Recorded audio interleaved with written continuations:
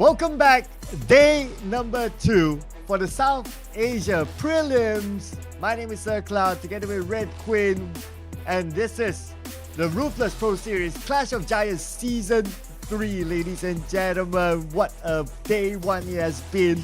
A lot of action happened yesterday, bloopers as well. So let's see what's going to come up today. Red Queen, how you doing? Oh, I am feeling perfectly fine. Excited to start the matches this evening, Sir Cloud. And you said it. I mean, we are never going to run out of action.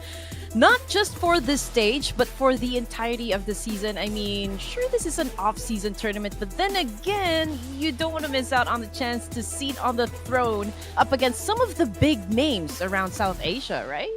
Oh yeah, I mean, these are huge names that we're talking about, right? And with huge names comes lots of expectations, and they definitely did live up to it. I mean, multiple times we see like teams on the number 18 moving up, and they're just swapping around with each other, so it still can be anyone's game to be in the top 5.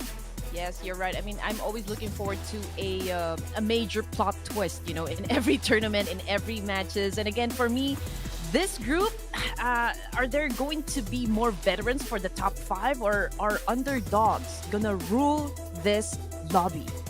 Yeah, but how will they rule the lobby? Of course, it is all about the points, ladies and gentlemen. So, based on the point system, it is going to be pretty much standard. As you can see here on screen, winner chicken dinner will receive 10 points. It trickles down to at least the 8th place. 9th place onwards, unfortunately, will not receive any points. That will also include number 17 and number 18 as well. But per elimination will be 1 point, and these teams will be eyeing a total prize pool of $20,000.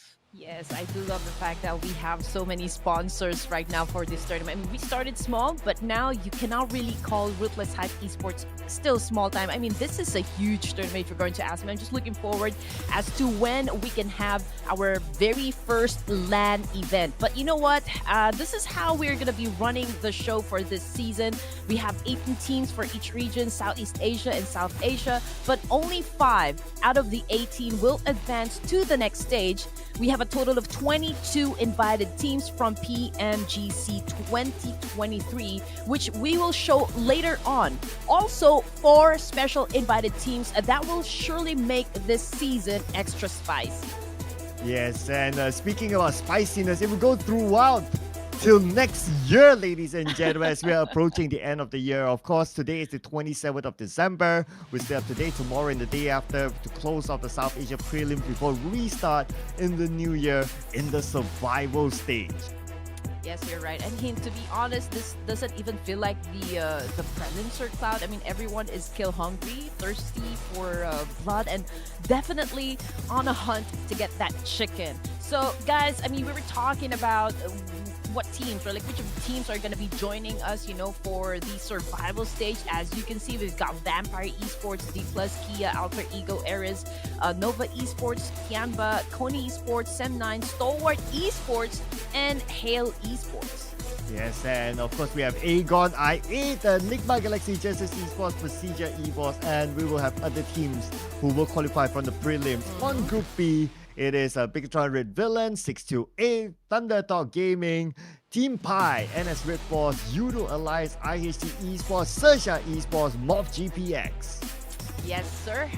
For those of you who are pretty excited to start our 6 matches this evening, again, don't forget to support this live broadcast so we can continue on growing our community, growing this organization, and of course, just make some noise, make a lot of noise even for your favorite teams. Let us know who you guys are rooting for, and also don't forget to follow us on our social media accounts, Red Queen Cast, and of course, Sir Cloud MY.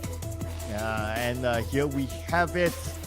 The teams that will be playing in the prelims, ladies and gentlemen. Lots of surprises. ASTRA Esports, one of the teams who came back from number 18 yesterday, and now they are all the way up there. A lot of expectations as well for these teams like Tri-Arrow Messi, who got the chicken dinner yesterday, CMF GSM with Rowdy, who pulled off a good one as well yesterday, but they do need a little bit more consistency.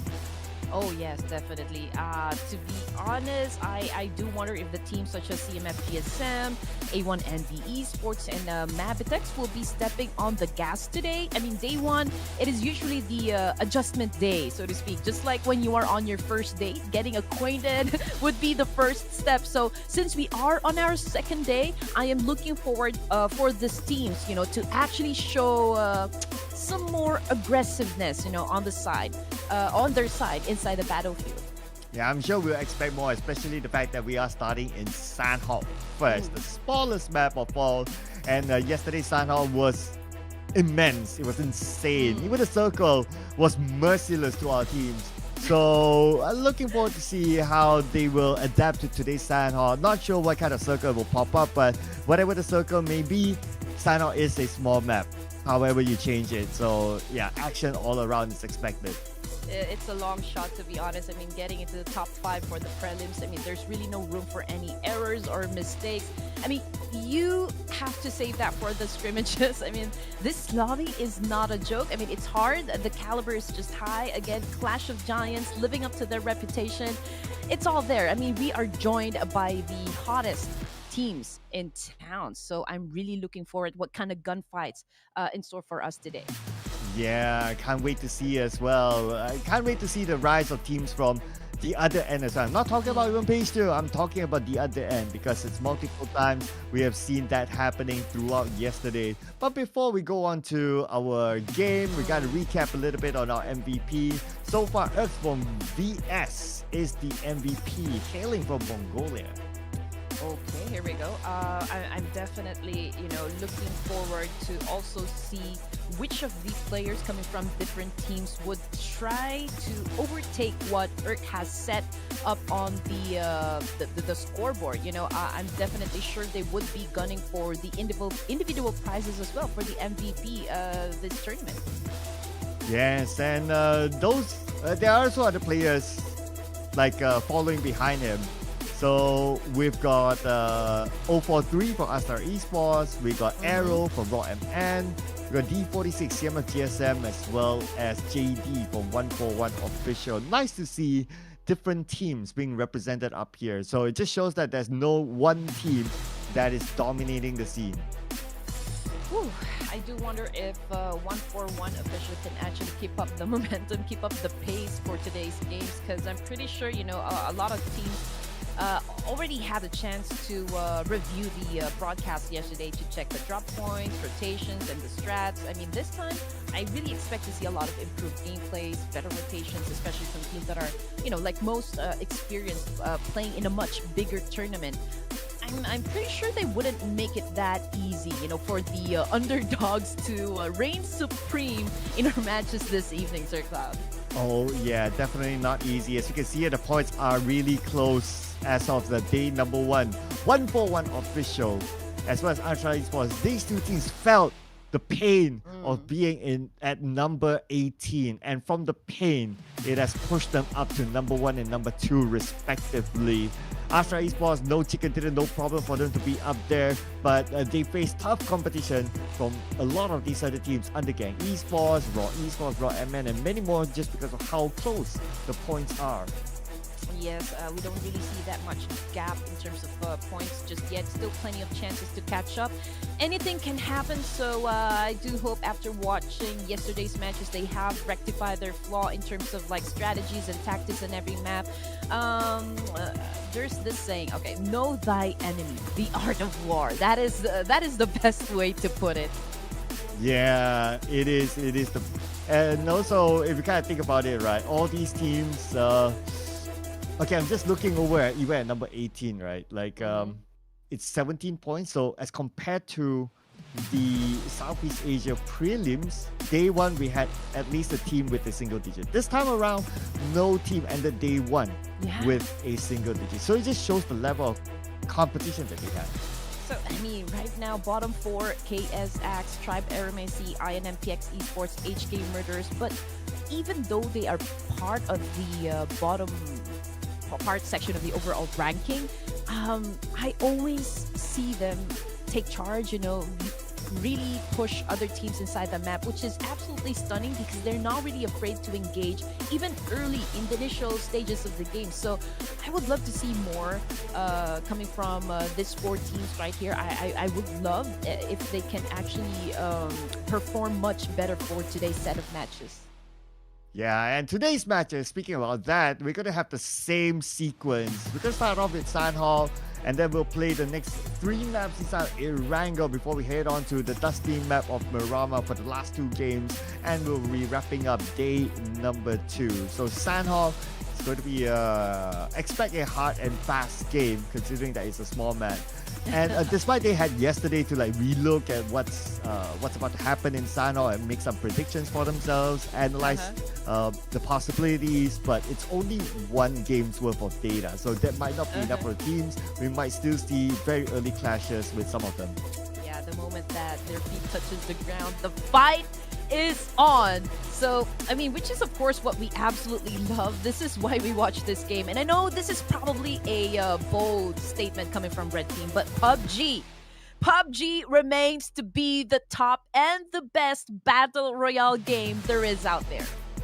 Oh yeah, absolutely. I mean, just look at the level of action and level of skill as well needed to excel in this game, just like how these players are doing. It is a very difficult game, very high skill needed, but also that also means that it gets very interesting, especially for viewers who watch it and you see those shots, those sort of gameplay, and you'll be easily amazed by the things that they can do. So I do hope that you guys invite your friends, your families, and whoever you think might enjoy a good VR game. Just let them know that we are about to start day number 2 of the Clash of Giants Season 3, brought to you by Ruthless Esports. And also, don't forget to support. Always support everyone in the community, this organization. I mean, they can continue on putting up such great tournaments like this one if you subscribe to their channel, follow their social media so you get updated with what's happening inside the community. And also give us some love, your casters who give you very hype show, very good show. So follow us on Instagram, Facebook, and TikTok. And speaking of TikTok, we are also live on that platform. How amazing is that? Yeah, thank you so much to TikTok for powering our show, as well as our media partner Level Up ID as well for spreading the good news of this amazing PUBG Mobile off-season tournament. This is the best off-season tournament that I have personally seen as well. It is such an amazing, it's such an amazing show. We can see teams really playing their hearts out, like nobody backing off. But we should not slack off as well, Red Queen. We gotta do our due diligence. So, ladies first. Okay. Okay, so to start off the show, I'm gonna go ahead and just a little, be a little safe this time. So I'm gonna go ahead and lock in 141 official, the only Pakistani team that we have in this tournament. I think they have something to prove. I think they were able to, or they will bring the same kind of power they brought yesterday back into day number 2. So the first team to get the winner chicken dinner for Red Queen Gaming would be 141 official. There you go. Okay. I'm glad we're doing this now on day 2, at least because at least we've seen their gameplay yesterday. So I do love the intelligence of Tribe Arrow Messi. So I'm going to go for a really safe pick. We're going to go with Data, Tribe Arrow Messi. It is locking it in. Oh, yeah. You know what? This is also one of the teams that I see really pushes through with the engaging. It doesn't matter whether they have complete set of players. As long as they have guns and they are willing to fight, they are going to fight. So yeah, this is Tribe Arrow Messi is actually a very good choice, Sir Cloud. So we are excited to start our first match this evening, and I couldn't be more happy because we're going to start that one in the jungle, and we just know how crucial it is with the CQCs and the snakes just around the area. You have to be careful not to step on a what do you call them? A mamba or anaconda. Okay, you have to choose. Yeah, what's the difference between a mamba and an anaconda? Okay, so anaconda is, I think, the largest snake. I I think they can really grow big and can really crush you with if they like put their body around you. I don't know how to say, but I think they're one of the biggest snakes that we have so far. But Mamba, I don't know. It's just Kobe. Kobe popped in my mind, so I said Mamba. The Black Mamba he is, ladies and gentlemen. But if I'm not mistaken, Anaconda is not poisonous. I mean, don't take my quote for it, right? Like I'm no. They're not. I'm no geographic genius or something, but I think they're not poisonous. But like what you say, they're like huge, and if they wrap around you, they can crush you easily, if I'm not mistaken. And Mamba, if I'm not mistaken, is poisonous. Yeah, I think so. So, would you rather get poisoned or eaten by a snake? Do we really have to make that choice? I mean, well, you guys, let us know. Would you rather get bitten by a snake or would you rather be eaten by one? So that's one of the unrelated questions that we have for this term. But Sir Cloud, what do you think? What'd you go for? Oh man, I think I would rather be I'd probably rather be poisoned, because at least if I'm poisoned, there is a chance for an antidote. But if you're eaten and you're like crushed there, I mean, like I don't know how to get out of it. You turn into a mush, but they created a whole movie around it, right? There's Anaconda 1, Anaconda 2, so I guess, yeah, I think there is a chance for you if you get bitten by a snake. There is a chance that you can get an antidote for that one. But if you spotted an anaconda and anaconda eats you alive, then I don't think you have anywhere else to go. So let's stick to the mamba thing.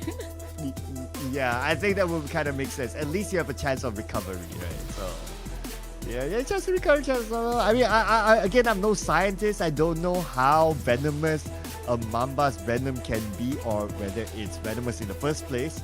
But yeah, in theory, I guess, yeah, in a common theory, I guess that's it. But anyway, for I mean, that's like geography lessons for you, ladies and gentlemen. Well, not really lessons. Don't take our quote for it, by the way. Yeah.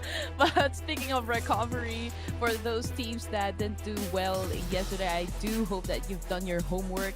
I mean, there was a broadcast yesterday. You could have reviewed everything, you know, from the drop points to rotations, everything. So again, I've already mentioned this a while ago. I am expecting to see teams with improved everything, with improved gameplays, strategies, and whatnot. So I just know that it's going to be an exciting day too, because some of the teams learned from their mistakes. So adjustments. You have to adapt to it. Yeah, it's all about adaptation, right? And the best part, for us at least, to view, is that you got 18 teams to adapt with. It's not like, okay, you are one versus another team and you can kind of adapt like with that one and only team. But if you have 18 teams, you have to adapt with 17 other teams, and 70 other teams will do the same thing as well. So it's like a whole domino effect, right? Like one team changes, everyone changes. I mean, seriously, if something is not really working out, you know, when it comes to how you do things, then something needs to change, right? You have to get rid of that. Maybe your dynamics is not working, you know, all together. Maybe you have to change a player. You have to substitute one in order for you guys to kind of mix and match your synchronization as a team. Because after all, this is a team effort. You cannot win all by yourself. I mean, this is such a hard game to play, and you will need all the firepower in order for you to get that winner chicken dinner. Speaking about firepower, I'm just checking out the stats on the left, right? So Hitman's up there representing A1NB, a team who has a lot of support in the chat. So I'm sure the fans will be hoping that they're able to do well to make a comeback at least. Oh, we already heard gunshots here inside of boot camp. So inside of it, we have ASTRA Esports with another team. And ASTRA Esports, they lost the first player. Here we go. After Esports, if you missed yesterday's action, they kind of had a very explosive performance during MIRAMAR. So let's see if they can actually power through our match number 1 and win this engagement in SANHOK. But so far, I do believe they have the advantage. Yes or no? Oh yeah. They were able to defeat Tribe Aeramacy, so that was the first group to be taken out of SANHOK. Well, there goes my prediction, ladies and gentlemen. Even before we went to even before we go to full screen. I mean, yep. Jinx on me, I guess. Yeah, here we go. So jumping into HK Murder, they already have one casualty, so we're looking at the three players, but we already have one casualty, again, for the side of Seal Esports this time, so that makes it an even fight. But Murderers, they have, or like, they are inside, rather, this house, and I do believe the opponent will then have to come up of a good way to actually penetrate that building. Same goes for CMF GSM. One of them is actually bleeding out in the open. So, man, this is getting crucial right from the start, Sir Cloud. This is getting wow. As Ruby now, DBS has almost in front of him with the UMP, but with this distance, the UMP might be a little bit better, but no! Ruby came in with a beautiful clutch. I believe Ruby was knocked down by someone else. Looks like everyone's trying to cancel each other. Seal Esports. Only one player left to pick up everyone else. At the same time, CMF GSM is on fire. Yes, sir. Two of the players got knocked down, but D46 is already on his way to heal up his teammate. He's not gonna fall down or not gonna die on me, brother. So here comes T2K Esports, one of the formidable teams, I might add. Here comes Data again with the attack using the AKM, and you just know how brutal this gun is, especially with a CQC. Seal Esports, can you guys win this fight up against Trained to Kill? Yeah, he only has 28 plus 7 bullets now in his AK, so he has to make the most out of it. Dada on the outside with an AK spray as well. Managed to get one knockdown, climbs through the window with his teammates, and they will clear out the building from Seal Esports. Ooh, man, 4 elimination points on the side of Astra Esports. This is a good start for them. Stage 1 of the competition, and we already have 4 teams that has been sent back to the lobby. That's AST, INM, Murderers, and this is Seal Esports. And we still got like a 3 minutes and 30 seconds on the clock before we move into zone number 2, ladies and gents. But we can see that it's already passive. There has been some kind of truce because everyone else needs to pillage through towns to get the resources they need before they can even get into a fight.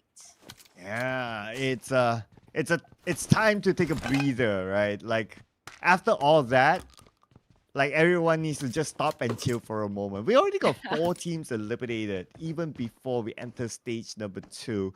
Pretty much a similar scenario like yesterday.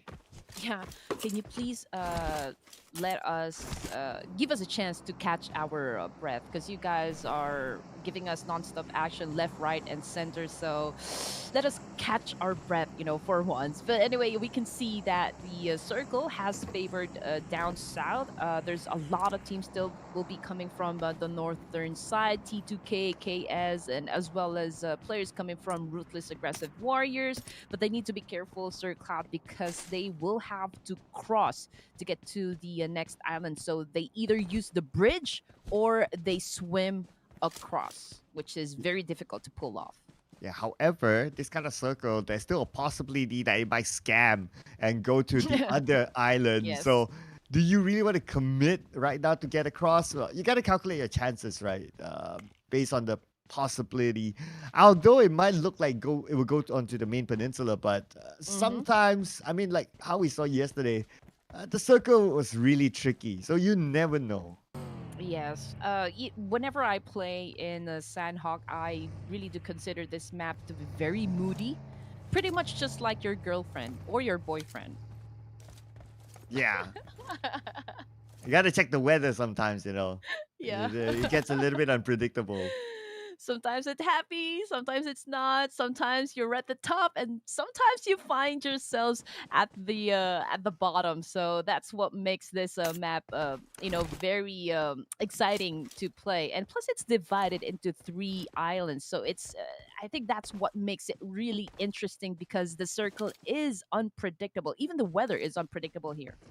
Oh yeah, I mean, maybe on screen it looks like, oh, it's all sunny anytime you play the game, but you know what? For these players, sometimes it's not really all sun and fun. But Oh Looks like it's not man. really all sun and fun as well for A1 and B, but the good news is that they have the high ground. But Fearless, wow, I mean, he did this yesterday as well. He got a knock, he'll go and rush in, and he'll try to take advantage of the situation. Oh. For now, he still has it. Yeah, I need to be careful though. Sinister trying to make a move and Sketch. That was a good nade, but still not enough to shut anyone down. But here comes the attack. Fearless again with a DP and was able to put down Sketch and permanently take him out of the game. I think that was it for A1, or still have more. Sinister is still alive, ladies and gents, but they are on a disadvantage considering that they entered the game with just 3 players, and now Sinister is getting hunted by Astra Esports, and 0-4-3 right here. I don't think he's gonna let this one go.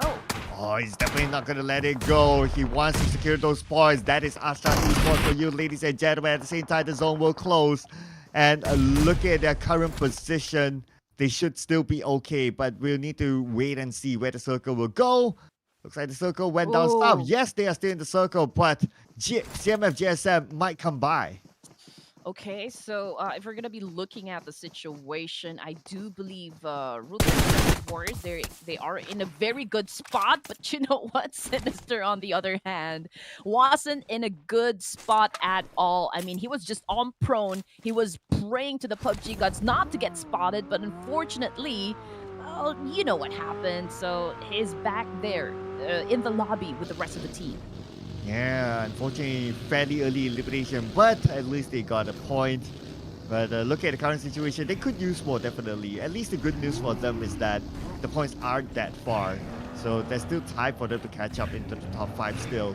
Like the difference right now between them and as of now, the top 5 is about 8 points, plus minus, make it like 11, 12 points maybe by the end of this round.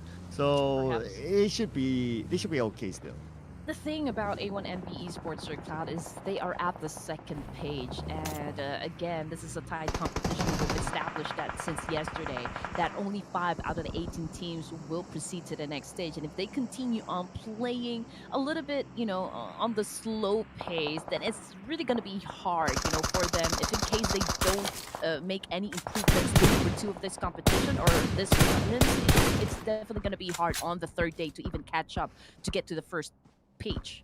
Yeah, and you can see how fast like their opponents react, right? Like the moment they got knocked, even though they're on the higher ground, like a team like Astra Esports just rush fearlessly, literally like it's IGN, and wins the fight. Now, speaking about fights, we move over to Raw Esports going up against VS. Now we got Jiggle, seems to be alone. Now he has his other teammate together with him, but he's going in for the flank. Oh man, Cyrix right here, very low in HP, and I don't think he has a chance to get behind anywhere just to recuperate for a while, because he would be leaving, you know, the rest of the teams to deal with the Ruthless aggressive Warriors. And here comes Giano with a nade. Ooh, was able to inflict some pain, but man, it is a little tricky though to put down this one player from this angle. But you know what, Giano not backing at all. But here comes Erg, our tournament MVP yesterday. Let's see if he can make any difference for the team. Oh, but he is getting burned alive from that Molotov.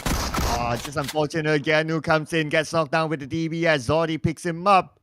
But looks like they're able to do so because they've eliminated VS. Whoa. Whew, man, things are getting serious. Stage 2 in SANHOK. Are you kidding me? You guys are absolutely the best so far. But anyway, back to Astra Esports. It's still early, but they were able to put up 7 elimination points. And here comes, you know, perhaps another surge of energy coming from Astra Esports. But this time they are doing it. First match this evening. Yeah, I mean, Astra Esports, they are still in this, those 7 eliminations, and they are still the holder of the most eliminations in a single round. That is 19 eliminations. They are bringing the momentum into this round. Despite only 2 players, but anything can happen, right? But let's see what will happen with the next middle circle. It goes away from the main peninsula onto the area where Camp Charlie is at. Man, this is gonna be tough for the likes of Astra, SDR, and the rest of the teams that are stuck onto the east side of SANHOK. But Woke, man, that was a good shot coming from Dada right here. It was a long range. He was able to put down Woke. But the thing is, since there is that distance, there is a chance for Dream to Destination rather, to pick up their teammate. So that will fall again under this damage output. But here comes Ignis with a DPS. Oh man, Dada goes down. And Dada is not part of SANHOK anymore. Yeah, surprises in general for Ignis. Totally caught his opponent off guard, but now he's being shot at. Managed to hide behind the stone just in time and recover himself. Man, he must be like really lucky there. I wonder what he did before. Like his prayers were answered. Just as I was wishing for things to go, a little slow for SANHOK, but I don't think it's gonna be happening for us or Cloud, because again, the moment that these guys land on the map, it's really game on, for most of the teams. Now, checking out T2K, trade to kill with 4 elimination points up on the board. Checking out Eliminate Crew, IA Sally on your screens with a DPS. He climbed up those windows and just made absolutely sure he will get that point under his belt. Now here comes MABETEX, still with a complete set of players, spotted I8 right up ahead of them. Jiro taking in some damage, and I don't think anyone's going to be pushing, at this point. It's just there's too much distance right in between these two teams. Yeah, so, and they need to focus on to get into the circle as well, right? So I guess maybe they're going to leave it for later. But if every team is thinking the same, then it's going to be super duper hard. Now, speaking about getting into circle, a lot of these teams last we saw was on the main peninsula side. As we can see them racing past by each other, getting into the Camp Charlie area. And so far, a couple of members of T2K managed to make it through. But Jane, the moment he arrived, immediately taken out by CMF GSM. I8 became the patty for a juicy burger right there. They are in between a lot of teams. They are right there in the middle, like sitting ducks. So I guess everyone is free to actually shut them down. 2 of the players already bleeding out there in the open, so they are left with just 2. But I mean, 3 elimination points rather. It's still good, but talking about a team that is clearly on a rampage right here, it is Rowdy's team, Sir Cloud, your team. Oh yeah, Rowdy seems to be back. They already had 10 elimination points, so looking real good so far. But looking at the circle, they are still in it, and they're in a position that they can block other teams from coming in. Just look at the northern side, they got it all covered. Oh, yeah, the thing is, if there's just too many teams headed towards your direction, it's really hard to keep up, with the kind of bullets headed towards your direction. But, oh, what just happened? Oh, okay, so the blue zone got to him. Okay, so that's okay. I think he denied, everyone the point to get a point somewhere else. 5 elimination points for T2K. I think this team is pretty good. For now, they are doing some gatekeeping up against CMF GSM, but let's see if they can be successful in doing that. Ooh! Yeah. Ooh. My goodness. Arrow taken out just like that. What a surprise onto him. Looks like he wasn't prepared for it, and he got caught off guard. MABETEX Esports holding Camp Charlie strongly, but now they have to get out of Camp Charlie, and they need to cross the road. But across the road, the other team's waiting for them.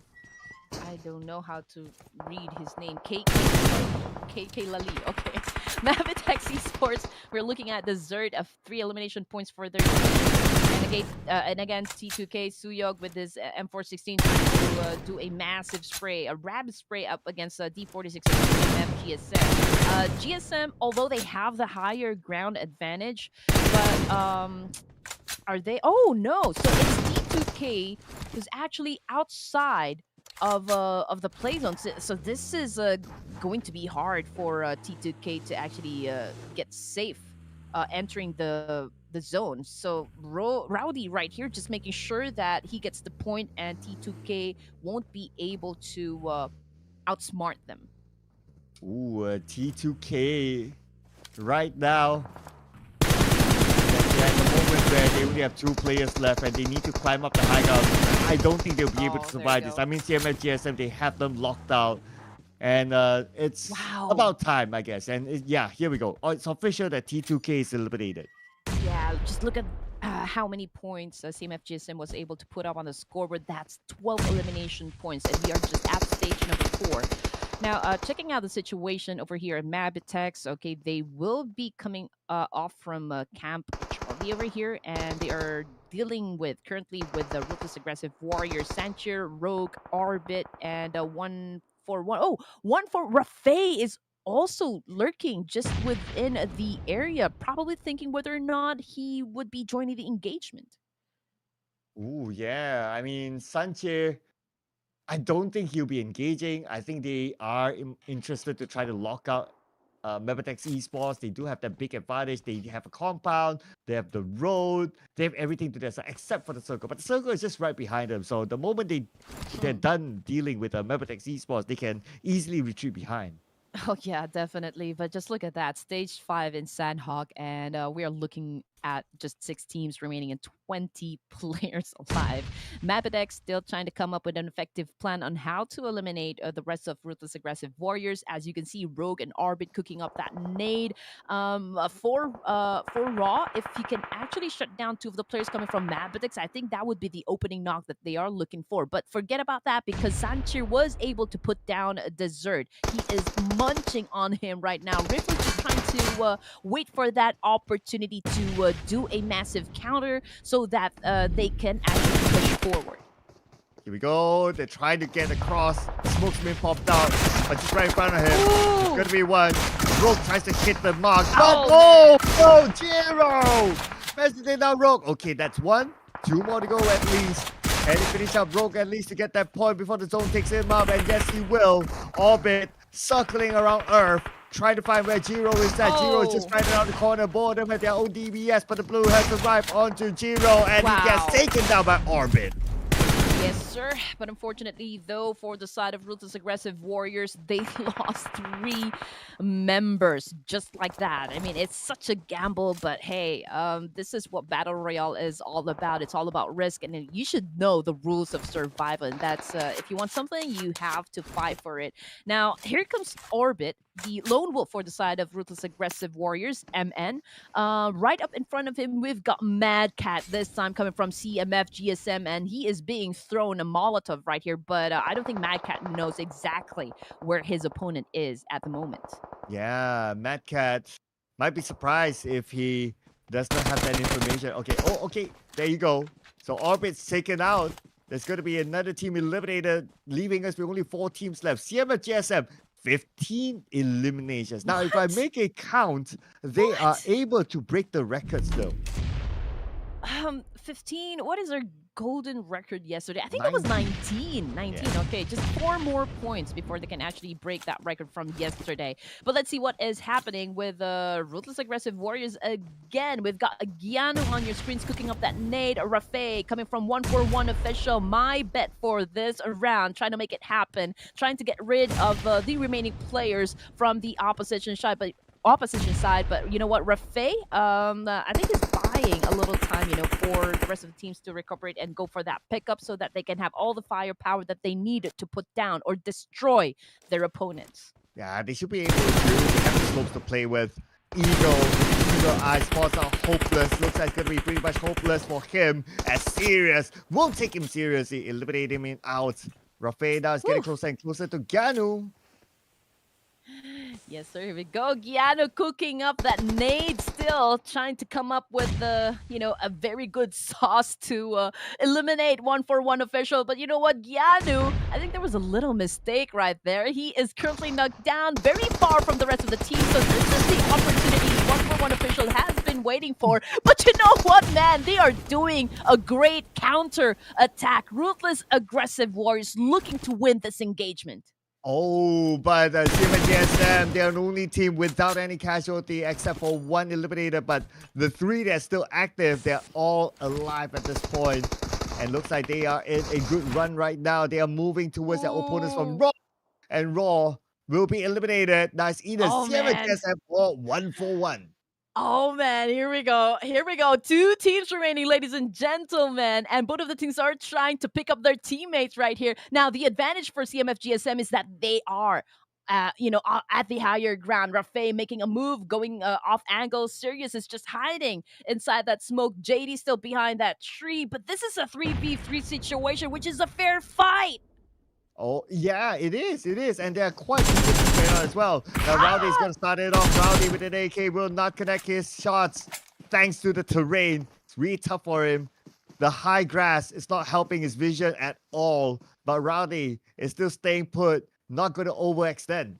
Yeah, here we go. Yeah, Rowdy is holding an AKM. Nades are flying everywhere. This time, you have to be really aware of your surroundings. Ooh. Rowdy goes down. This is a 3v2 situation, ladies and gentlemen. We've got 1-for-1 added advantage right here. Here comes the zone. Already shrinking. Strategy is coming into play. Here comes the attack. Osman is the only left standing for the team. And 1-for-1 official. All fours are rushing in to get this last elimination point to get that winner chicken dinner. Red Queen gets her right prediction. 1-for-1. Wow, these guys. Let's remember that they used to be at number 18, okay? They used to be, okay, maybe not number 18, but they used to be like down there somewhere. But now not only they're at number 1, but with this chicken dinner, definitely they're extending the lead. We're gonna see Sir Cloud dance. We're gonna see Sir Cloud dance. 2-0. Okay. Guys, thank you so much. Just keep on supporting Red King Gaming so we can see Sir Cloud dance on TikTok. But yes, congratulations to 1-for-1 official, the only Pakistani team making it, they're reigning supreme at the moment. They are establishing their position, at the top spot on the overall ranking. So, man, this is getting hot and hotter for today's matches, Sir Cloud. Oh yeah, it is. It's getting hot in here. Okay, I'm just trying to get this song again. It's been a while. It's been a while. Don't take off your clothes, guys. Yeah, no, please don't, ladies and gentlemen. I mean, well, if you do it in the comfort of your homes, I mean, by all means, right? But definitely not us, because we're gonna come on cam soon. All right, here we go. Okay, match 7 here in SANHOK. I think these are the teams that did okay. So CMF GSM, still, even though they didn't get that winner chicken dinner, they were able to put up a huge number of points. So that is okay. Kudos to their performance. And 1-for-1 official. I mean, they got the WWCD, so they're okay. Ruthless Aggressive Warriors as well as ASTRA Esports. Okay, ASTRA was the one to be the first team to be taken out at SANHOK, right? Not the first, but somewhere in the middle. But they're up there in the top 4 because they secured a good number of eliminations as well. We get a confirmation like how many points later on, but we got to celebrate CMF GSM Osman 5 eliminations. And what was the last number that they got again? It's definitely more than 15. Yeah, definitely. I mean, Osman, man, you did so well. The chances of really winning a fight up against 2-3 players, it's really hard to pull off. You will need a big miracle just to win that fight. But so, I mean, landing at second place for the first match this evening is not a bad performance at all. So kudos still to CMF GSM and also to Osman. Yeah, CMF GSM, 2 players up there together with Mad Cat.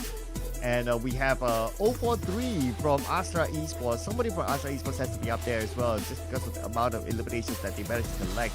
And we have Sirius, obviously, with the chicken dinner. Naturally, somebody would be up there as well. But here is the point. So 16 eliminations for CMF not breaking any records just yet, but it's definitely up there. I do wonder if Sirius, if it's really his body that is we see on the screen, because it's not proportionate, but we'll see later on.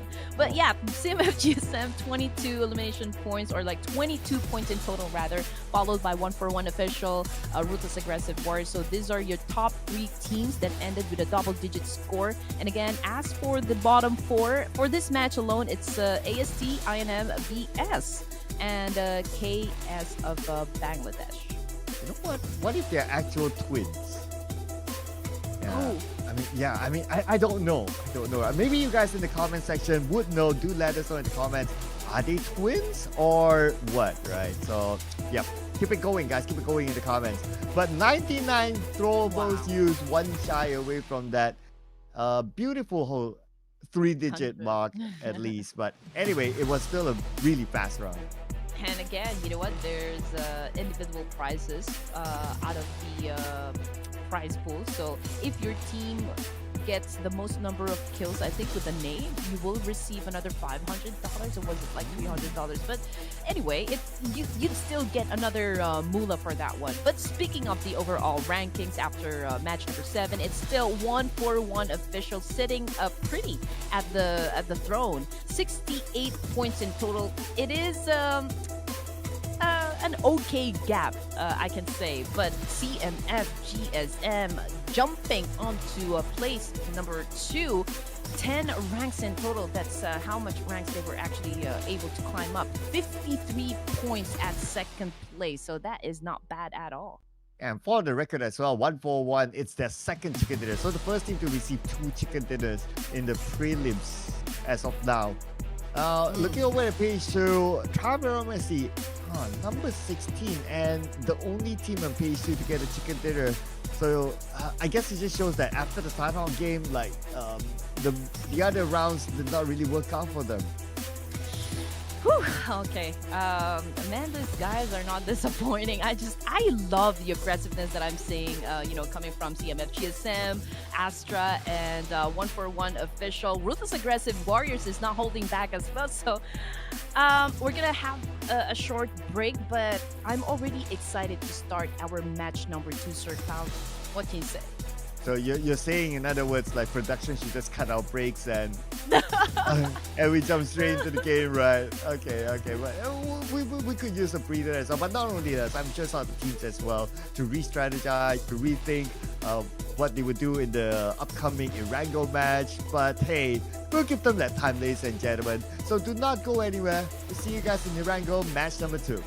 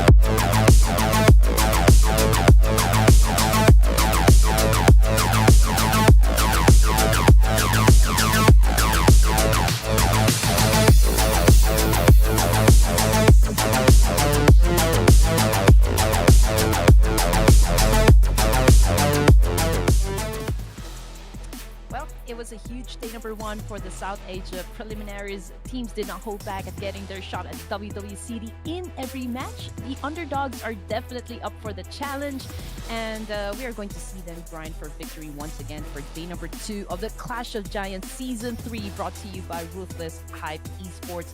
Welcome to match number 2. My name is Red Queen, joined by the amazing and tall caster Sir Cloud.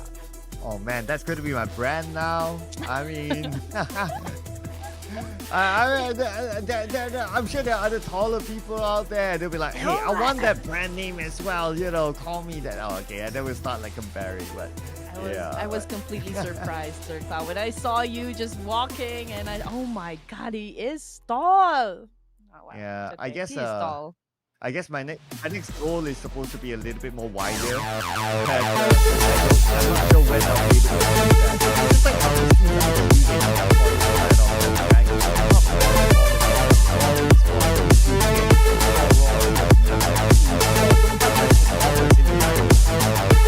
And you know what? You have a chance to actually perform at your best, since we're going to have not just one, not just two, but three Erangels. And again, this map's supposed to be your bread and butter. You know this map inside and out. This is the first map of the franchise. So if you don't perform well here, I don't know how else you're gonna, be able to improve your numbers on the board if we head on to the two Miramars left, for this evening.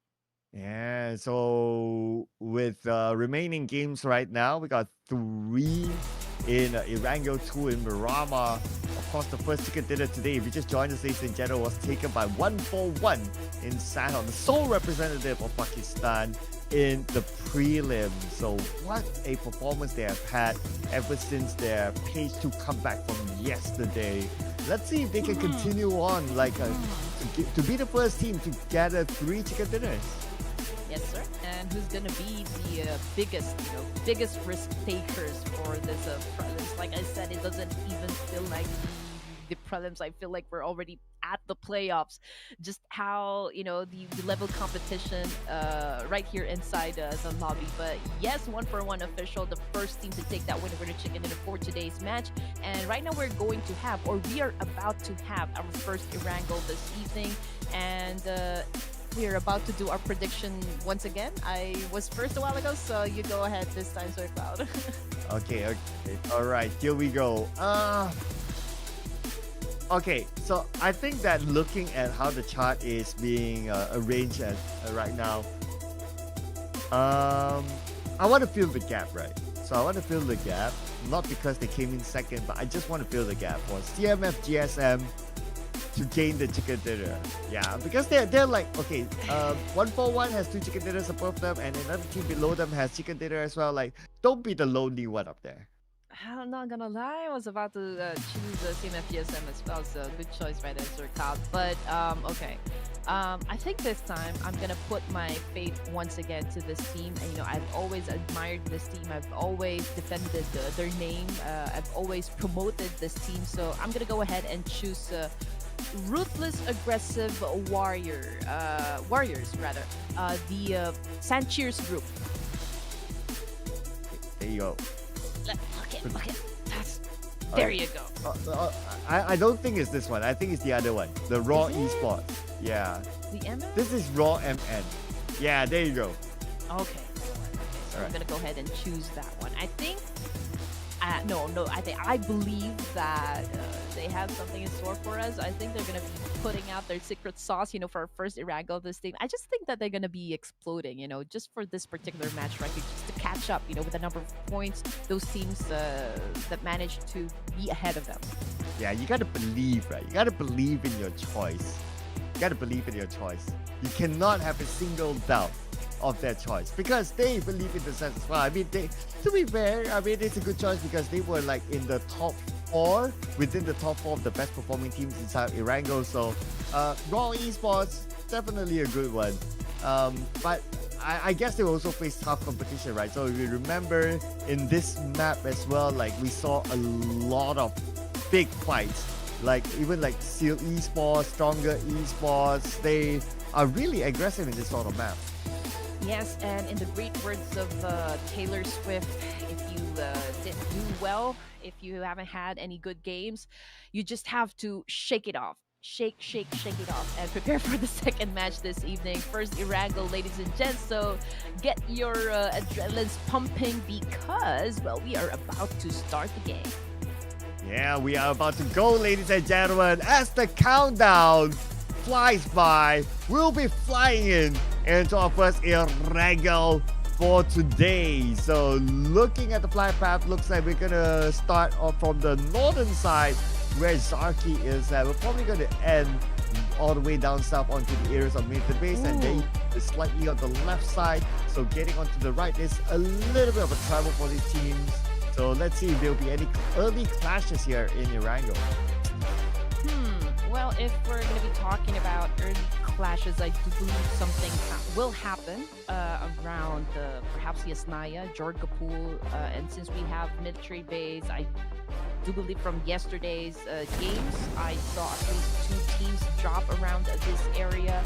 But we all know those teams that are highly confident with their skills will definitely choose to drop around the central location, probably to have access on the vehicles, because you know it gets you from point A to point B, but also serves as your shield when the push comes to shove. But anyway, we can see the teams are already getting ready to scatter all over the map, get everything they need, and well, D2D.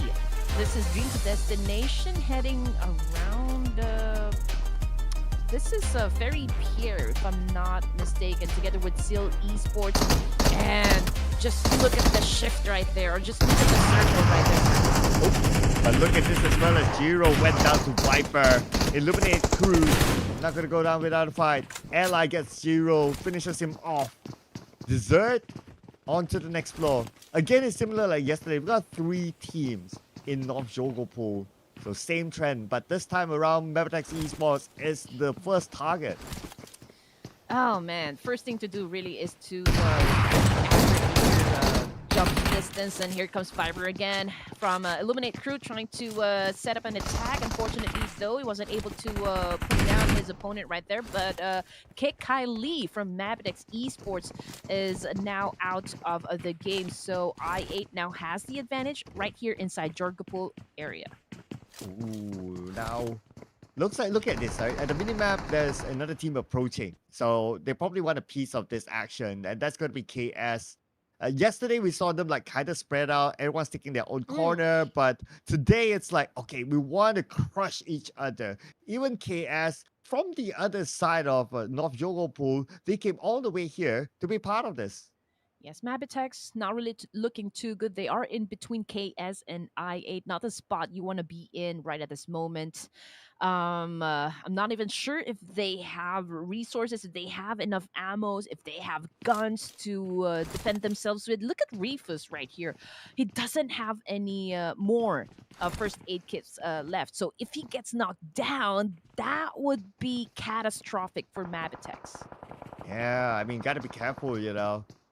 You can't risk not being knocked down there because there's like another team lurking, so they could take advantage of it. Now, MABETEX Esports not in the best of position. If you can see here, Refuse, his health is not gaining, so that is a sign that he does not have enough healing utilities at least, and that's going to be really difficult, especially if face up with a weapon that can spray them down. Refuse goes down, 1 more to go.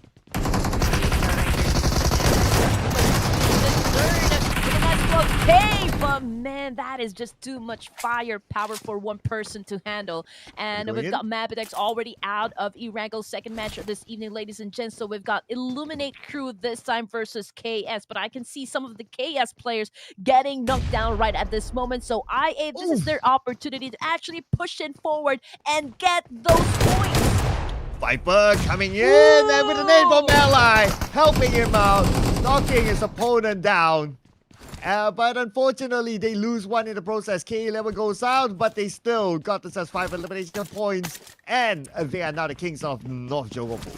Oh man, I mean, losing 1 member in the process, I think it's still pretty doable. I mean, you already have 5 elimination points under your belt, so I guess it's okay. Now, checking out Stronger Esports, one of the teams that performed well yesterday. Ramses goes down to 2 players left onto the side of SDR. Spy getting some damage as well with a shotgun at hand. Sinister not holding back right at this moment with an AKM, trying to do a massive spray up against SDR, but can he make it though?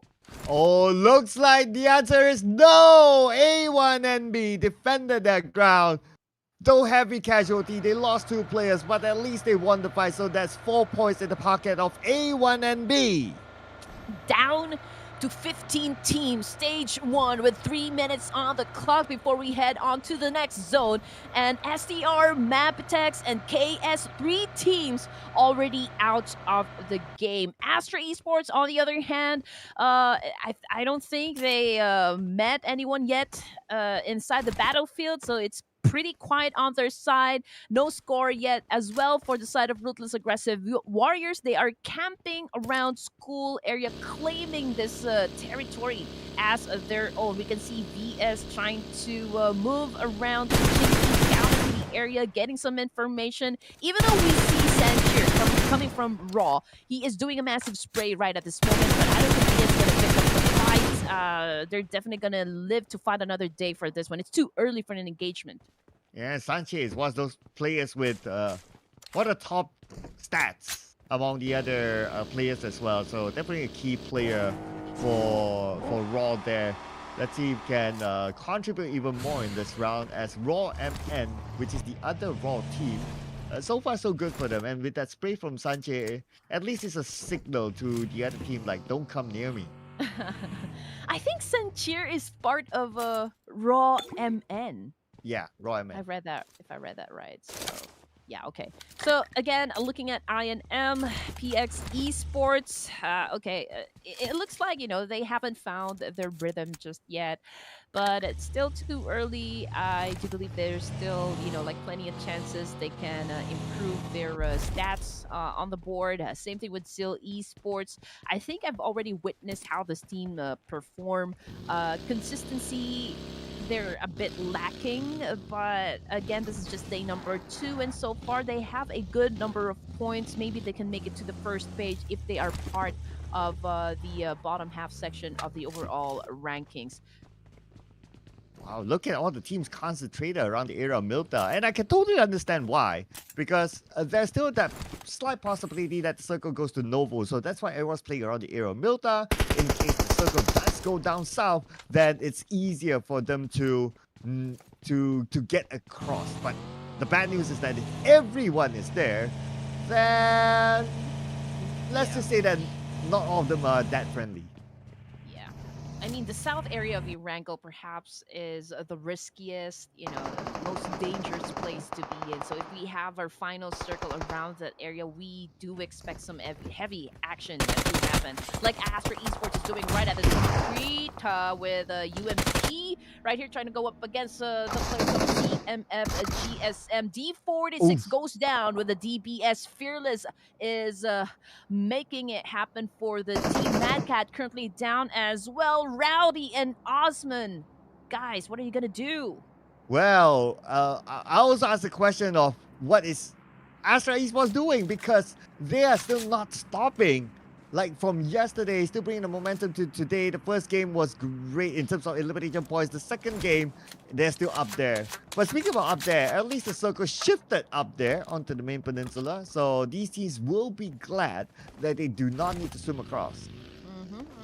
P2K, I do believe this is a good spot to be in. I mean, they don't need to worry about teams coming from behind. Everyone is just right up in front of them. I8, however, coming fresh from Jorgo Pool, I mean, I hope they have enough resources, such as first aid kits, because the moment that they step inside the zone and there's a team to greet them, then I don't see a bright future for the side of I8 this time. Now, Ruthless Aggressive Warriors. Okay, I think they do have 141 official in their sights, but yes, I think JD is getting some damage coming from orbit right here, but the distance is a little bit far, so I don't think there's a push down that's going to happen right now. But it's a different story for Rogue this time with the. I think he has a very good visual, but ooh, still a missed opportunity right there. Oh man, but it was a very far distance, right? So yeah, we can all cut in some slack there. If we got it, I would say that it's quite a bonus. But now, second time around, Rogue has this opportunity. But again, it's a moving vehicle, so it's kind of hard to hit the shot. So yeah, I guess it's okay. Yeah. And we do have a title, for every match. Whoever players gets the longest elimination distance. So we'll just check if there will be other players that's good enough to shut down a player from a long range. But back again to Astra Esports, this time challenging up the guys coming from Undergang. Now, Undergang, one of the good performing teams, if not the best, from day number 1. I'm not seeing the power just yet, but there's a potential that there's a fight or like a brawl will be happening up against Astra Esports. And I'm not saying that I expect them to win, but at least Undergang showed the same kind of effort that they did yesterday. Wow, speaking about brawls now, Seal Esports, they're up against Raw MN, and we can see Sanche, he's going in for it. Okay, they know that the advantage after knocking down one player from Seal, and that's why they're making this decision. Sanche has arrived. Sanche flat onto the floor. And now Sanche and Code are going in. Sanche's kind of low, so he's swapping out with his teammates. Arrow is low as well, and the nade onto Arrow by Ruby will knock him down. Oh man, 3 of the players coming from Seal Esports already knocked down. We are talking about just one player, Scooby. Was that Scooby or was that Ruby? I'm not sure, but yeah, Seal Esports has already been taken out of the game by none other than Ruthless Aggressive Warriors, living up to their name, living up to their reputation as one of the best teams there is for this group division. So Cole goes up to the high ground of Milta, so this will be a big advantage for teams already up there. We got Astra Esports, I believe they are right in the middle of the circle and they are on top of that hill. So good advantage for them, good positioning now. Now Viper taking out the members of Raw at this moment and looks like he's going in. One more to go and that is it. It's not Raw, I believe. Oh, it's Illuminate Crew. Yeah. Vipers are venomous too, right? If I'm not mistaken. So there you go. Viper showing some skills right there, getting those elimination points. I'm not sure if he did it all alone or with the help of the rest of the team, but man, he was really taking the charge there. But Dream to Destination, okay, they still have a complete set of players. I mean, they are very close with Ruthless Aggressive Warriors as well, but will they be engaging? That is still the big question because they are all outside of the safe zone. And the team they took out, correction, there was HK Murderers. But now T2K, got love here. 1v2 by Super Duper Low at this moment. Managed to get one knockdown, one more to go, but it's kind of low. He cannot engage. But Sinister is disengaging as well. But he needs to win the fight. But Love will not go down without a fight now. Love, with his last tick of health, he does not have enough space to use his first aid. But he's trying to play around this terrain, hoping for his teammates to arrive. Playing around the Rosie, but you know what, my anxiety is shooting up because well, he doesn't have enough HP left to deal with the with his players right up above him. Sinister, I mean, he has a first aid kit, he knows what he needs to do, but it's gonna be difficult for him though. I mean, he doesn't have the firepower, plus this is a very tricky position if you're going to ask me, but we can see him cooking up that nade, throwing it up against the T2K, but T2K is currently busy at the moment, also dealing with Astra Esports this time, right up above them. Yeah, but the Sinister is the last man. So I don't know if he wants to stay as quiet as possible or if he wants to try to engage. I guess if I were him, I'll stay as quiet as possible because you don't know. You don't have the information of who or where the position of your opponent is at above you.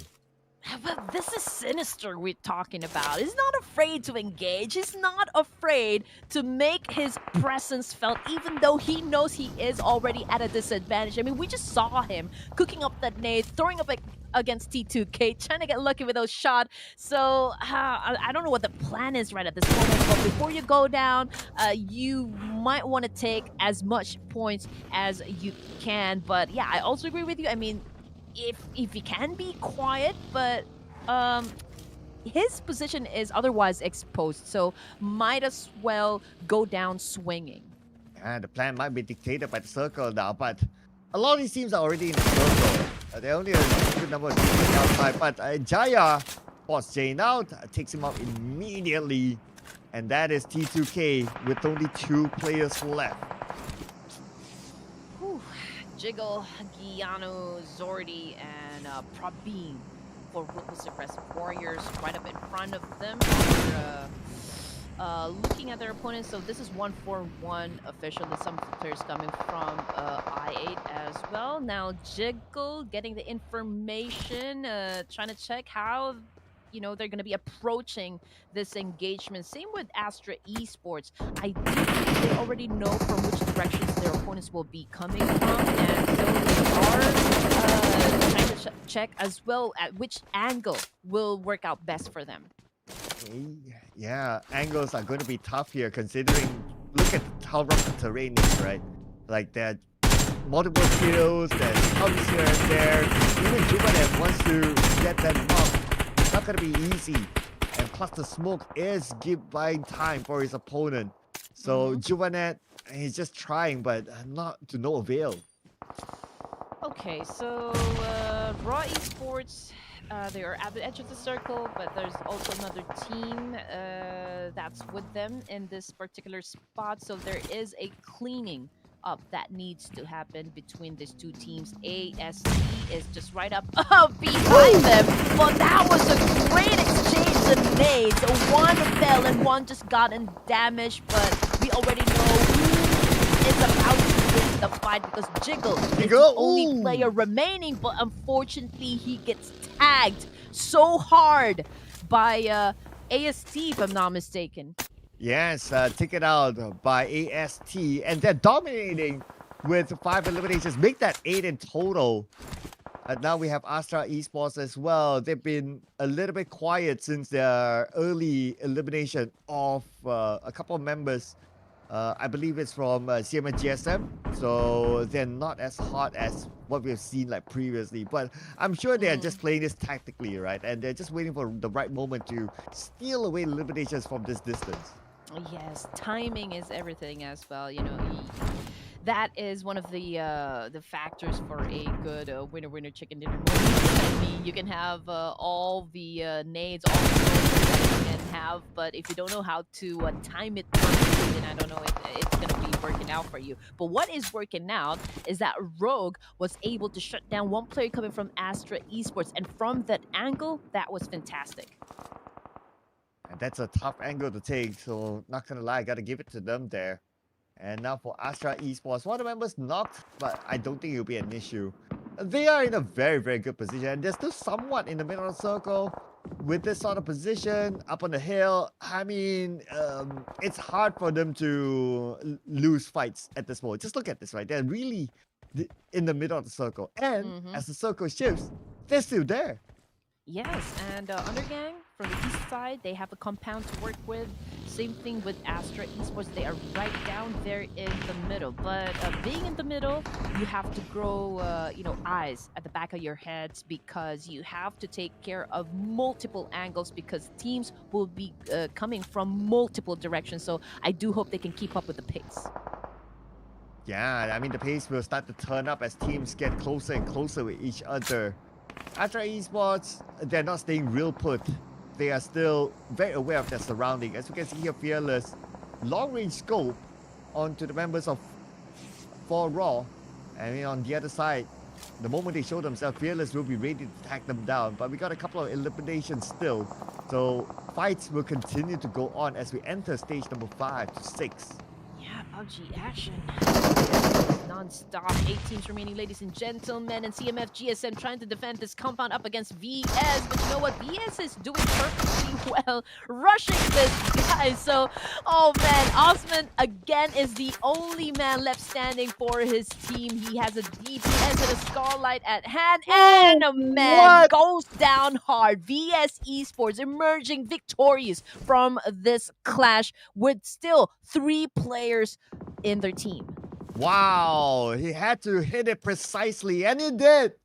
One pull of a trigger, he gets his opponent, wins the fight, and now has the time to reset. Yes, sir. Fearless is really living up to his name right here. 4 elimination points, most number of points for his team. This is a hard carry right here. Fearless. I mean, he has shown even in the previous round how he rushed and how he's really confident in taking out his opponent. So you got to be careful of that player. He definitely warrants himself somewhere up there. Let's see if we can continue on to be consistent because we still got a lot of rounds to go. The Dream to Destination. Ooh, 0 eliminations. They've been real quiet. We haven't seen much of them.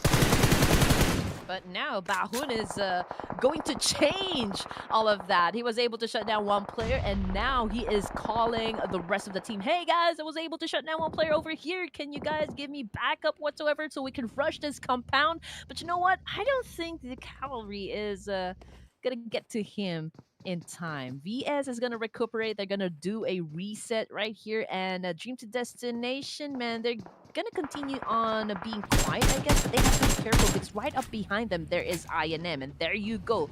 Just as I was talking about this one, Junayet has the angle to take down players from Dream to Destination.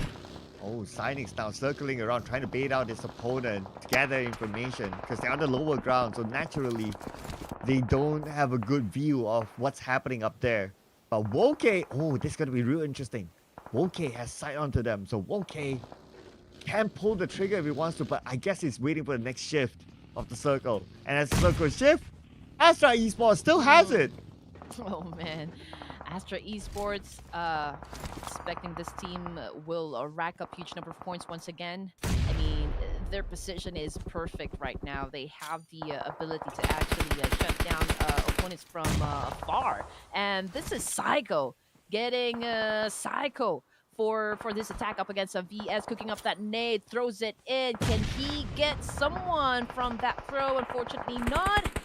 VS remaining to be elusive with all of those nade attacks, but not this time. Psycho was able to put down last with that second nade thrown up against them.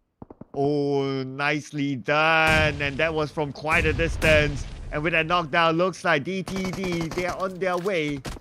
And in the process, looks like Psycho managed to secure one elimination point, but Psycho made it down. Nade toss on the second floor. Cyrix now defending his ground. He is going to be the last man for VS. VS only 3 elimination points, so if they want to do well, they have to get more and hopefully be able to defend this ground. But look at the blue. It will fall onto them soon. Yes, and whoever wins this fight will then have to deal with INM and also ASTRA Esports, who is staying right at the edge of the circle. So this is gonna be a struggle, especially with Dream to Destination. Okay, they won the fight, but they are left with just one player, so I don't know how they're gonna do this. But you know what? We've got Z over here, Tribe Aromacy, also trying to cook up some more points. 10 elimination points. Man, they are on a roll. Zio now securing another elimination point for his team. It's going to be Junayet taken out. 11 elimination points now for Tribe Aromacy. They are really looking for a comeback from their previous SANHOK round where they got eliminated first. And looking for more elimination points, of course. But speaking about elimination points, ASTRA Esports now with 5 elimination points. They are in the dominating bracket. But they'll need more if they want to catch the #1 spot. But nice long range shot from Sharp. Yes, Zio goes down. One casualty. Ajaya has already been sent back to the lobby, so there's 2 active members outside of ASD over here. They're still outside of the zone though. So ASTRA Esports with a complete set of players, 5 elimination points under their belt, and they have their sight up against INM this time. 0-4-3 trying to make it happen, trying to get more elimination points for his team. But oh man, this is already getting brutal at this point in the match. INM a little bit struggling considering the position that they are in.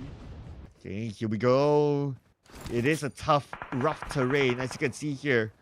It's really difficult to navigate. And what I'm liking from ASTRA Esports is that just look at the spread that they have around the map, despite it being like stage 6 moving on to stage 7. But they're so confident of like taking care of themselves that they're able to secure more areas. 0-4-3, almost knocked down. SANHOK now crashes in. He has to retreat. Yeah, they are going on full force, but from behind! Man, they did not see that coming. They were caught off guard. Sharp cooking up that nade, ready to throw up against 0-4-3. Can he make it? No, he did not. 0-4-3 was able to dodge that attack, and 0-4-3 continues to dominate this fight up against INM. 7 elimination points for ASTRA Esports. Here we go, 0-4-3 with the save. But they're still on the outside of the circle though. So this is going to be interesting on how they're going to get in. ASTRA Esports, they still have good control over this area. We got Chitra here on the other side, all alone, fighting up against UG. Undergang, part of the three teams remaining for our match number 2 here in ERANGEL Stage 7, ladies and gents. 10 seconds on the clock before we see Stage 8, and it is turning into a complete bloodbath up against these teams. We've got ASTRA Esports with 45% chance of getting that winner chicken dinner, followed by Undergang. And if we're gonna be looking at the number of throbbles that they have used, I think they are utilizing or optimizing everything that they can in order for them to get the WWCD. But this is the current situation. Sus is right up in front, getting all the information, cascading it back to the rest of the teams. They are probably deciding, as well as the rest of the players that are still alive and peaking, on how to best approach the situation. But Fearless gets the point, gets it done. But can he translate that into an elimination point, or will it be another damage output? Oh, okay. They should be able to do so, because right now we can see they are crashing in onto UG. One player just right below them. 043, shoot, 043, scores, and there you go. It's going to be Fearless. Man. Oh, it's going to be 043. Okay, there you go. Doesn't matter as long as it goes to ASTRA Esports. 13 eliminations now, and one more to go for them to take home. And they'll definitely get this. Woo. Very likely to get 14 eliminations with a chicken dinner. Yeah, two top performing teams for this match. Double-digit scores for both of these teams. And man, they are doing great. But Zayo is the only player left for the side of AST. So it's an obvious turn of events, obvious outcome, for the side of this match. ASTRA Esports. This is the same ASTRA Esports we've seen during Miramar yesterday's crowd. They put up huge number of points right there, just making sure that they have that lead up against, for the rest of the teams in this group division. Yeah, and also the second team to receive 2 chicken dinners. Is it the second team? I think.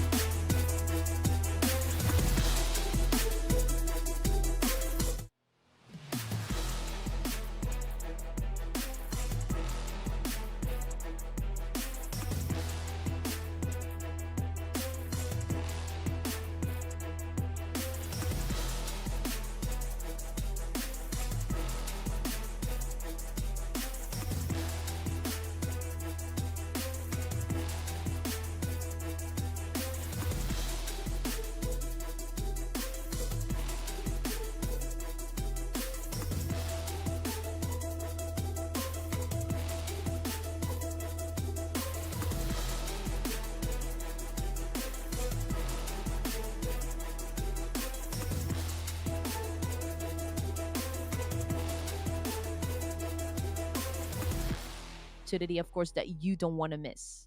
Oh, but look at this Fearless. Still up there with 7 knockouts. I mean, this guy, consistent gameplay, it seems, at least for the 2 rounds that we have seen. And even he has one of the lowest healings. Only Chayan below him, but other than that, it's pretty low as well. So he knows how to take care of himself, he knows how to knock enemies. It's a good balance there. And for the teams to watch, we got ASTRA Esports at the forefront. So with the amount of eliminations that they got, that's 14, definitely they will have collected the highest amount of points. Yeah, the prowess of ASTRA Esports is definitely showing. Tribe RMAC. Okay, so am I expecting this team to really perform? Yeah, yes, I guess. I mean, from the get-go, yesterday's set of matches, I think they did kind of perform well, and they continue to do so, for day number 2. Which of the teams do I expect to perform a little bit better? I would say that would be the HK Murderers. I hope that they can at least improve whatever they can, so that they can climb up the ranks, for today. But speaking of the most valuable player, Fearless, 8 elimination points, 1,265 damage output, and 57, over half, right, of team contribution right there. So again, this is a hard carry for Fearless, but then again, this is a team effort, so I know there was like high contribution coming from the rest of the team as well. But if we're gonna be checking out the top performers for this particular match, we also got Viper from I8, or Illuminate rather, Zayo from AST, and and Slayer coming from AST as well. And just look at Zio over here, Sir Todd. Looks like a baby. I think he is. If you remember this guy called Under 18. You remember, Oh, if you remember this yeah. IGN called Under 18? I believe he is the same person. Oh, this guy is good. I remember one particular performance. If he is under 18, the way that he eliminated 3 players from the opposition side all on his own. I think Yeah. that was Ruthless Invitational, if I'm not mistaken. Yeah, I had it clipped, so I do remember that it happened inside of Miramar, and he did Yeah, exactly Miramar. that. So he is so Very far. promising. He is as well the last man standing. So he does show. He is showing such talent, being such a young player. But other than that, ASTRA Esports is a confirmation here. 24 points in the bag. Tribe Aromancy 17 points.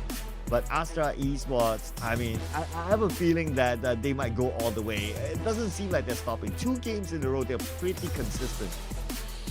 Yeah, consistency. Of course, you always have to make sure that you are at your best game whenever you enter a game. I know it's always a gamble. You don't know what's going to happen. One thing, you can be at the top, and again, you might find yourselves down, basically, or out of the game even. So you just have to really give out your best. But speaking of best, longest elimination distance goes to Sharp of INM. And when it comes to the throwables used, it is more than what we have expected. It's 182, a little short of 200 point mark, but it is still a good number so far. ASTRA Esports now has taken over 141 official. Now that is a big headline right there. And correction as well. This is their first chicken dinner. I mean, the 19 elimination game yesterday, that felt like a chicken dinner for them. So maybe that's why it was like lingering in my mind. But first chicken dinner for them, and now they are number 1. But on page number 2, we got a few teams that starting to fall off as well. HK Murderers, now the only team not to hit the 20-point mark just yet. And if we look at the placement points, they are the lowest as well. So they need to kind of improve on survivability here. Yeah, I mean, and just looking at the points, it doesn't even matter for me. Like, if you don't really perform well this time or for this tournament alone, I mean, it's a tight competition, not gonna lie about it. It's hard to even land, at the first page, considering the kind of teams that we have so far. I mean, we've got veterans, we've got aspiring teams to be part of, the official tournaments of PUBG. So even if you don't get to where you want to be exactly, it's the experience that matters most, because this will give you the ammunition to perform better in the next tournaments to come. Yes, but let's see if they do have that, what it takes to be the best as well in the following round, because we will have a repeat of ERANGEL again after this, ladies and gentlemen. But before we jump into the next ERANGEL, as usual, we'll take a short break, so we'll see you guys in a bit.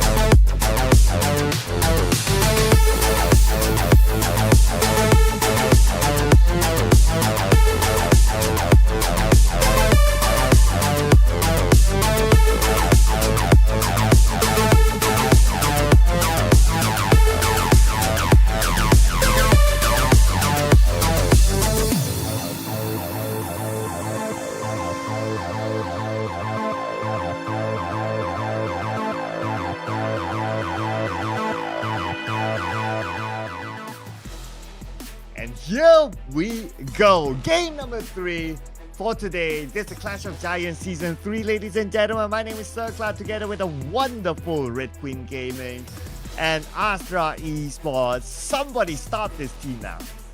Yeah, teams are indeed becoming ruthless as we continue on with our battles inside this tournament. And the good news is, Sir Cloud, we're gonna have more of that since we still have 4 more matches to look forward to. I don't think I can still say that there's still more time to build your foundation. I mean, at this point in the match, I think you should try to already get ready to cementing your position at the top 5 spot, because it is gonna be hard to catch up now, especially when teams are already kind of committed really to maintain their position in the overall ranking, especially those teams that are part of the second page. Oh man, that's gonna be difficult for them. Ooh, but speaking about difficult, I mean, this is always the difficult moment, right? Like, I'm at a point like I don't know, because it just goes up and down. Like it feels like anyone can get the chicken dinner. Man, I'm having a headache right now. Like, what do we do from here? What do we do? Oh no. Yeah, we don't. But everyone is doing their best, so it's really hard to pick up a team here. But if I were to start, I think I'm gonna give ASTRA Esports another whip. A back-to-back. Yeah. Wow. I think they're not done. I think they're not done just yet. I mean, they were able to land at the top spot in the overall rankings, but they know they still need to push for some more. So I guess they're gonna be doubling up on their energy, on their effort, and really strike hard for match number 3 in ERANGEL. Okay. I'm gonna give their. Ooh. Okay, I'm feeling like 141 doesn't like losing the number 1 spot. So let's bring out the Pakistanis. 141. Let's go. Yeah. I have a feeling they don't like losing their throne. I agree with you. It has been 2 games, so I'm waiting for them to actually retaliate inside the battlefield, because they lost the top spot. So there might be a chance there for them to actually get their thrones back. But momentum-wise, I think ASTRA has it, so pretty confident, for match number 3. And this is the second ERANGEL this evening, ladies and gents. And we also have something spicy going on between us, Sir Cloud, with our team predictions. Again, what is on the line here, ladies and gents? It's a TikTok dance. And Pika, if you are watching, you are included on this bet, right, Sir Cloud? Of course. We gotta include the actor in it, right? The actor? We gotta include the actor in, I mean, he's not gonna get away with this. So, he's an actor. We all know now, thanks to you, he's an actor. But is he a dancer? Yeah. I'm not sure if he is a dancer, but he is a singer. Whoa! but you know what? As far as I've observed culturally, right, it feels like everyone in the Philippines is a singer. We do love our karaoke, yes. It's something that you wouldn't miss in a party. So when you get back here, Sir Ka, when you visit the PH again, I'm gonna take you to a karaoke party. That's a done deal.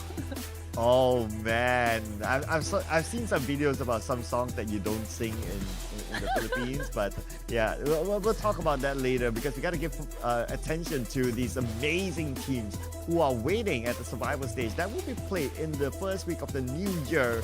Look at these teams. I mean, I can't name a single team out of these 2 groups that are not good. Like, everyone's amazing. Oh, definitely. IHC, again, I think I did mention this yesterday, that was a good redemption arc for this team, and it has been a while, for IHC to actually win this tremendously in a PUBG official event.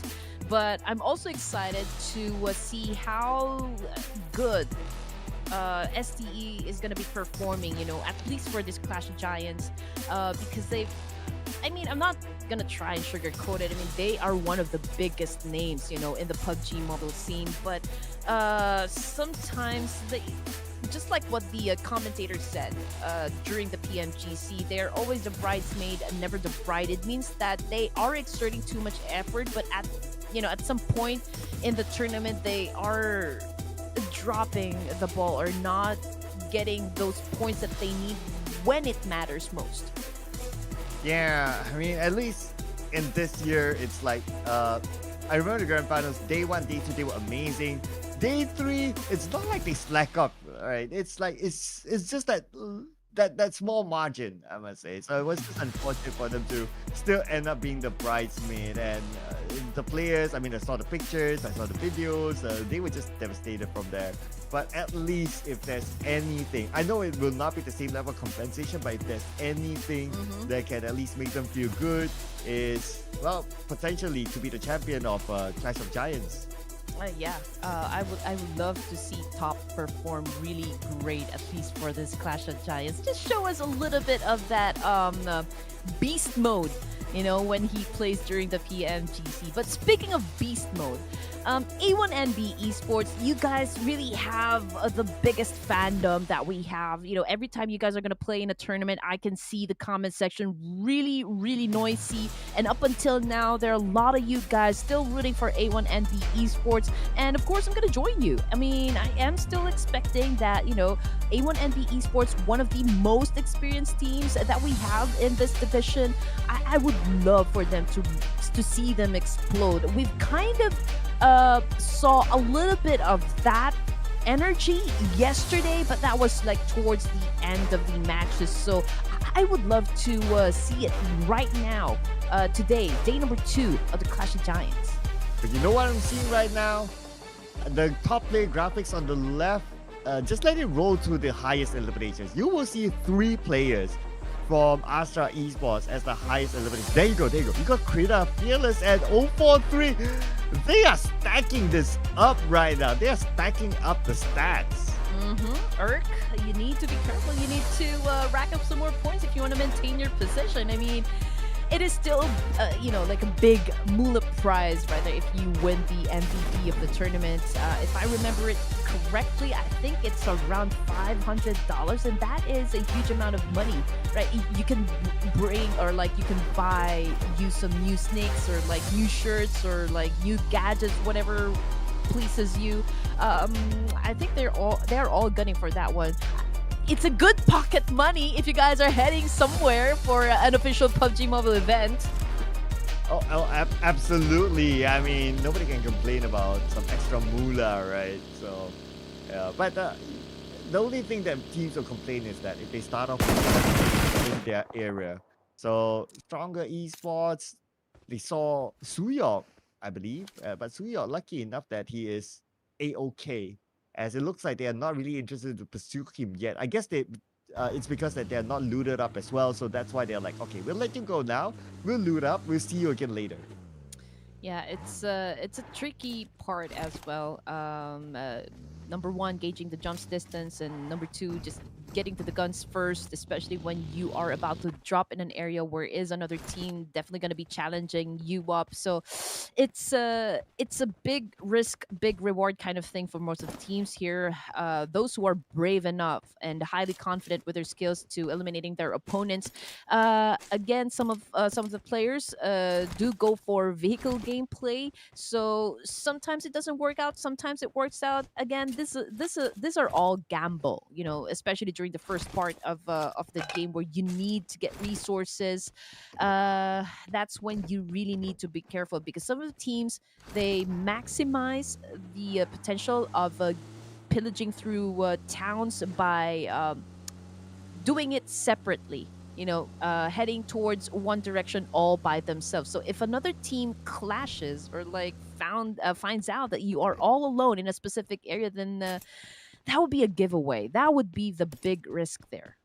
Yeah, I'm looking at any other teams potentially giving away something. And looking across the map, I guess all these teams, they're quite comfortable in their position right now. Even on Northern Jogo Pool, we only have one team this time, so it's an even spread across. So with that being said, we might see a calm calm start, but that also means that if all these teams do stay alive, then maybe stage 4 onwards, it's going to be a workout for observers. Oh, this is the first time that I've seen this. But this is Dragon Ball. Is it? Is it? Yeah, it's the Dragon Ball collaboration fight. Oh yeah. Okay, I saw the main capsule there, so yeah, I guess this is from the Dragon Ball collaboration. But yes, T2K Esports, ladies and gents. I'm not gonna lie, T2K. I have high expectations coming from this team. I know what this guys can do. I know what kind of power they can bring into the table. So, I'm at the point wherein I'm kind of wondering where is the T2K. Yeah, T2K. Interesting point. I mean, they have a lot of experience playing at top level as well, so they're definitely no stranger to experiences, to XPs as you call it. So I do wonder as well, but yeah, maybe it's I wouldn't say that it's like an off-season thing and they're like chilling. We can see that all the teams, they are playing their hearts out. So I guess maybe because of that as well, that other teams are playing their hearts out. So teams as good as T2K is not being the T2K that we're used to seeing. But if you ask me, number 8, 45 points, considering like how close the gap how close the gap is, I don't think it's still a big issue for T2K. I can say they still need to exert more effort this time. You know, for the tournament, especially we've got a lot of underdogs, right? And these guys, they're eager to prove themselves. You know, they wouldn't really hold back in putting up those points on the scoreboard since.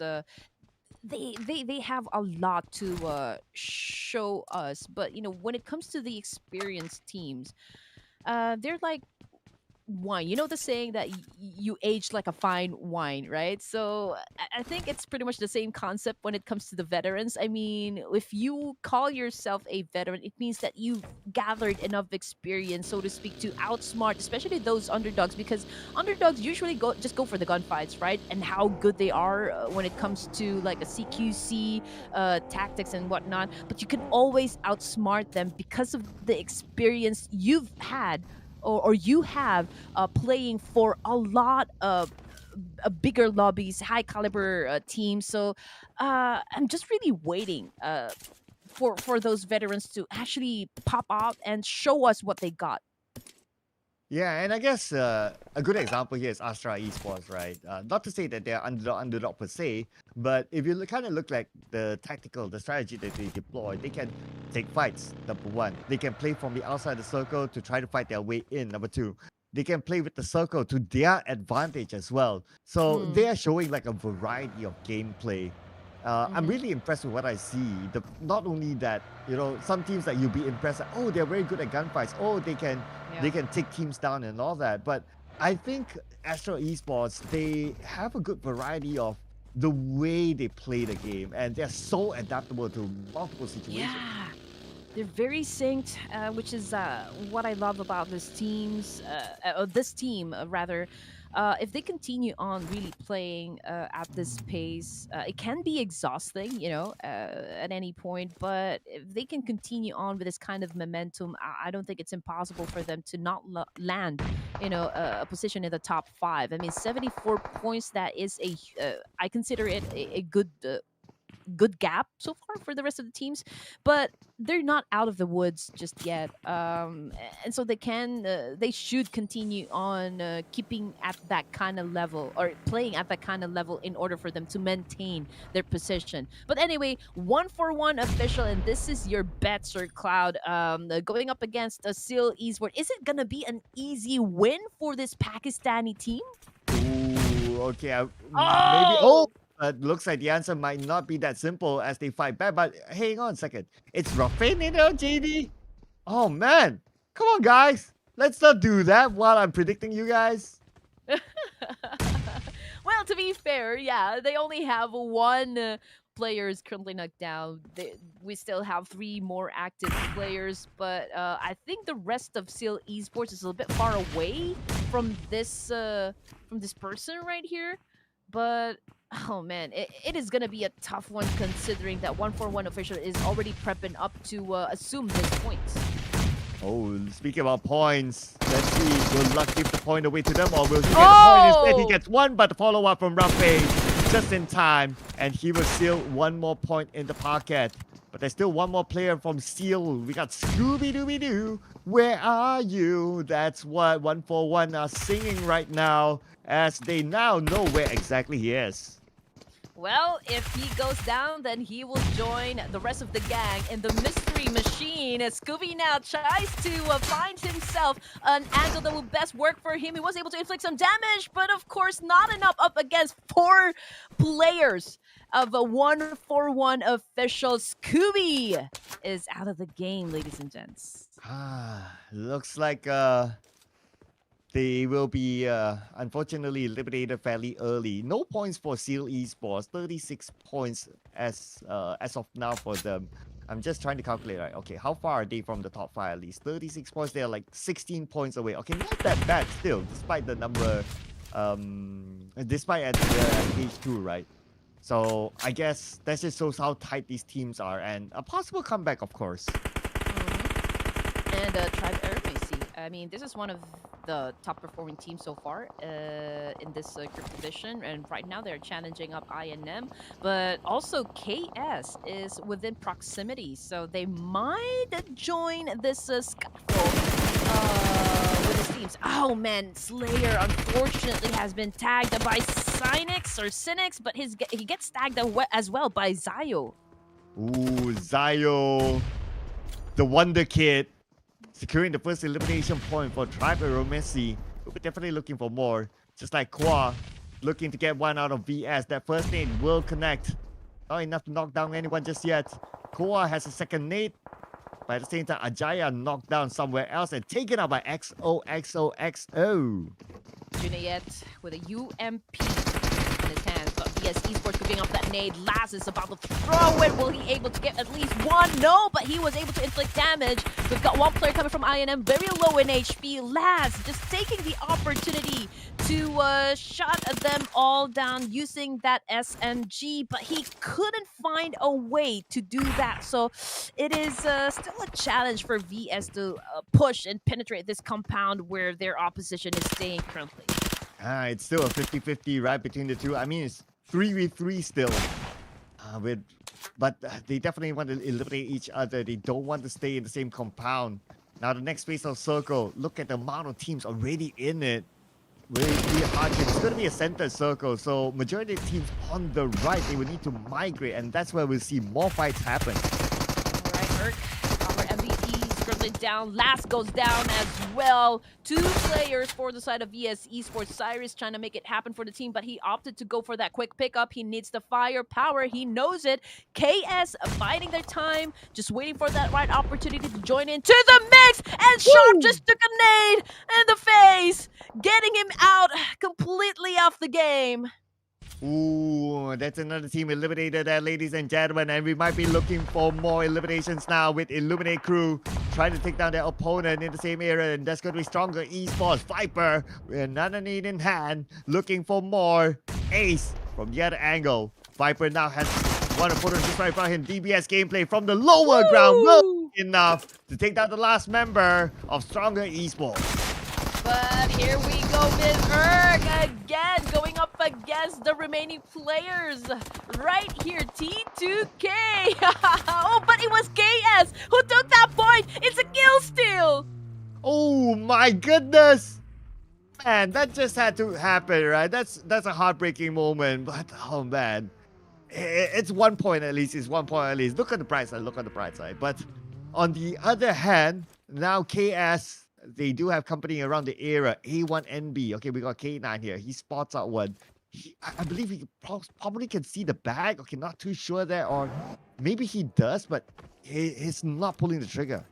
You know, I'm thinking about like which of the players coming from A1NB Esports is not present at the moment, and I do believe that is Hitman. I'm looking for Hitman. Hitman is not around, so we only have 3 players, for the side of A1 and B Esports that automatically puts them at a disadvantage, and so it's gonna be, like a hard crack at this, for the side of this Bangladeshi team, considering that everyone is in full force, for this division. Here we go. Mihares knocked down, leaving 1 to go. Ganu comes in at the right timing. Still with the TVS gameplay, goes on to the second room, and Ganu knocked down Faisal has to follow up. And Faisal needs to win this. Oh, Faisal still defending his ground. My goodness, Faisal.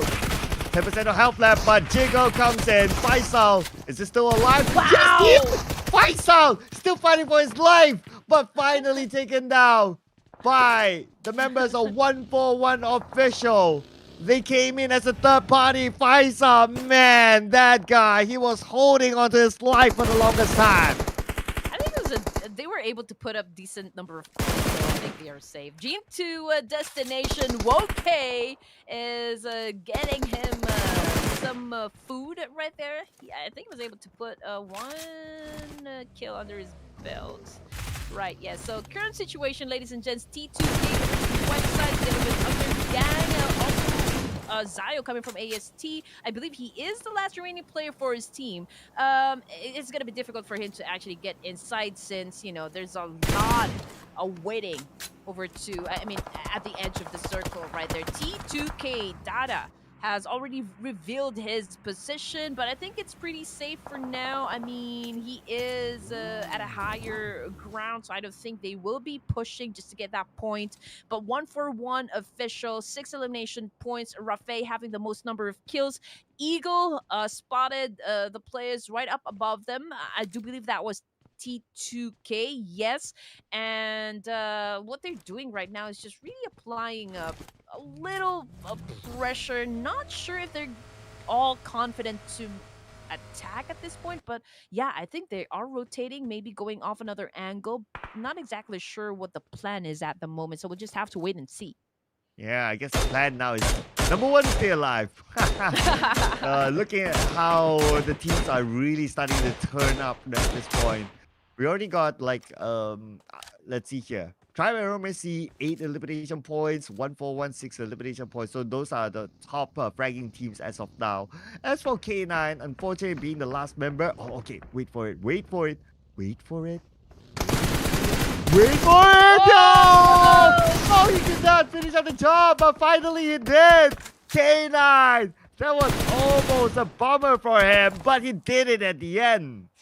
K9. So that's a unit for like dogs, right? So this is like the top dog of A1 and B Esports. Well, I guess he really needs to stand up for the team, considering that he is already the last member to make a difference to get to the latter stages of the game. That would be difficult, but that would really be a big help if he can actually pull it off. On the side of Tribe Aerobase, they're still alive and kicking, but with 1 player left as well. And there you go. I mentioned it. A1 NB Esports has already been eliminated, which brings us down to just 9 teams remaining and 26 players alive. And we still got ASTRA Esports topping the charts for this particular match. Wow, nice tap there by Spike with the mini 14.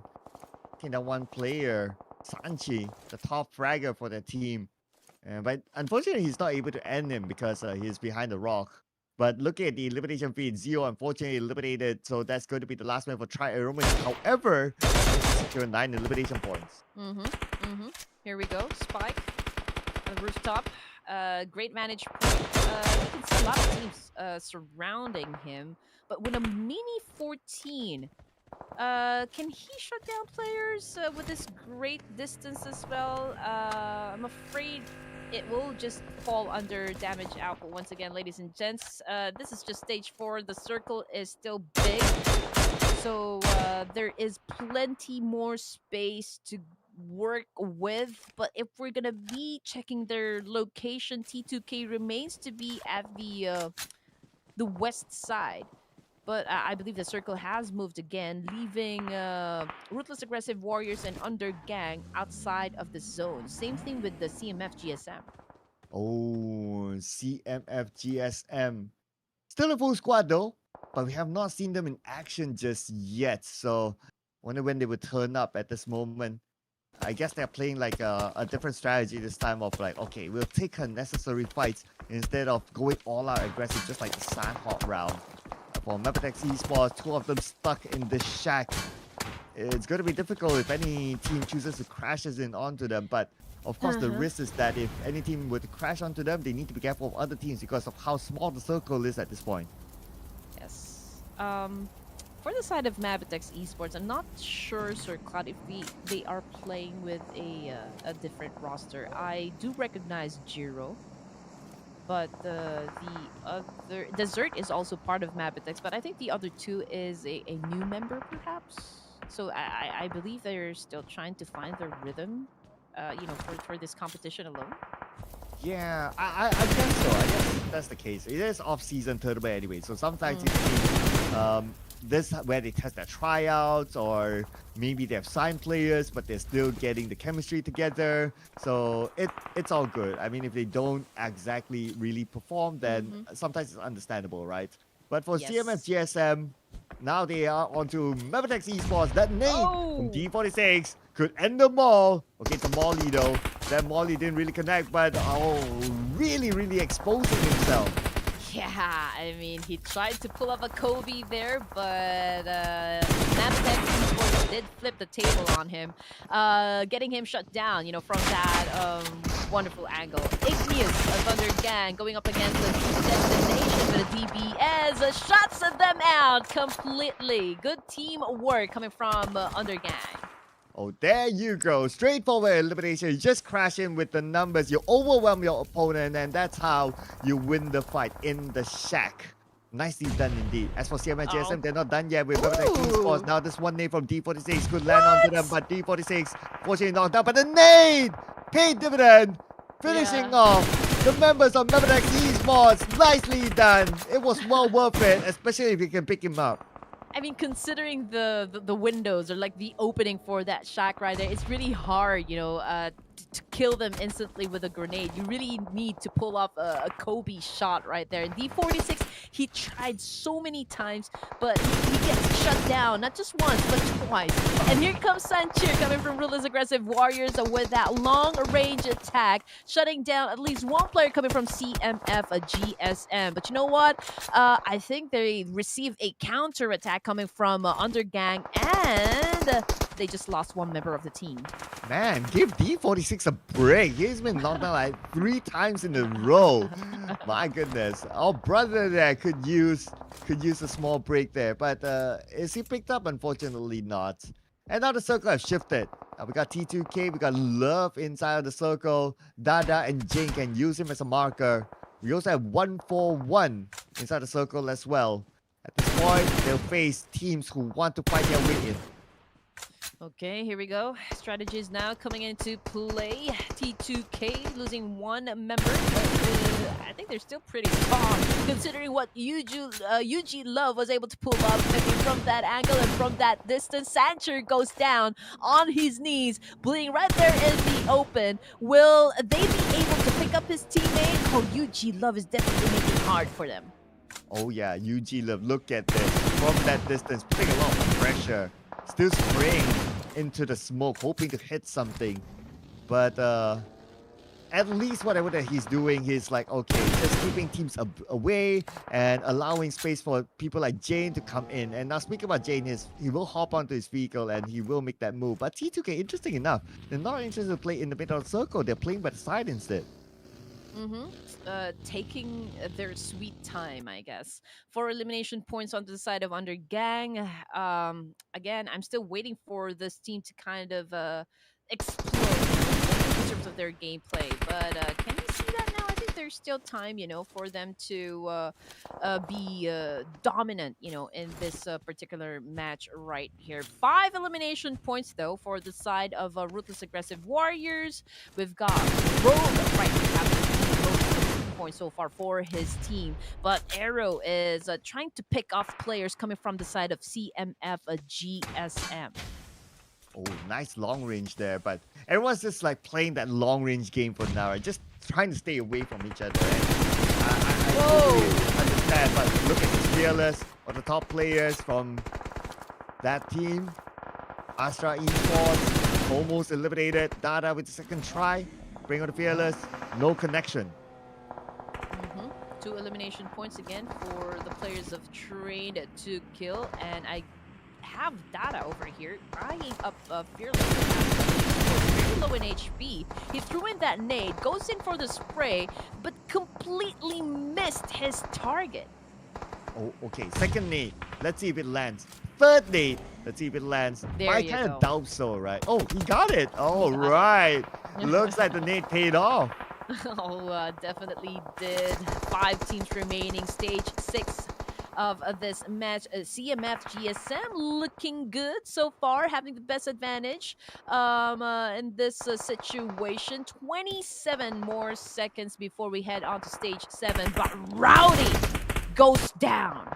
Okay, we go. Rogue long range. Rowdy is still able to be picked up, but D46 knocking down Rogue from that distance. Sanche now fighting back, but Sanche loses his teammate. Now he's all alone with 50% health. No recovery items on his side, and the blue is just right behind him. He's forced to move. Osman is there to finish him off. Yes, sir. Here we go. There's a little bit of pressure onto the side of CMF GSM, considering the fact that they are a little bit outside of the zone right here.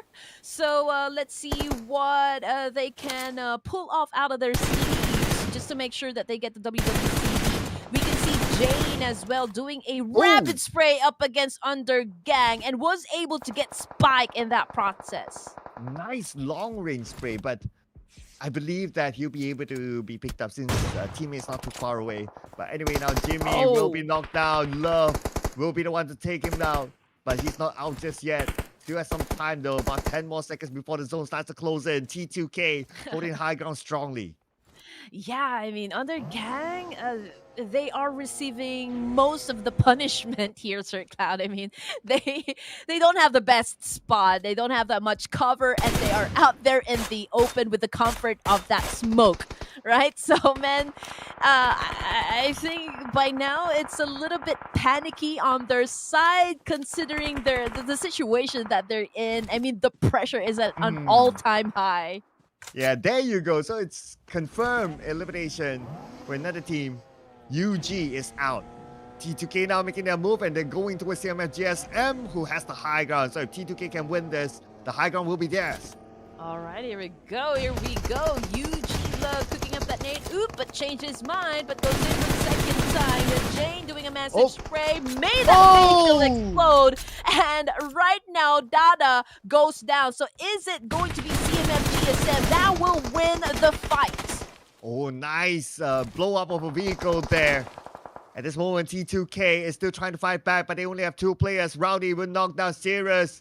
They're managing 2 teams at the same time, basically. CMF GSM, so much pressure onto them.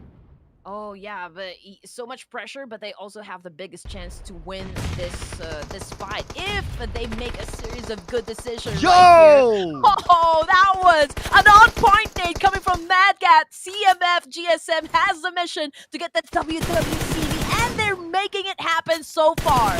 Yes, the team up there without executed, and now they will secure another 2 elimination points, taking down the members of 141 CMF GSM. Already 10 elimination points. They're on a rampage right now, looking for more indeed. Rafael throws an 8, Eagle heals up. T2K Love opening up the space instead. 3v2 situation. UG Love going off angle over here, but that is a costly mistake right there. Eagle spotted him and actually took him out. Jane receiving some damage as well. 141 official is on a roll. They are trying to catch up against T2K, and they might be the team to go up against CMF GSM.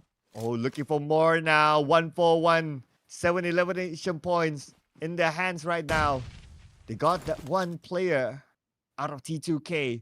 But right now, their biggest concern is not really T2K. It's going to be CMF GSM because they still have a full squad. CMF GSM, we can see them holding on to the high ground, not letting go of this prime position.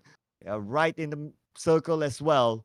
141 also in the circle. So I guess it's going to be a Mexican standoff between the 3 of them. Yeah, the CMF GSM, they have the numbers, they have the firepower. They're going to do a 2-2 split right here to actually deal with two teams. I mean, they know that Jane is weak. He is the only player left standing over here. But Jane! oh, they almost got caught off guard. You know what? That is a good display of reflex right here. And Rafael Jane! tried to dance, but unfortunately he gets tagged. GSM right here making it happen once again for their team. Can they get the winner chicken dinner up against 1-for-1 official? Yes, they can. Match number 3 in ERANGEL goes to CMF GSM. Finally, CMF GSM gets the chicken dinner, so lonely no more for them. Up there, now he joins the other teams at page number 1 with their own chicken dinner as well. CMF GSM. We're waiting for the longest time for them to get the chicken dinner. We've always seen their potential, and now they finally delivered it. Oh, I mean, there's really no question about CMF GSM. We've seen these guys perform really well before. I'm just really waiting for them to kind of pop off, and that's exactly what they did, you know, for match number 3. And I am expecting to see more of that one for the next rounds to come. They still have to work a little bit harder, you know, if they want to spot at the top 5. But yes, congratulations to CMF GSM. Rowdy, man, you are awesome. Man, I gotta give credit to the rest of the team as well. I think everyone's functioning real well in this round. And I can imagine right now, if this was a stadium, the fans of CMF GSM will be roaring because they have a huge fan base. What an amazing gameplay they shown in the previous round. CMF GSM, could this be the moment to be just rolling it through and maybe even taking top 1 by the end of the day? I think Mad Cat has the highest elimination points for the team, so kudos to Mad Cat right there. Really, as what you said, Sir Cloud, roaring is a big cat after all. Teams to watch for match number 9. Ruthless Aggressive Warriors continues to be consistent. Same thing with AST and 1-for-1 officials. So for CMF GSM, again, we do know what they can do, what they can actually get into the battlefield. But this is actually the first time that I've seen them really went in the game with the highest energy. Oh, but Rafe is the MVP this round.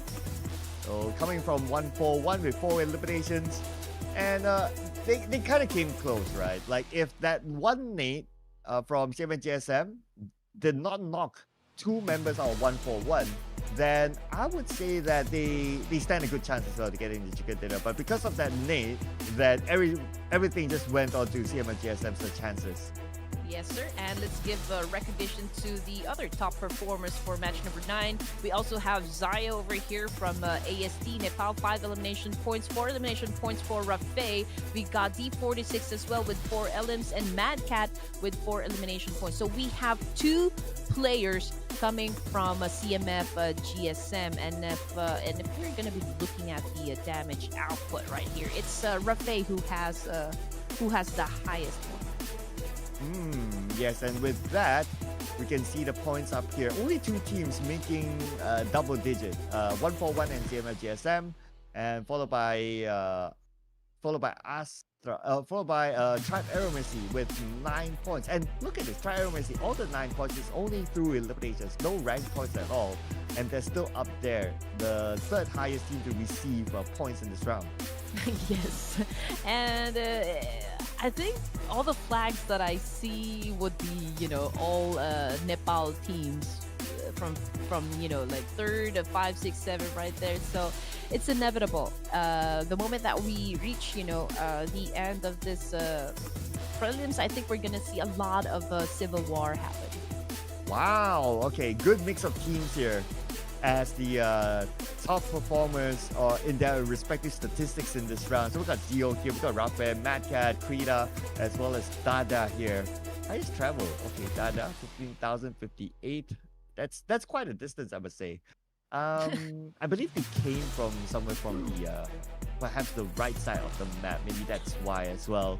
But other than that, 2 grenade eliminations for Mad Cat that will go in onto the stats, because that will be somewhat counted for the grenade eliminations at some point.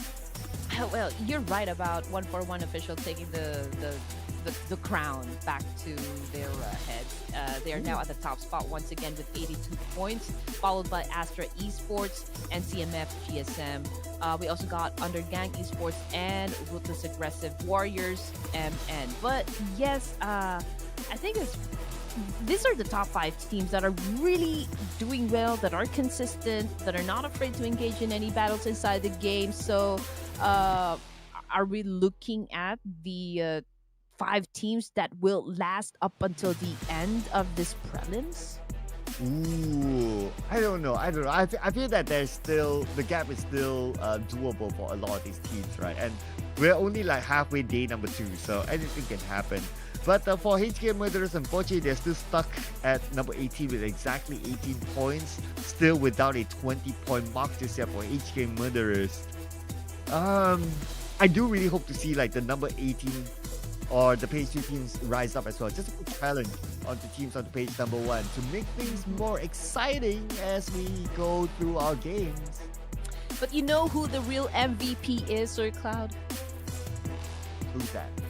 Our audience, because they're so very supportive. They're showering us with love. So we do love you back, guys. And I also love the fact that you are making a lot of noise for your favorite teams. I can see a lot of fans cheering for CMF, GSM, A1NV, and Ruthless Aggressive Warriors. So please continue on doing that. Let's just tone down a bit when it comes to toxicity, because still at the end of the day, this is just a healthy rivalry, healthy competition for everyone. And let's just enjoy our time watching and playing our favorite game, that is PUBG Mobile. So please don't go away. We'll be having a very short break. Stay right there, guys.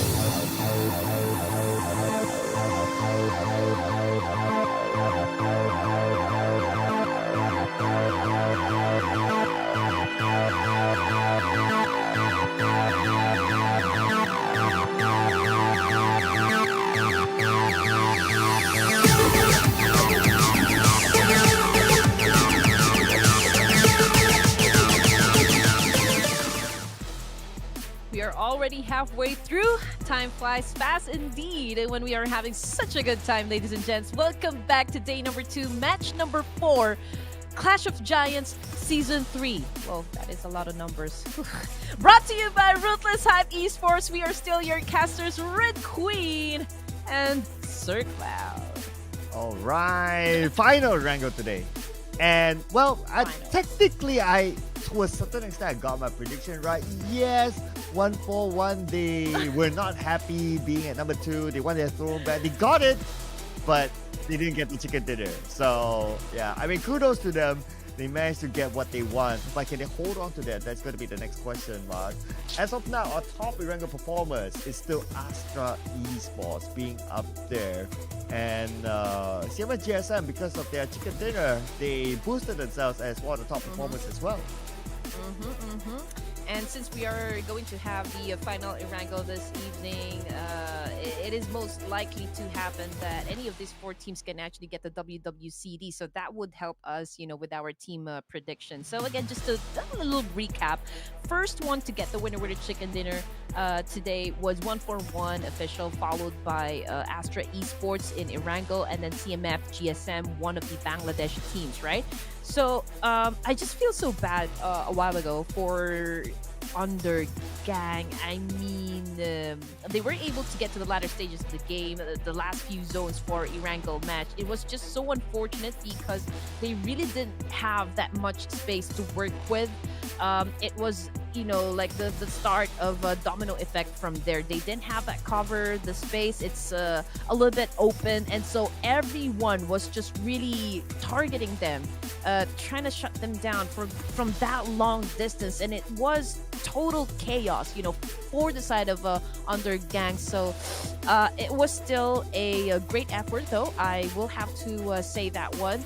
Good performance. So since that we're having our last Erangel, something in me tells that they're gonna do a little bit of magic here. What do you think, Sir Cloud? I mean, this is your time to pick your first team prediction, right? I have a different narrative in my mind, right? My narrative will be ASTRA Esports not liking the number 2 spot again. So let's go ASTRA, alright? It's that turn to go back and forth, It's like, I want my throne back. No, my throne, my throne. Okay, so I'm gonna try because I don't want to be too predictable when it comes to the teams I'm gonna be choosing. So this time I'm gonna go ahead with the narrative that I just mentioned a while ago. So let's go and lock in Undergang this time.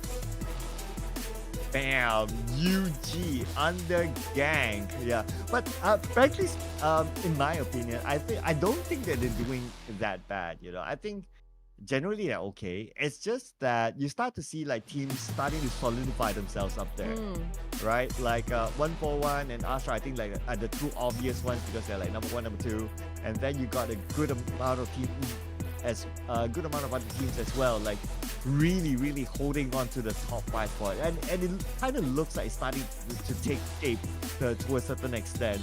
So it's not like Undergang they're underperforming. I just think that other teams are just overperforming. Yeah, but we like surprises.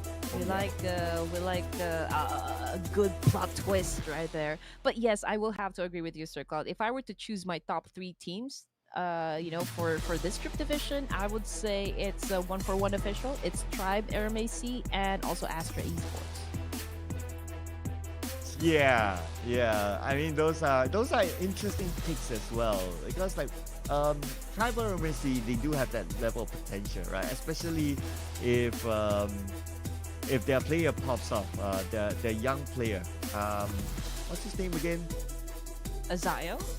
Zio pops up. So he has shown a lot of potential. We've seen that level of clutch, and I guess with being a young player, as you play more games at this level of a tournament, you collect more XP, you would definitely become better, because the younger you are, naturally your mechanical skills are faster.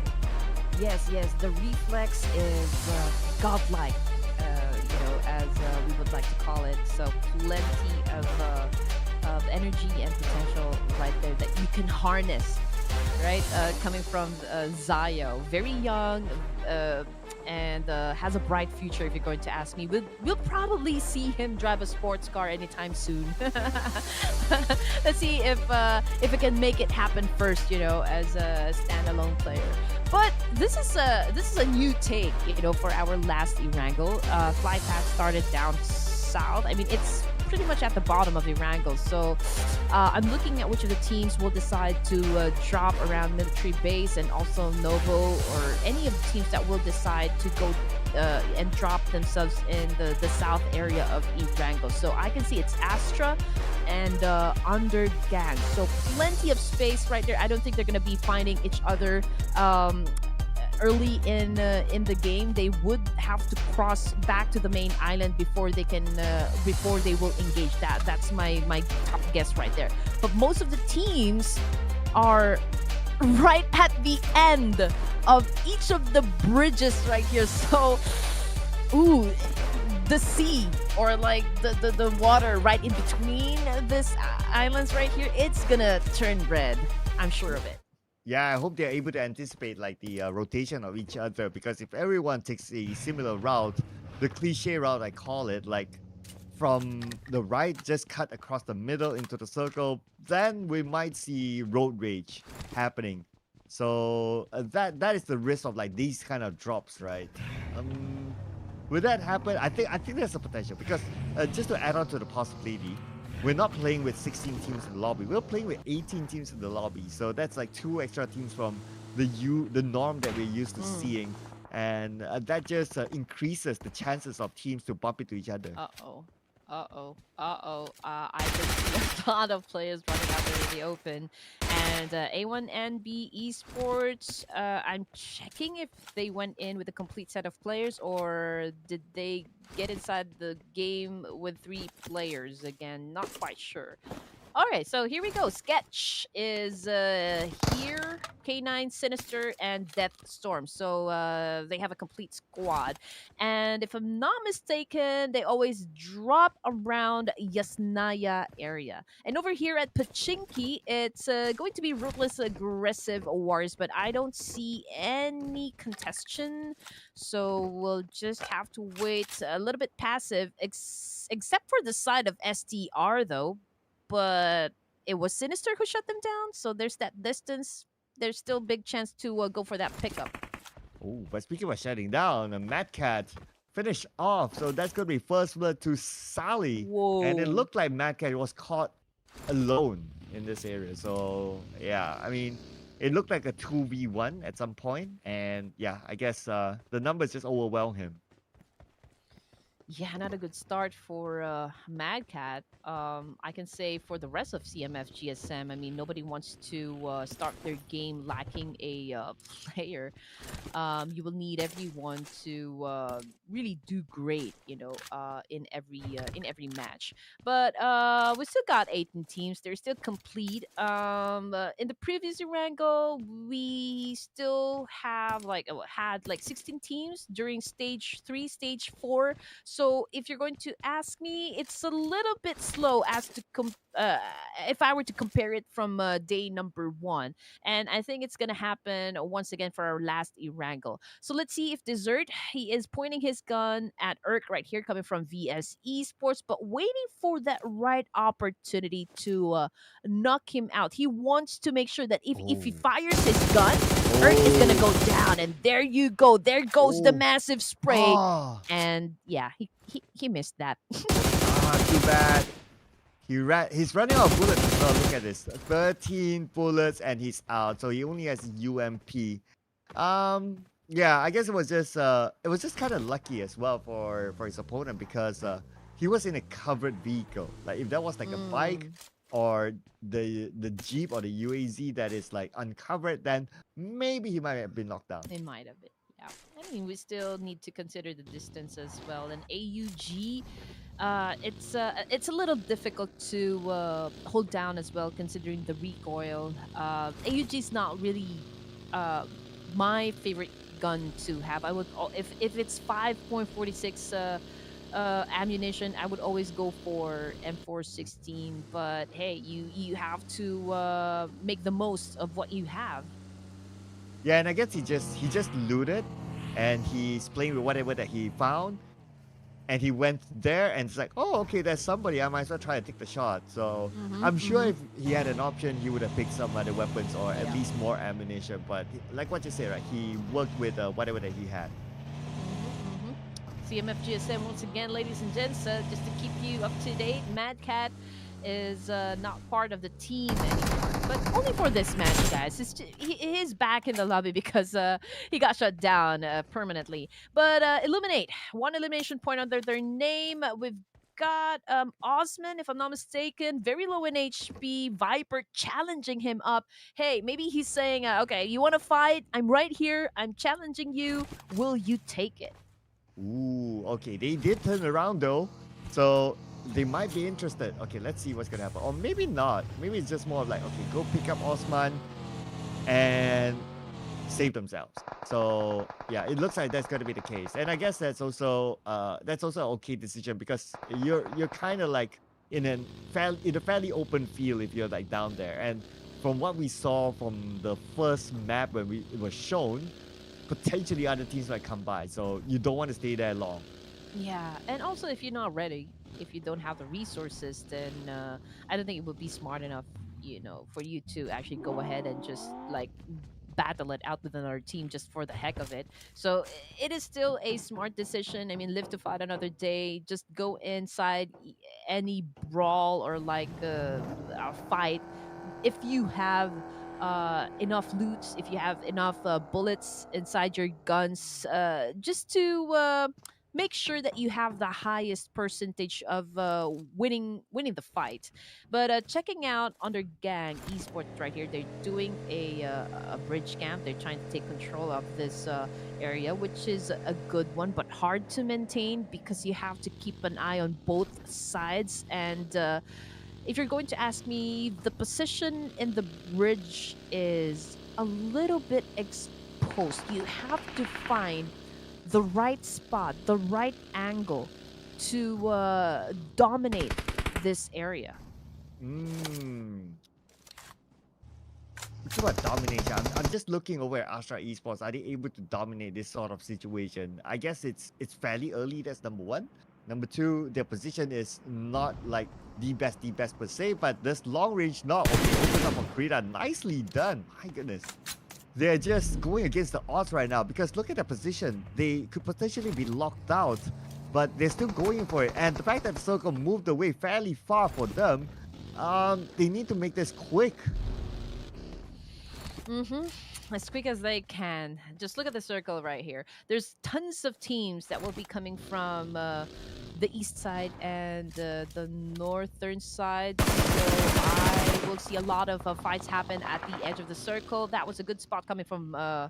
Viper, yeah, he's able to shut down a player, but Sally goes down as well, and Viper receiving some damage coming from Fearless this time, trying to do a counter attack. Astra Esports making sure that his team recuperates. He's buying time, for Chine right here to actually get back onto the game. Oh, but they should be okay. They should be okay. For now, at least. But at this moment, we can see Illuminate Crew.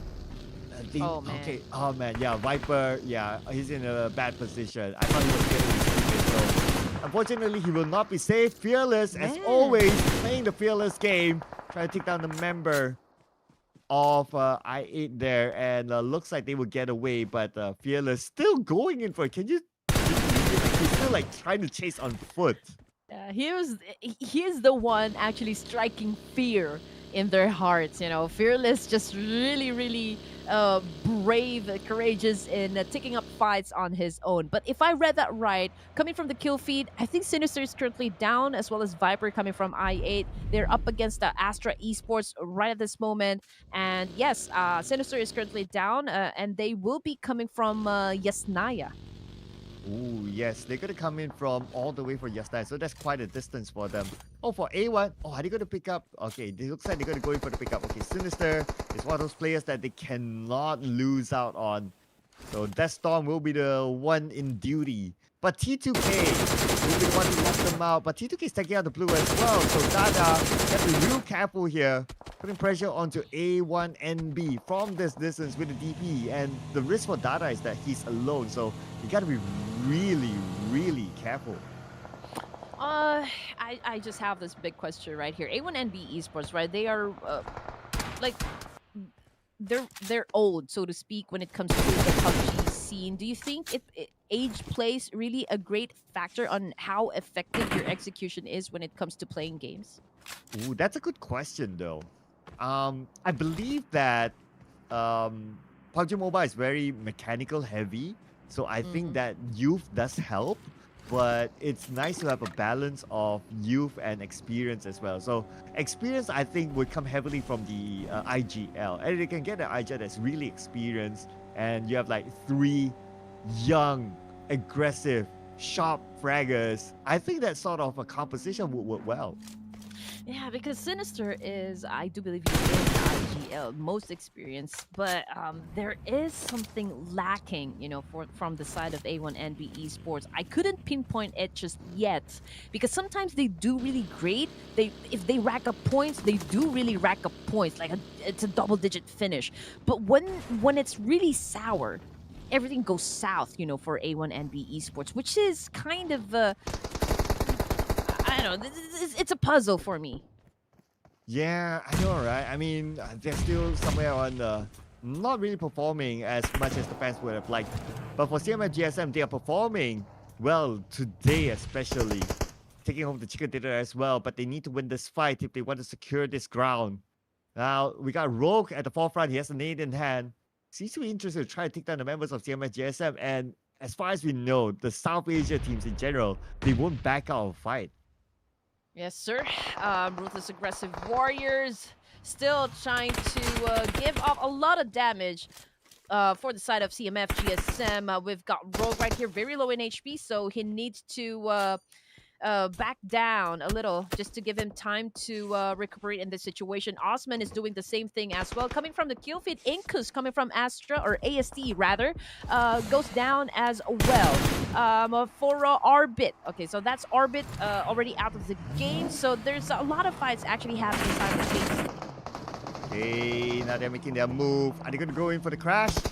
Okay, somewhat yes, but not all in just yet. They want to find that advantage before they truly do so.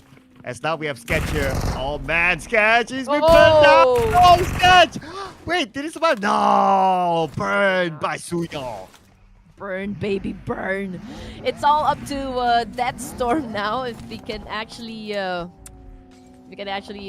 help his teammate get to the latter stages of the game. I mean, it's too early. This is just like the third stage here in ERANGEL, and a lot of fights really are happening right at this moment. We've got KS, another player from that team, currently knocked down. T2K, they are challenging up the rest of AST in this little hilltop right here. Ooh, Jane took a nade to the face, but you know what? Jane is cooking up his nade as well, getting ready to throw it up against AST. Oh, Jane goes down! Oh no, with Jane going down, Dada retreats back. He knows that he does not have backup from behind, but they're still fighting back though. Love is gonna come in from the other side as well. Suyo finishes off Slayer, and Love, okay, he has 1 point from him that he can pick up, and he will definitely do so. Suyong on his knees as well. So Astra Esports, they have 2 active players left. They still have Zio in the lineup as well, but Love is on the other side all alone. Incus is going towards him. Looks like Love! Oh! 90 number Love! Lots of love for him. Yes, sir, but he needs to,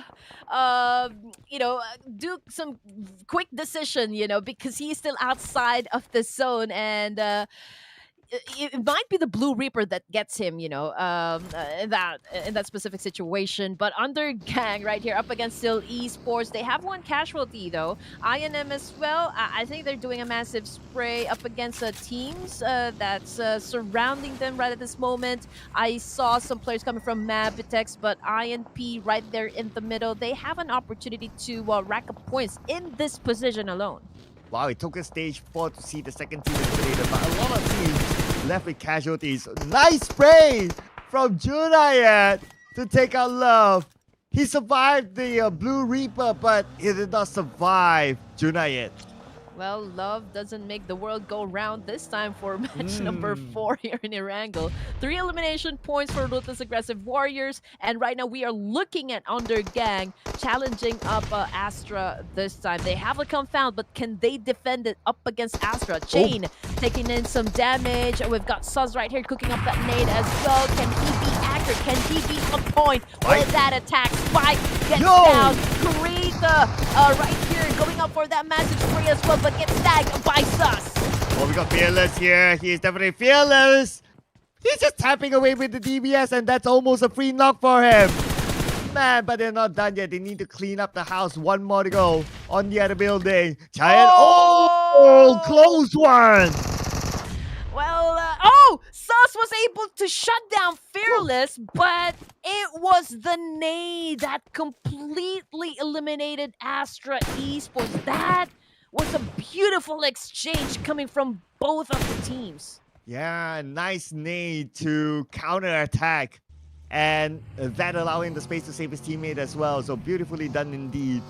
So Astra Esports, they are now at number 1 again with the 5 elimination points collected throughout this round. Oh yeah, it was Astra Esports that dominated the fight. I thought it was Astra Esports that gets shut down.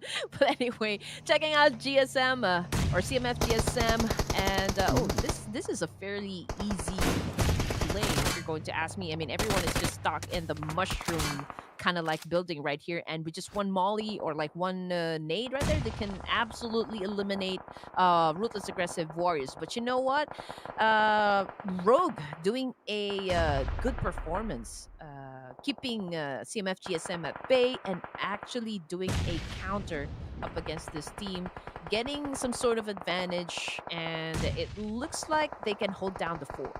And look at how difficult it is for Osman to go up. He's popping up the smoke, hoping to run up to the high ground, but it's very, very difficult since Rogue has the second floor, and that is the result, ladies and gentlemen.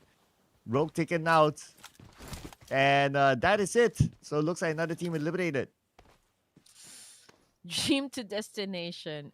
Are we looking at the last one right here? Oh man, Psycho is inside that shack right there, all by himself, left to deal with the remaining players inside the game.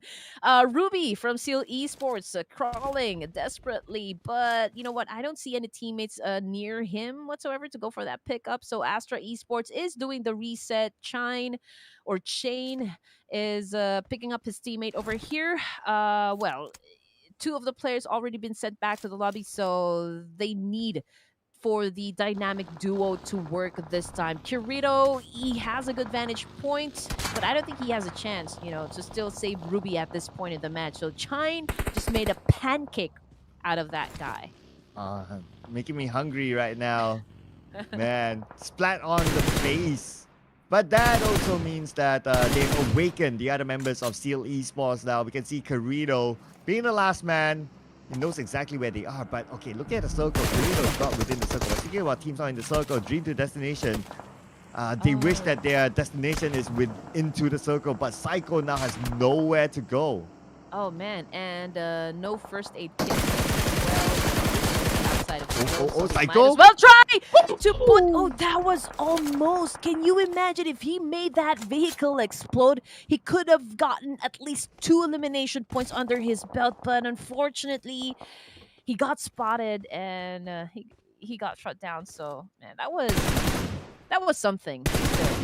Yeah, they owe 1-for-1 official a nice dinner after saving them. Man, that was so close. But now JD knocked out. Eagle tries to counter back. We got Rogue right now, just going Rogue on 1-for-1 official. Sirius now coming in for the other side. He has the nade in hand. EBS.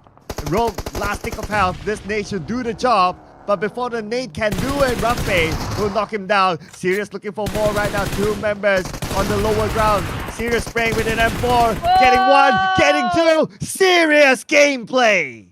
Here we go. Sirius just pulled off an Avada Kedavra right up against his enemies right there. A little too serious for us. But yeah, we've got HK Murderers right here. Super Shy and Kalua. And I was right.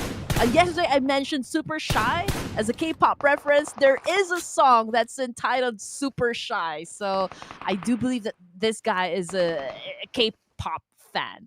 But anyway, getting back into the game, Super Shy doing a massive spray up against Ruthless Aggressive Warriors. I mean, Raw, they are in between two teams. Not really two teams, three teams to be exact, because I saw MABETEX, I saw HD Murders, and there's another team onto the right side. Wow, Mr. K-pop gets Junaid knocked down to be able to secure the elimination point. Managed to get a tag onto Junaid. Just need one more tag to secure the elimination point. Super Shy, showing that he is not shy at all as he tries to spray onto the other side. But 5 more seconds before the zone closes again, and Super Shy, being at pretty much the edge of the circle, might need to move. We'll get a confirmation soon, ladies and gentlemen. Here we go. Here's the big map. Super Shy. Does he still have it? Yes, he does. Yes, he does. Okay, it took me a while there. Yeah, yes, he does. Super Shy is super bad at this point, you know, getting all of those kill points. But you know what? This Zerg coming from MABETEX shuts down Sirius. Uh-oh, this is getting back at what he did to Dumbledore. Okay, let's see if Eagle can actually make a difference and pick up his teammate right there. There is that distance, though, but they are surrounded by ASTRA, they are surrounded by MABETEX, and they are surrounded by 1-4-1 officials. So it's going to be difficult. You know, 1-4-1 official, it's going to be difficult for them to escape the situation. So they might want to prepare themselves, losing at least 2 of their members. Oh, we got Desert here. Alone, in fact. Just only having this airdrop as his protection. His other teammates behind him on the outside circle, but at least he's a marker. But that airdrop will not fit all 4 players. Just saying, right? So his other players will need to find somewhere else to park themselves as they enter the circle. Yeah, 8 teams remaining, ladies and gents. 20 players remaining. 2 minutes on the clock before stage 7. And we just saw ASTRA Esports circling around this wooden shack right here where Sally is currently camping because he doesn't want to go out, because he is the last remaining player for his team. He doesn't want to make his presence felt at the moment, which is a smart move if you're going to ask me. A1NB Esports, it is just Death Storm who is also alive at this point in the match, and right up in front of him are the players coming from INM. So again, you just have to play this one out smart, pick your battles, and as much as possible get those elimination points that you can get. Fearless goes down. ASTRA Esports trying to save Fearless at this point, but will they have a chance to keep 1-4-1 official at bay? Oh, well, Chine is just too far away. I doubt that he'll go in for the save. Looks like he's going to let this one go. And plus, he's going up against 1-4-1 official, so not the team that they want to challenge, especially if you only have 1 player left. But Sirius, the master of dark arts, looks like he's knocked down from afar. There you go. Ruthless Aggressive Warriors getting in some damage. If we're going to be looking at their position, I mean, MABETEX behind them, Murderers, HK Murderers on the other side of the compound. A1, we still got that one. INM ready beside them. So, they will be, they will have to deal with all bullets coming towards their direction. Ooh, yeah. Gotta be careful because right now, we're talking about stage 6 to stage 7, so a lot of these teams are really close by. Everyone's within shooting range. 1-4-1 official. They kind of know that MABETEX Esports on the other side. Just waiting for any hits to pop and they'll pull the trigger. Right now, MABETEX Esports depending on the terrain to cover themselves from the crosshair of 1-4-1. Let's check out the circle here, ladies and gentlemen. Who will it favor? Wow. Looks like it will go to Raw, who's in the middle of it. Hard to be in the middle. Not gonna lie about this one. Although, you know, for the teams that are at the edge of the zone here, they also know that they will do a massive cleanup.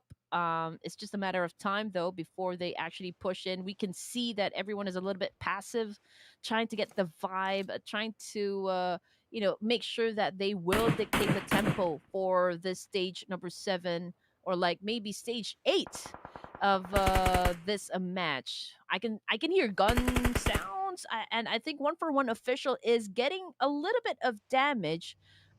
coming from MABETEX. Yeah, I believe so because MABETEX have control of the. I wouldn't say have control, but at least they're in the circle, so they have the right to try to stop one for coming in. Long range on the Death Star, Nice. and that is going to be it. Taken out by Raw Esports from the middle of the circle. Yeah, here we go. 5 elimination points for Ruthless Aggressive Warriors. Juna Yet is right behind that tree, and Zordy knows that one, so he's just waiting for that right opportunity to pick and get the job done. Sally, he is inside that building right there. A Ruthless coming from MABETEX has been taken out by JD, 1-for-1 official. 2 players remaining onto the side of MABETEX, and someone opened Pandora's box because this is pandemonium already. Oh, it's going to be pandemonium. Okay, look at this. That's like a lake in the middle. Pretty much, you don't want to play in the lake, right? So that just cuts out the space that's playable at this moment. MABETEX Esports, beautifully done. Still defending their ground, holding off their opponent, trying to get into the circle. They might be able to secure the elimination point onto Eagle. Now, KKL keeping an eye on the Sirius. Just waiting for the moment for Sirius to show himself. Yeah, I mean, Eagle lost his wings at this moment. I mean, he's currently knocked down. And Desert, I mean, he's not going to let this go. Sirius is popping up some smoke. He will try and revive his teammate in this exact situation. But you know what? It is already chaotic from this point. MABETEX, they have the number advantage. Not going to lie about this one. They have the best chance to actually outperform everyone who is still alive inside the zone. But they cannot shut down the idea that Ruthless Aggressive Warriors, they have a compound. They have walls covering them, protecting them from all of the bullets. And I mean, they have to pull off a very good plan right here. Execution is the key. Yeah, they're trying to execute it onto their opponents on the other side. Jiggle gets one. Nicely done. Super shy of ping-pong fan. Knockdown. And Kalua goes in for the pickup. Okay, they still have some time, but even though he managed to do the pickup, like, what's going to be next for them? Like, how are they going to get out of this? Teams can never rest easy at this point because the circle is small. It's getting a little crowded for everyone to be inside the zone. Kia Lee. Okay, Kia Lee making a move, trying to do a massive spray. I'm not sure he was able to shut down at least one player right up in front of him. So we are down to just 3 teams remaining. We've got 1-for-1 official, MABETEX, and Ruthless Aggressive Warriors. Again, these are the teams that always does well when it comes to ERANGEL. Apart from MABETEX, I think this is the time, this is the only time I've seen them do quite good in a match. So I am hoping for consistency from this team. But Bean already making a move close out as well. K, can he match up? Can he take down at least one player coming from 1-for-1 official? He takes him some damage as well. Oh, he turned his back. He turned his back. You do not turn your back. Do not turn your back on the master of Dark Arts, ladies and gentlemen. And now Sirius is really serious in trying to win this fight. He'll get 2 back to back. That is such a serious gameplay by him. But look at his animation. Switches to an endpoint immediately. Now we move on to Jiggle. Jiggle tries to win the fight, but Jiggle turns around and Jiggle taken out instead. That is the end for Raw. All right, here we go. MABETEX Esports now finally showing up in the game versus 1-for-1 official. And it looks like, you know, they can get this one in the bag since 1-for-1 official, we only have Sirius left here. But if we're going to be checking out those elimination points that they managed to put up, it is not bad at all. Still an on-point nade coming from Sirius over here. He's just making sure that Kiali will not be able to stand up, will not be able to get back on his feet. But you know what? Jiro is coming to the rescue, and Sirius, feeling all confident, leads up to the charge, finally getting the courage to actually shut down players coming from MABETEX. But can he do it, Sir Cloud? Okay, Sirius is coming in 1v2, but 2 different angles, so it's very, very difficult for him to handle that sort of a strategy coming from MABETEX Esports. And MABETEX Esports becomes the second Mongolian team today to take home the chicken dinner. This is the first WWCD from this team. I mean, MABETEX, this is one of the teams that I also kind of, expect to do a little better compared to the rest of the teams that we have here, considering that I've seen these guys play a couple of times, in a lot of tournaments. So I'm just waiting for them to get their rhythm, get their sync, get their chemistry okay. And so far, it is a great match number 4 for MABETEX Esports. Yeah, MABETEX Esports. I've seen them around as well throughout the year. And let's just say there is a tough competition when it comes to the Mongolian region. But they're not too far away. But of course, they're just limited slots, and that's how the competition goes, right? Anyway, MABETEX Esports is a team that's showing a lot of potential as well throughout the year, and finally landing their first chicken dinner here in this tournament. And who knows, this could be the moment of their rise. Yes, Ruthless Hype Esports knows how to set the bar high, like really make tournaments interesting for everyone. Can you imagine 18 teams and only 5 teams will advance to the next stage? And you will have to fight for your spot, considering the teams that will be joining us in the survival stage, PMGC 2023 teams. So that is one thing that you don't want to miss if you are a new team, if you are an aspiring team, if you are one of the underdogs. Then that is one opportunity again you don't want to miss out on. So teams to watch for ERANGEL, pretty much the same. 1-for-1 Ruthless Aggressive Warriors, ASTRA Esports, MABETEX again, finally stepping up. And so this is going to be an interesting day number 2 for each and every one of us. Oh, look at this, look at this. They had the longest travel distance among all the top 4 teams here. So that just shows the story of them not having the circle, and they have to move and move and move and move. And yet they're still able to come up with the chicken dinner. So it was not an easy circle for them per se, and it's not nowhere near their drop spot. So they worked hard for this one. Oh yeah, definitely. I mean, the biggest chance of getting the winner chicken dinner, if we were to consider the position, would be the Ruthless Aggressive Warriors. I mean, they are right down there, smacked in the middle. They have all the opportunity and the advantage to get all the elimination points that they want, that they need.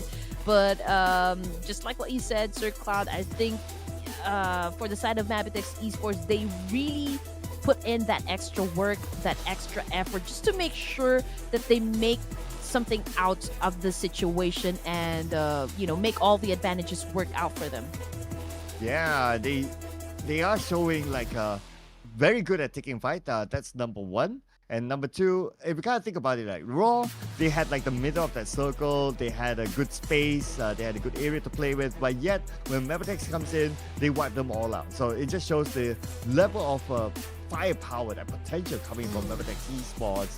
We didn't get to see much of it because they were focused on the fight, but by the time we switch over to them, like Raw, they were almost eliminated, probably 1 player left, and the rest of them was history. Yes, sir. And now we're looking at the stats. We've got MABETEX putting up a total of 20 points for this matchup, followed by 1-for-1 Official with 15, Ruthless Aggressive Warriors with 14. So 3 teams that did a double-digit finish for this last ERANGEL match this evening. A1NB Esports with just 2, VS with 1, same thing with AST, and Dream to Destination with no points whatsoever. Yes, and without any points, we'll see how far are they now from the top 5, because it's starting to take shape, right, since we're past the halfway mark now. But looking over the match stats, 267 throwables used. I guess that's in a map this size, it would be kind of expected, right? If it's not 200 and above, I don't think we played ERANGEL. Yes, and look at the throwables used this time, close to 300, 267 in total. I believe this is the highest so far from day 1. Yes, 267. I do believe this is the highest so far. So it's the magic number for now. I'm hoping to see a much higher numbers for the next rounds to come. Still at the top spot, we've got 141 official with 97 points, followed by ASTRA Esports with 89. CMF GSM landing at the third spot with 80. It's a 10 lead point up against a Ruthless Aggressive Esports, and at top 5, the Undergang Esports, so with 65 points. Now, I did mention this a while ago, Sir Cloud. I think this is one of the promising teams that we have so far in this division, and we're just waiting for them to, to have more consistency when it comes to their play, when it comes to their strats. So they weren't able to land as many chicken dinners as we would want them to have, but at least, they're taking their time. It's a slow burn, for Undergang, and they've managed to land at at least one of the top 5 spots. So I think that is a little bit of an improvement, for this team. Well, it's nice to also see that HK Murderers, they break that 20-point mark. They are at 25 points. However, they're still at number 18, unfortunately. So still looking for their rising moment, as we have seen like with some of the teams that have been at the number 18 spot before, and they rose up to page number 1. So hopefully that becomes an inspiration to HK Murderers that if those two can do it, they can do it as well. But ladies and gentlemen, 2 more rounds to go. We'll be jumping to the Dustin map of Miramar after this. But we have, what's his name? Oh, this is Hero. I'm sorry, he keeps on jumping onto my desk, so he wants to be seen. So just say, hey guys, we'll be back after this messages. After this break, don't go away.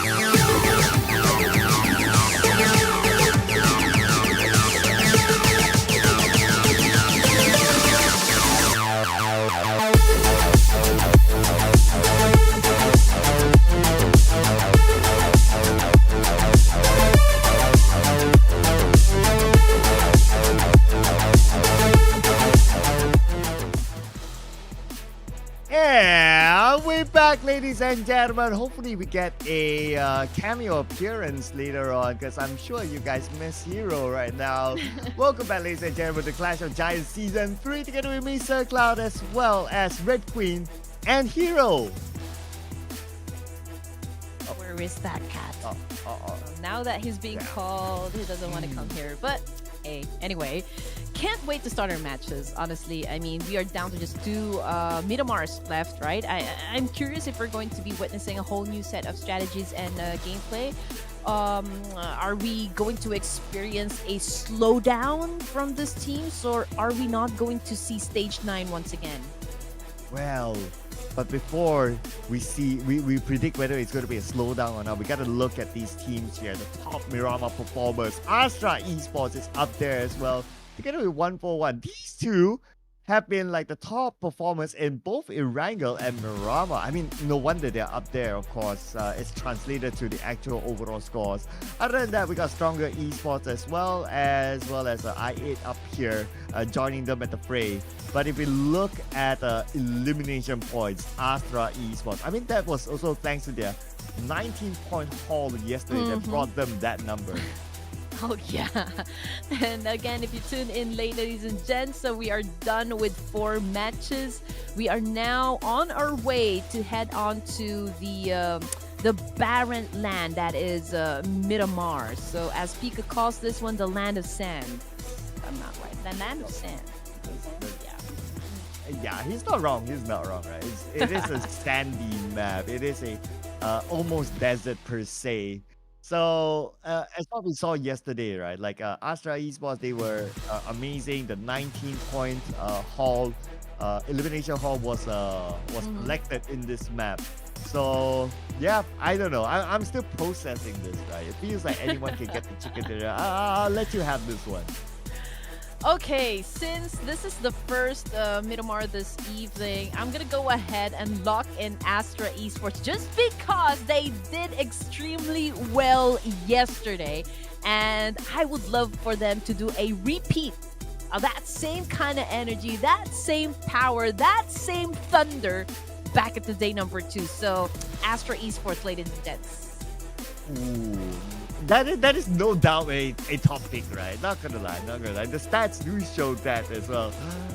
Oh man, I'm just looking over at the teams. I'm just trying to imagine, like, okay, what's gonna happen? What might turn up? I mean, it's just so many possibilities. And the fact that we only played 2 Miramars, it's really hard to tell, right? I don't know. I feel like going for another safe option. I feel like going for 141. Let's go. Yeah, I mean, like, stats, right? Like, you pick the top number 1 Miramar performer. I take the number 2 performer. So yeah, it's just stats and data, a decision. They're not even like a number 2 performer. I mean, yeah, they're not landing the winner chicken dinner, but they're so awesome at getting those elimination points. So it doesn't matter even if they don't get the WWCD, but just the sheer fact that they know how to shut down their opponents real hard and make them bleed out there in the open. I think 141 official is one of the teams that you really need to watch out for.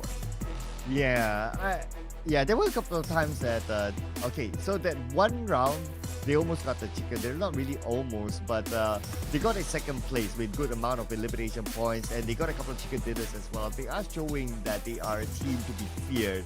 So but the best part about their narrative is that they are the sole representative of Pakistan, and being that one sole representative, like, you have a lot of attention onto you from the Pakistani fans naturally, and they are translating that energy from the fans, from the support from their home country, and they are repaying them in their performance. Oh, that is, their shoulders are heavy, if that's what you want to say right now, because of course Pakistani people, they are hoping for their best seed to actually perform really well for the Clash of Giants, which of course 141 official is doing. I mean, they're not disappointing their fans. They are at the top of the chart, so I think they are doing extremely well as being the sole representative of Pakistan for this tournament. Yeah, they are. They are. I mean, it's a. I mean, okay, it's not concluded yet. Of course, we still got a lot of games to go, but it's so far a celebration for their performance from the Pakistani fans, I'm sure. But let's see if they can continue on their momentum. They're currently at number one. They're only 3 points shy away from the 100-point mark as we fly into Miramar. And while the flight is on course, looking over at the top players, most knockouts, most eliminations, a lot of 2A fans in the chart. Oh yeah, and I believe this is the first time we've seen a flight path like this one on Miramar. It has favored the right side for this one alone. So there's plenty of space to go around onto the west side of Miramar. I don't think El Pozo is going to be taken. Los Leones, though, however, I think this is going to be crowded. At least 3 to 4 teams will surely drop at this point. There's also Picado, there's also San Martin and Monte Nuevo, there's also Chumacera. So we're just gonna wait, for the initial engagements to commence. Yeah, I'm looking over at San Martin, right? Like potentially, like at least 2 teams will drop inside San Martin. Picado potentially 2 teams as well, and maybe Chumacera. But circle-wise, it's towards the area where El Pozo is at. So it's going to be quite a travel for some of these teams, especially for, let's see, Steel Esports, tucked at the corner. So they're going to go past by potentially other teams. But now let's put focus onto Picado. 2 teams, let's go. Oh my goodness, this is not an easy fight. Astra Esports versus Ruthless Warriors. Both of the teams are highly confident when it comes to their skill. Nobin goes in for that shot. Krita goes down. And Jiggle also putting up some elimination points under his name. Man, this is a great exchange as our first fight for Miramar. Wow, and you thought that it might be a cool, calm one since we're at the biggest map and these teams would have information based on yesterday's games. But no, it's not going to be the case. Looks like fights happening all around. Zordi now going to hold on this position. 0-4-3, now the last member of ASTRA. Okay, here we go. Man, they're going for the pickup.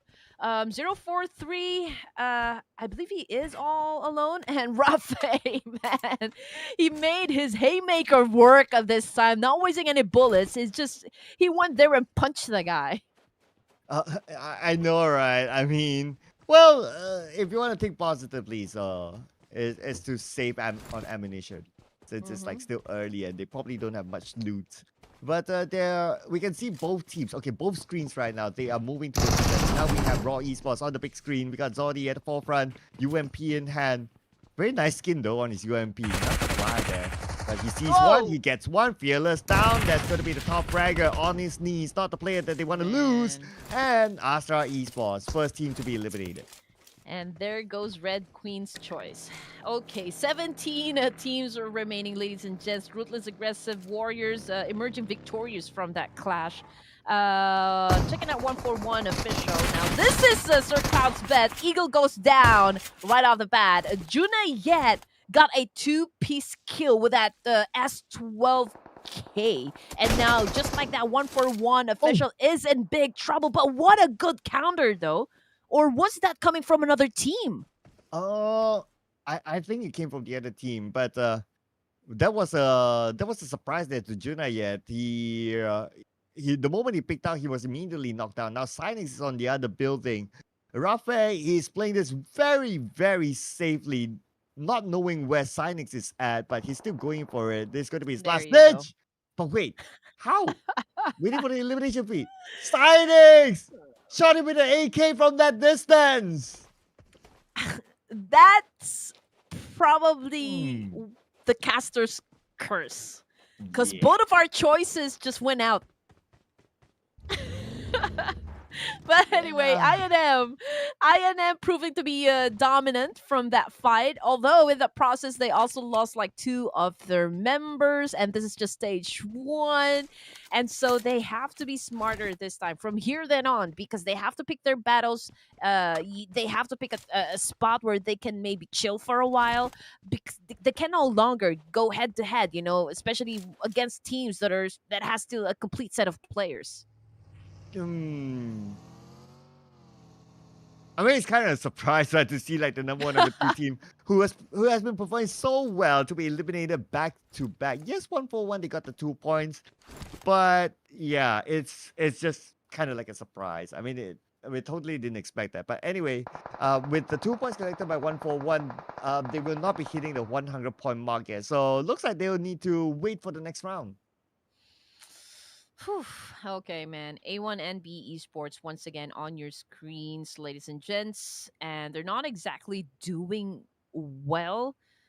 They have to make up for a lot of points, and they know this one. They know what they need to do, and I do believe they're still trying to find the right chemistry, the right dynamics to put out, for this tournament. A1NB Esports still part of the second page, and they are struggling a lot to even get onto the first page. But what they need to do right at this moment is just really figure Oh, out, an effective plan on how to dominate each map. But A1NB Esports, Sinister's trying to okay. turn the car right here so they can Um, maximize the vehicle gameplay. But unfortunately, I don't think it's gonna stand up, or like I don't think it's gonna flip. yeah, I'm no physics scientist, but it doesn't look like it's gonna flip. Especially if you have a monster truck that will like overwhelm like I don't know what you call it, like the momentum or the swing or something like that. I mean, you physics guys, out there, please give us the right terms. But for T2K, they're looking for more eliminations here. I mean, T2K, they are not too far away. Guys, love will open up the knock from this long distance. Nice flank, I must say. Yes, I mean T2K, if I remember it correctly, they are champions for the Ruthless Invitationals. So we know what these guys can do. And again, I'm just really waiting for them to show up in the games in their truest form. Like show our audience or like their fans the beasts that they are, especially in Miramar. Because if I also remember it correctly, they always do so good when it comes to this map. Oh yeah, they have a strong. They normally do well in this battle, but okay. I'm going to be the devil's advocate, right? Like we only played 2 rounds of Miramar, so I don't know is that enough to like put the finger on, right?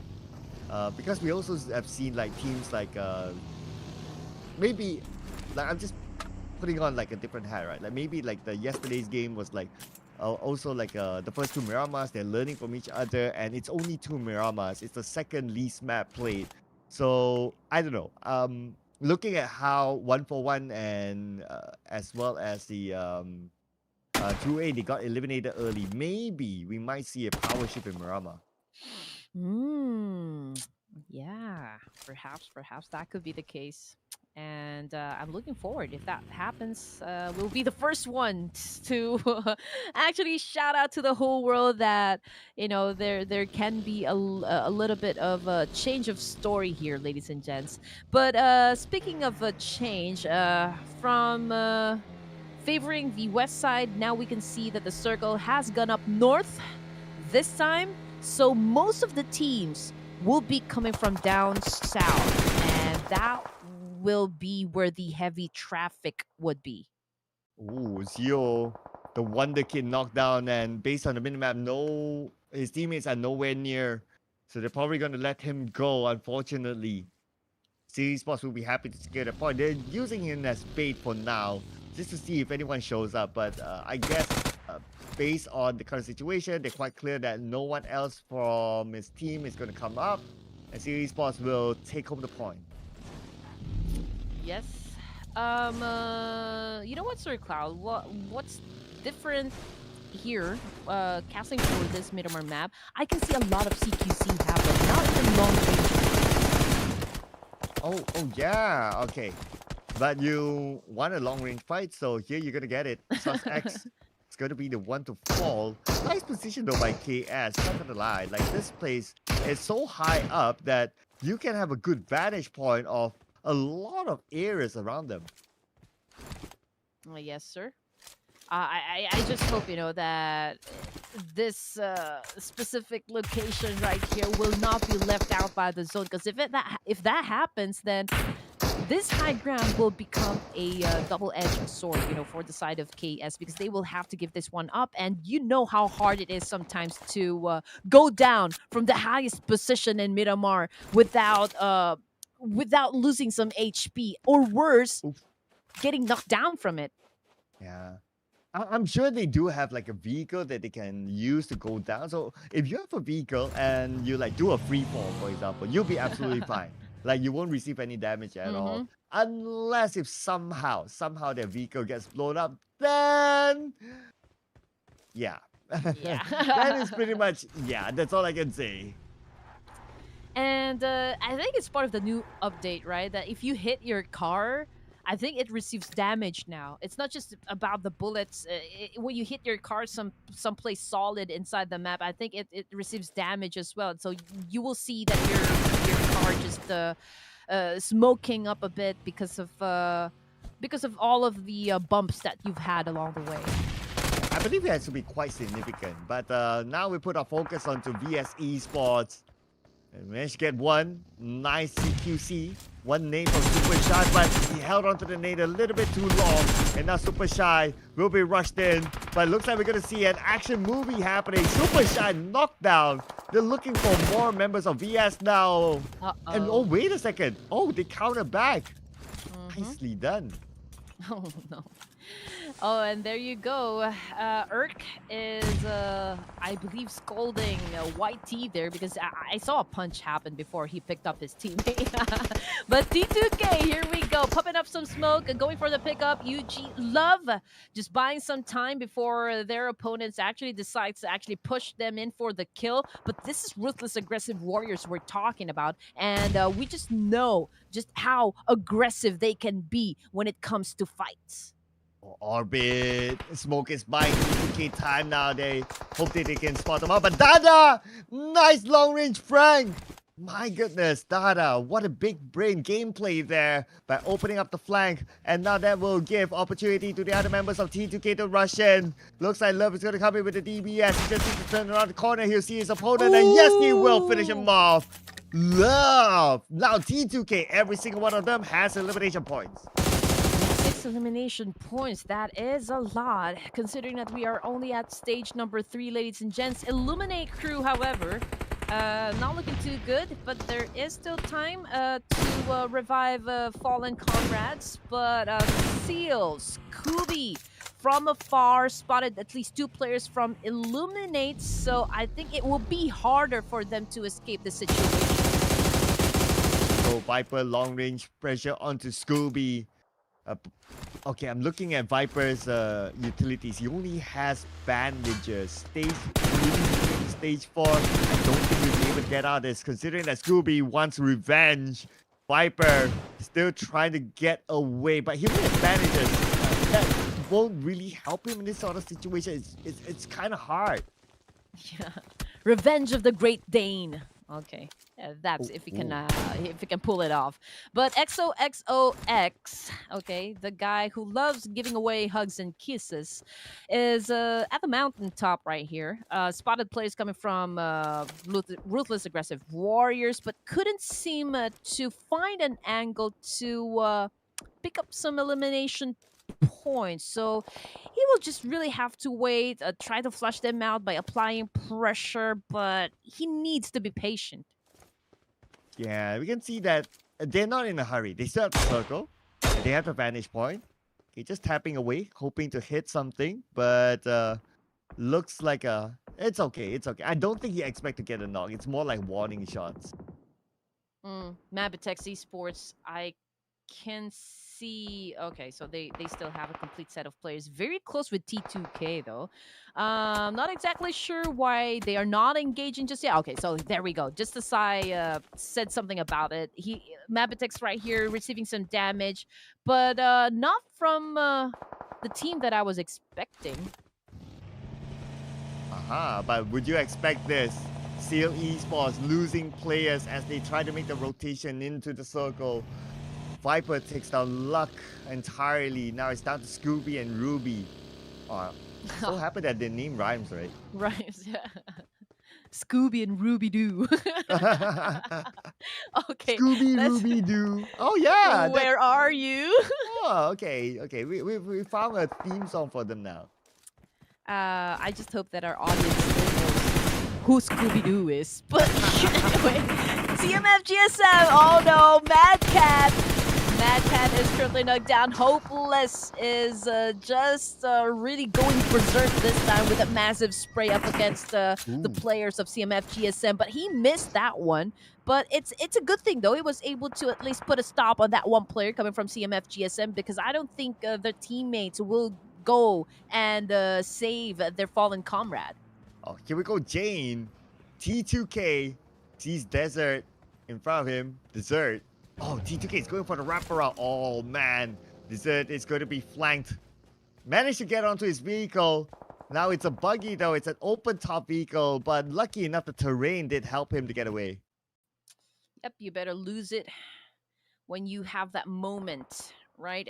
You have to take every opportunity to put on a point up to that scoreboard. MABETEX is taking a hold of this building right here, but you know how hard it is to hold down a building, just like what happened with MABETEX. It doesn't even mean that if you're inside a building, you're safe. It's not really entirely a refuge because it is surrounded by a lot of mountains, right? So you are fairly exposed on a lot of sides.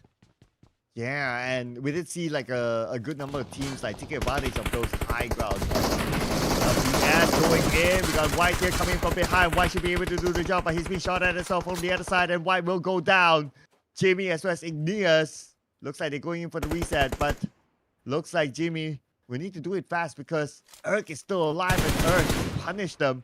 But back up Igneous from the other side. Because of that, Erk cannot pursue that easy. Well, Erk needs to do a lot, and he wants to maintain his position as well as the MVP of the tournament. And he is doing that so because he is the last remaining player, and he's still not stopping at home. But you know what? He gets tagged not in the front, but behind.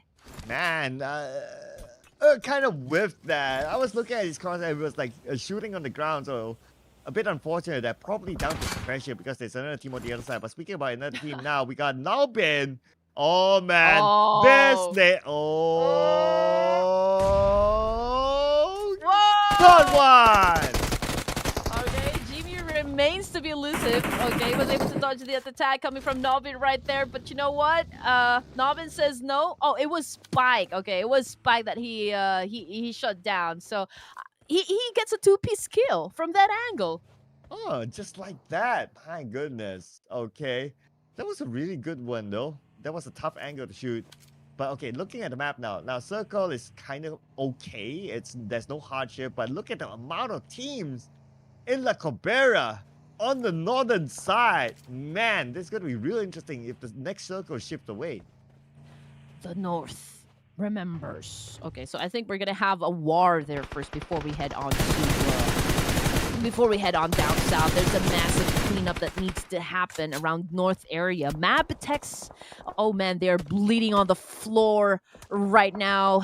Dada is just really making it rain and making it hard for MABETEX to survive the situation. Yeah, look at this. T2K is surrounding MABETEX now. But the good news for Jiro is that if Love overextends himself, Ruthless could take advantage of it. Now, one nade onto Love, but he managed to get into the compound, so it's okay for now. But by getting into the compound, he will potentially face a 1v1 fight with Jiro.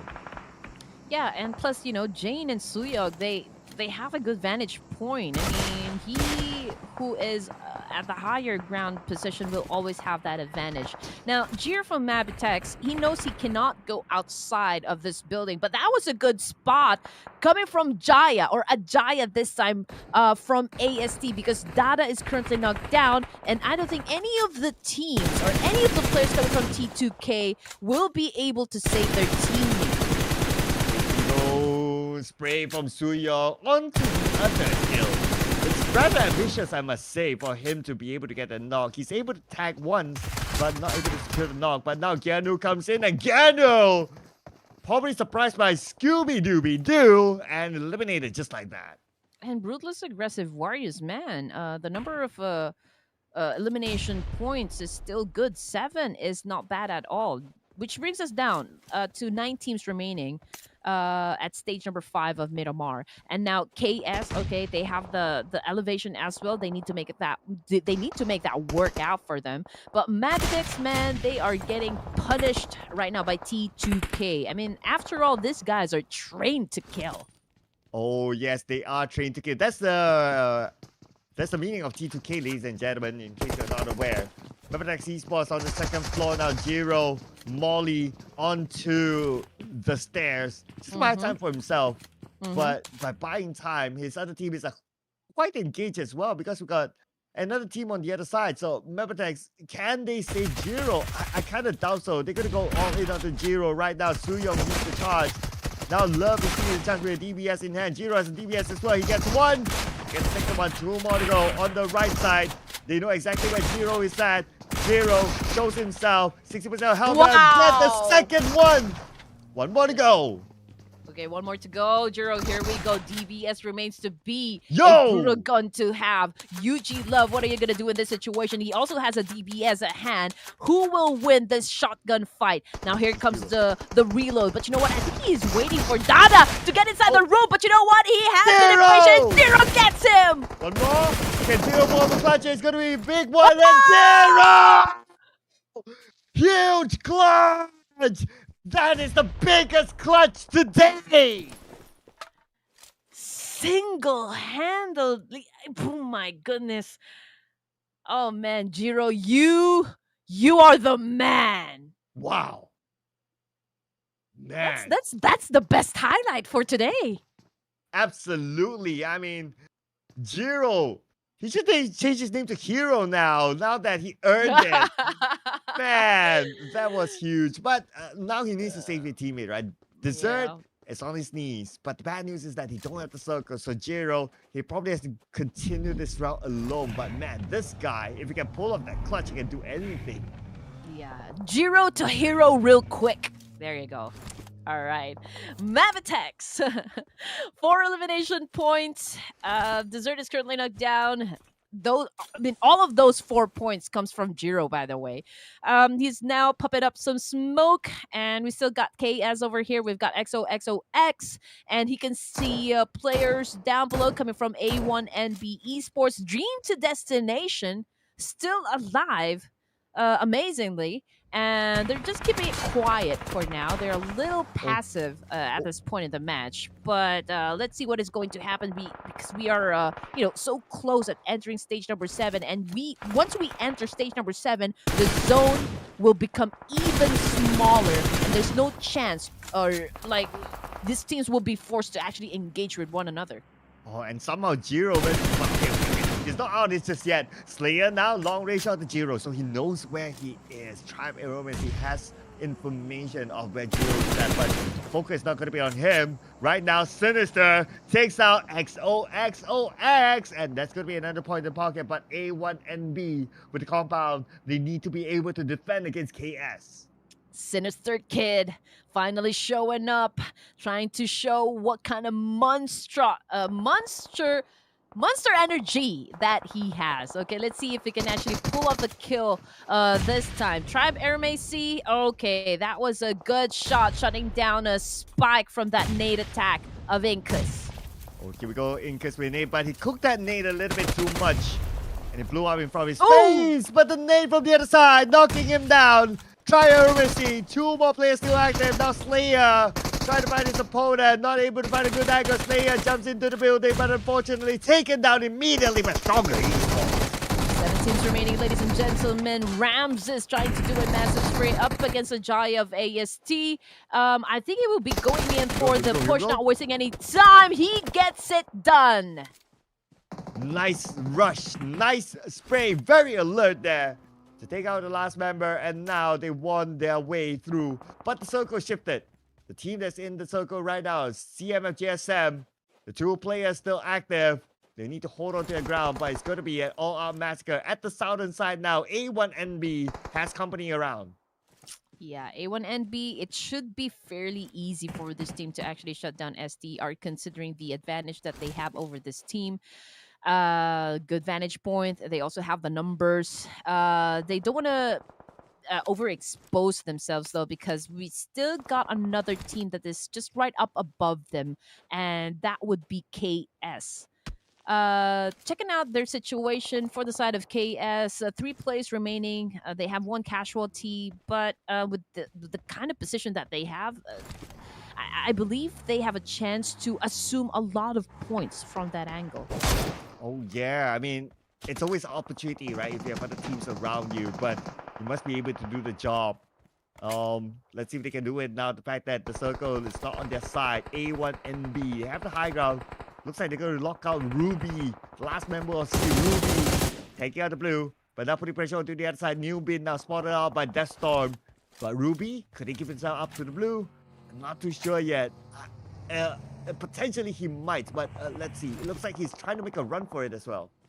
Yes, sir. It's getting crowded for stage number 7 right here with 40 seconds on the clock. Deathstorm pulls out his AUG. I believe he will try and charge up against either SDR or Dream to Destination, but Nobbin driving his buggy, but Deathstorm cooking up that nade. Will he be accurate? Ooh, Nobbin remains to be elusive at that point, but D2D, okay, just really pushing or like leveling up a notch just to make sure that they get the points, they get the job done. Okay, job not done yet. They have A1 Esports to deal with now. 3 players from DTD. A1NB below them. 4 players. Now been almost knocked down. There was a close one. Has to retreat. Woke has a bad time for him. That nade from Woke couldn't land nicely. And yes, it will. Nicely done by Woke. Yes, sir. Sinister is down. So as Sketch. Oh man, 2 plays remaining for the side of A1NB Esports. Psycho already making a move. Woke again with another shutdown. Oh man, K9 trying to do a massive spray with his M416. 10 elimination points for Dream to Destination. Oh, there you go. Dream to Destination. 3 players still alive. I mean, could this be their moment? We've been waiting for teams like this to come up with a huge play. And now K9 now 1v1 gameplay. K9 wins the fight. The rest of the members of DTD. We got Woke still alive though. K9 killing himself up. Woke is on his way with the UMP in hand. So it's going to be UMP versus M4 right now. M4 gunplay. Shoots at the Woke. It's going to be a close one as Woke wins the fight. Woke. We have enough time to pick up his teammates. Okay, man. Double-digit score now for Dream to Destination. But I think it's already okay. So Woke, it's the Blue Reaper who actually got him. So, which brings us down to just KS and SDR this time. 3v2 situation, ladies and gents. They're very close with one another. We can see Mamba over here trying to throw up some Molotov over there. And followed up by a massive spray. So that was a good, clear shot by Mamba. Truly a Mamba mentality. Wait, could this be KS's chicken dinner? They have a huge advantage right now. They only have Spike to deal with. 3v1. They should be able to seal up the job. 5 Spike going up to the high ground. Mamba coming from the other angle. And it's going to be KS with the chicken dinner from Bangladesh. This is going to be the first chicken dinner in this tournament. Again, another team that a lot of people wouldn't expect, but they did it. Yeah, they went in for the pinch. They were so sure that they got the winner chicken in the bag. This is their first win, right, for this tournament. So congratulations to this team. And yes, another Bangladeshi team aside from A1NB and also CMF GSM. Yeah, and I'm happy the fact that the Page 2 team getting the chicken dinner. Now, how far will they go? Not too sure. We need to check out the scores later on. But they managed to get themselves 4 eliminations. So that's going to be 14 points this time around. Nevertheless, you know what? Even though it's about the points, but you can't take away the chicken dinner celebration out of this team. Yes, sir. And just checking out the damage, 363 for Mamba alone. What's that? Damage, not exact. Oh, yeah. Damage taken is 406. So highest still would be Mamba. So he's like the fragger and the tank. Man. And he survived to the end, though. So, yeah, after tanking that amount of damage, he's still able to make it through. Of course, that also means that he heals up as much. So, no surprise there. That amount of damage taken, almost similar amount of healing done onto himself. So, yeah, the numbers do kind of tally there. The KS, okay, let's see, how far are they? Okay, they did not collect the most points in that round. But nevertheless, having a poster up, it's a good feeling. Yes, sir. Teams to watch, though, for MIRAMAR. We've got Dreams to Destination. We've got KS, STR, and Ruthless Aggressive Warrior. So when it comes to consistency, again, I think it's a Raw that really putting up their best foot forward, right? For like 2 maps now, MIRAMAR and ERANGEL. Now, what's hard for Dreams to Destination, Sir Cloud, is how we say it. It's DTD. It's I don't know, it's kind of a tongue twister for me. I know, right? Dreams to Destination. I mean, even like another team that has a similar name, like DVD, Don't Break Dreams. Like everyone just calls it a DVD just because it's quite a tongue twister. But you know what's not a tongue twister? It's gonna be Woke. I like this guy's name. You know, it's are you okay? Yeah, I'm okay. Literally. Woke. I don't know what would be the basis for this name, but yes, you're right. I think this is such a positive name to have compared to everyone. We also have Jiro to Hero right here. With that kind of a performance, he eliminated all of T2K. So, man, for me, that would be the best highlight for today's game. Yeah, clip that, guys. I mean, that's a very clippable moment there. Hard Man, clutch. that was a hard clutch there. I mean, the odds were stacked up against him, right? Like 1v4, and they were up against T2K, who was on the roll at that point. Because look at this, T2K has 7 elimination points. So in terms of eliminations, taking fights, they had the confidence. So a lot of odds were stacked up against him, but somehow he's able to do that.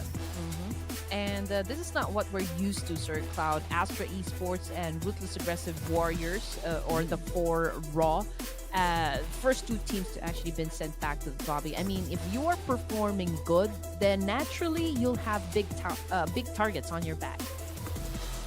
Yeah, I know, right? It feels like maybe teams are starting to aim the top team so that they can try to overtake them. So maybe that's the case. But we'll need to keep an eye on our final Miramar map after this to see if that really happens. But as of now, on match report, we got a Wokes all around. No one is the MVP.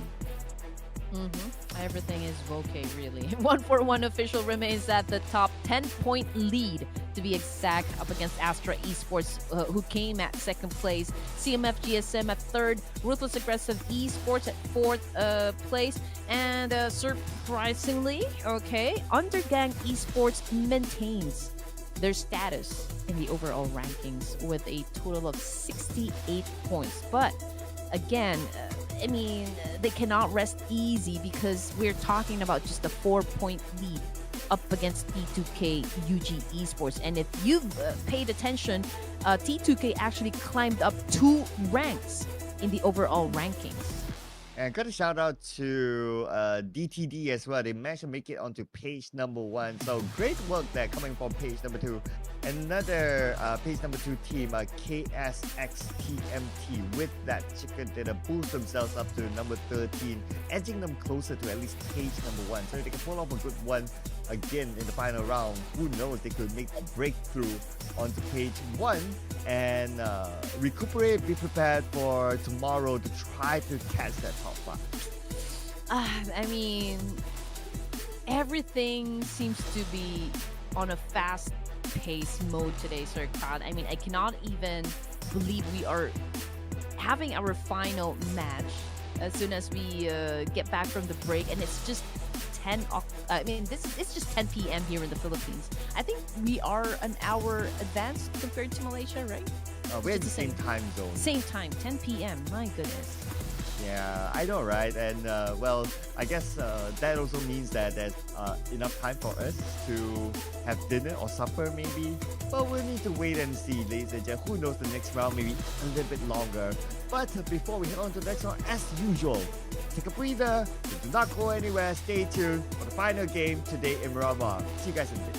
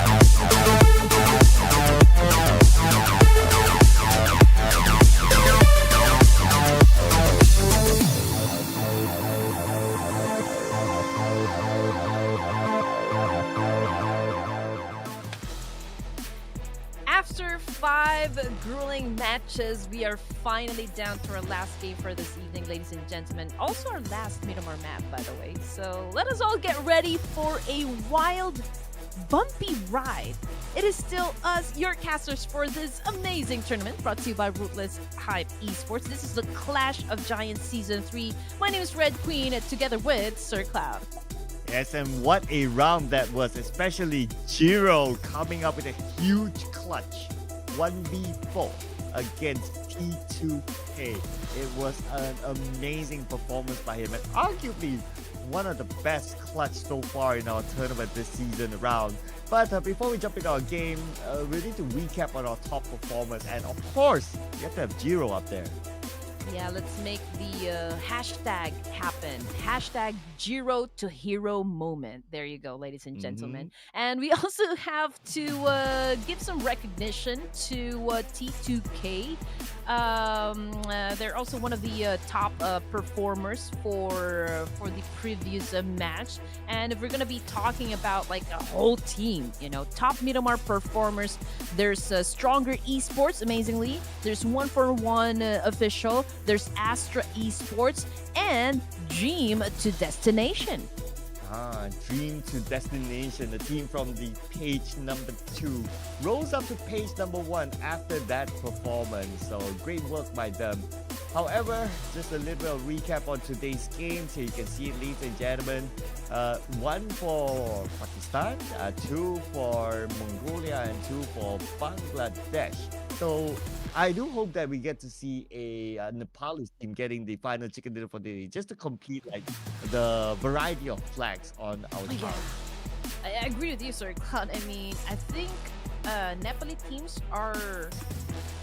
I mean, they have the highest number of teams participating for this division. So I would want to see, you know, a team coming from their country to actually win a chicken dinner for tonight. Okay, so are you going to Oh man, here we go again. put it in right now? Are you going to put the Nepalese team right in? Um.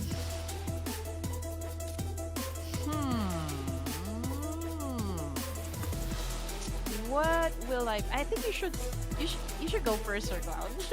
I don't know. After KS getting a chicken dinner, right, I'm starting to have that feeling of like, okay, maybe we gotta go for something that something not like the top teams per se. So if I were to pick like a oh man, this is hard, right? I'm just looking. Okay, I'm gonna go for Undergang Esports this time. It's my turn. There you go. A Nepalese team. There you go. Okay, all right. So, Nepal. Since we saw just a while ago that Dream to Destination actually performs well in Miramar, then I would go and lock that in. Dream to Destination it is for our final match this evening, ladies and gents. Locking that in. Locking that prod! Eagle! Oh man, I guess it's because it's the first time that you picked Dreams to Destination, or we picked Dreams to Destination, right? Then they're like, oh, okay, there it is. Oh, man. we have so much faith, you know, for the Nepali team. So, guys, this is your time to shine. It's your time. You got a lot of fans in the comment section there. So come on, guys. Do it. Complete our set today with all the flags in the chart, right? Let it look like let the next social media post be like full of all these like different flags. Where's my Nepali homies right there? Make some noise in the comment section. Make sure you type down your flag right there and let everyone know how proud you guys are at those teams that's currently representing you in this division. Here we go. It's gonna be the last game here. Now, right? For me, the benchmark of clutches is arguably Jiro's clutch. Yeah. So I wonder if they'll be top tier. I mean, the teams are like what we say, right? Teams are still playing their hearts out. You know, despite them being in page 2, you still see them doing very well, and not a single team is slacking off. So I think that with the amount of teams left and with this sort of performance from all the teams across, even though you're at number 18, but you can still see that even HK Murderers, they're still trying their best. We might be surprised again. Yeah, and I just want to add to that, Sir Cloud, that Woke, by the way, had the highest damage output, despite being also the player with the highest elimination points for the previous match. So I really feel good about my choice, about my team prediction. How about you? Any thoughts? Not gonna lie. I mean, I mean, we gotta think about it like individual gameplay. He has always shown up. Like we always talk about, oh, this guy Woke. Not just because his name is kinda interesting, but also he's always like that highlight player whenever our observers pan onto the team, and he's always doing something interesting. And now we have a repeat of the flight path.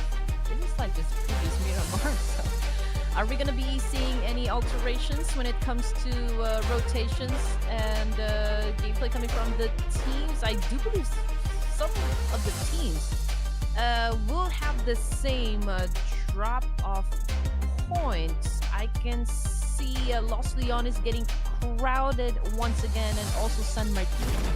Ooh.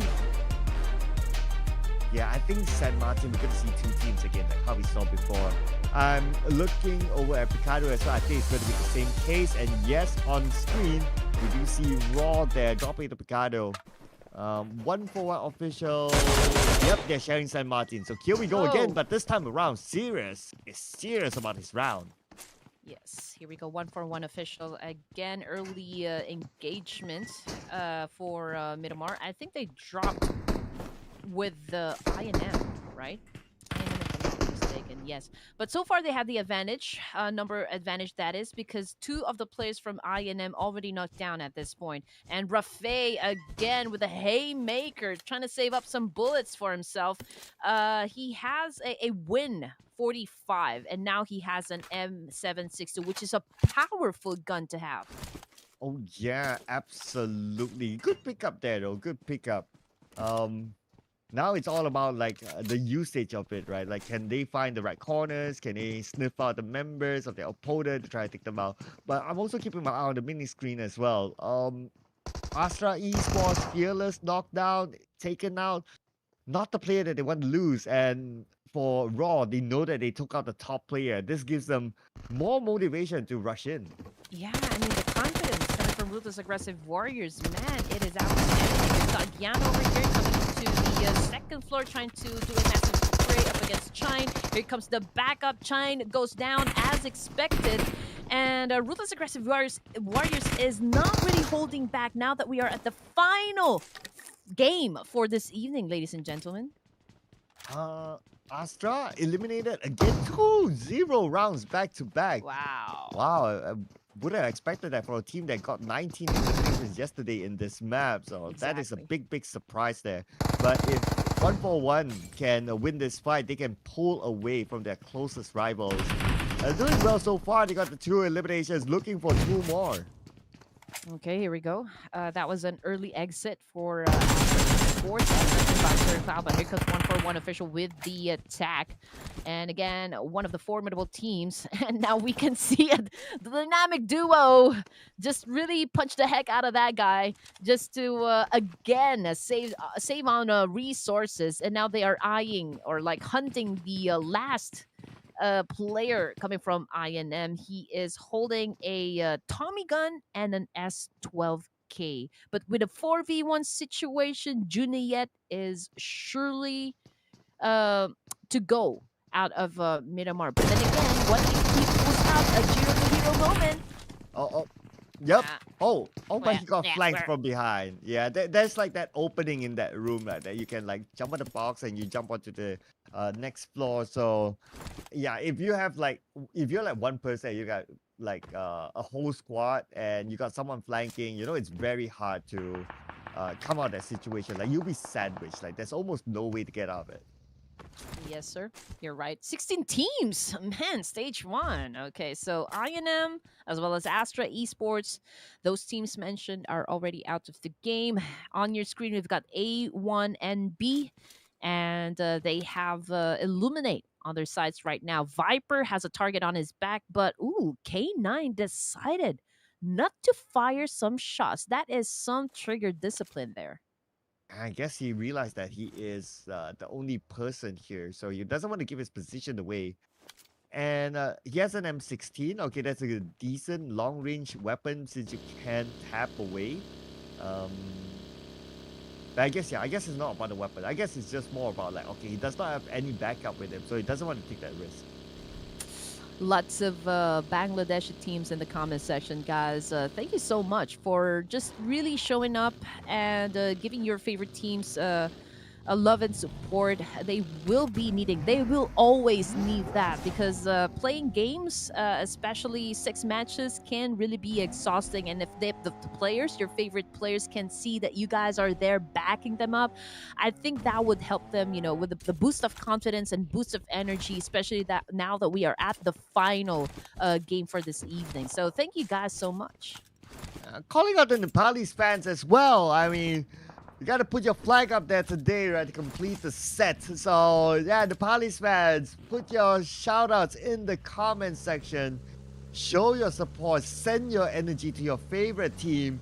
They will definitely need it because they got good teams here. I mean, look at this. Okay, we got Raw, UGT, 2K up there, and then in the middle you got DTD, who shown a lot of fight earlier on, and just below DTD is I8. So even even AST as well, they are a good team. So all these good teams, they have anyone can get the chicken dinner. So the Palace fans, put it in the comment section, send your energy to them.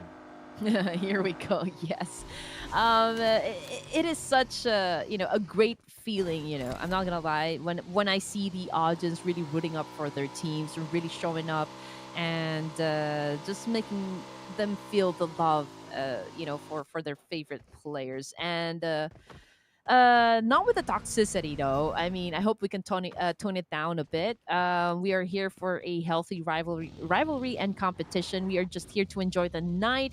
I mean, it's a good set of matches. Your teams, your favorite players are really performing at an optimal level. So, I hope that you guys are really enjoying this broadcast. But getting back into the game, Seal Esports versus Illuminate. I saw at least one kill coming from the side of Seal Esports. So yeah, they've managed to put up 1 point under their belts, and let's see if they can actually get some more.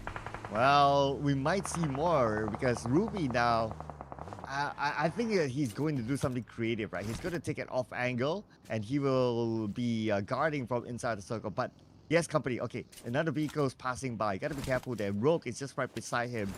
So Ruby has to be careful his back. At the same time, he needs to help his teammates who's still on the outside. Here we go. Rogue, trying to charge forward. Kirito backing up a bit. Boarded his buggy over here, and I think he's headed for another Illuminate fight, or perhaps try to find himself another angle this time. But I'm pretty sure they are discussing this one as it happens. Not really. I don't know what he is doing exactly. Ooh, long range here from Viper. Member of Seal Esports buggies at open vehicles. So gotta be careful there. And now the blue has arrived. He has 2 first aids though, so Viper should be alright. But one of the players, Scooby, knocked down. Kirito is there. Oh, okay, brighter than my future. I thought the light was gonna get me, but yeah, we've got Arrow right here cooking up that nade. Not quite sure though if I was able to at least pick off one opponent from that attack. But currently, I think they're up against Seal Esports. Ruthless Aggressive Warriors tried to get inside. He was able to get inside, and with a DBS shot, was able to get that elimination point that they have been looking for. Yeah, we got Rogue there. Straightforward elimination. But we got Ruby still on the other building. Okay, Ruby sees one. That was just in front of him. They're going in for the cleanup now. They kind of know that Ruby is around the corner. Now Ruby will pressure with the blue at the same time. He sees, he shoots, Ruby gets the knock. But Ruby countered the pawn instead. I mean, it was a tough one for him. But now the rest of Steel has arrived. Scooby is here to try to save Ruby. Yeah, Ruby became his color, which is red, because he is now on the ground, pool of his blood. Right? Okay, 5 elimination points for the Seal Esports team. They are dominating currently, and again, if they can keep up with the pace, then it is a sure thing that they can get to the latter stages of the game and even get that winner chicken dinner. But for the meantime, we have 15 teams remaining, 55 players alive, but Viper. Oh what? man, CMF GSM with a hit and run situation. Literally hit with the shot, run over by the vehicle, back to back, no chance at all to know what's even happening, and he's out back into the lobby. That was so unfortunate for Viper right there. Spike, oh man, hopeless is really hopeless this time because his bug is about to explode, and he got knocked down. So if that vehicle does explode, I think it's the end of the line for him. Dream to Destination, 1 elimination point under their name. They are at the edge of the circle. I don't see any teams very near them. It's a different case coming from the side of KS, as they are looking at one of the players coming from STR as well. Hopeless is bleeding out there, and with nobody to save him. Oh, that is just sad.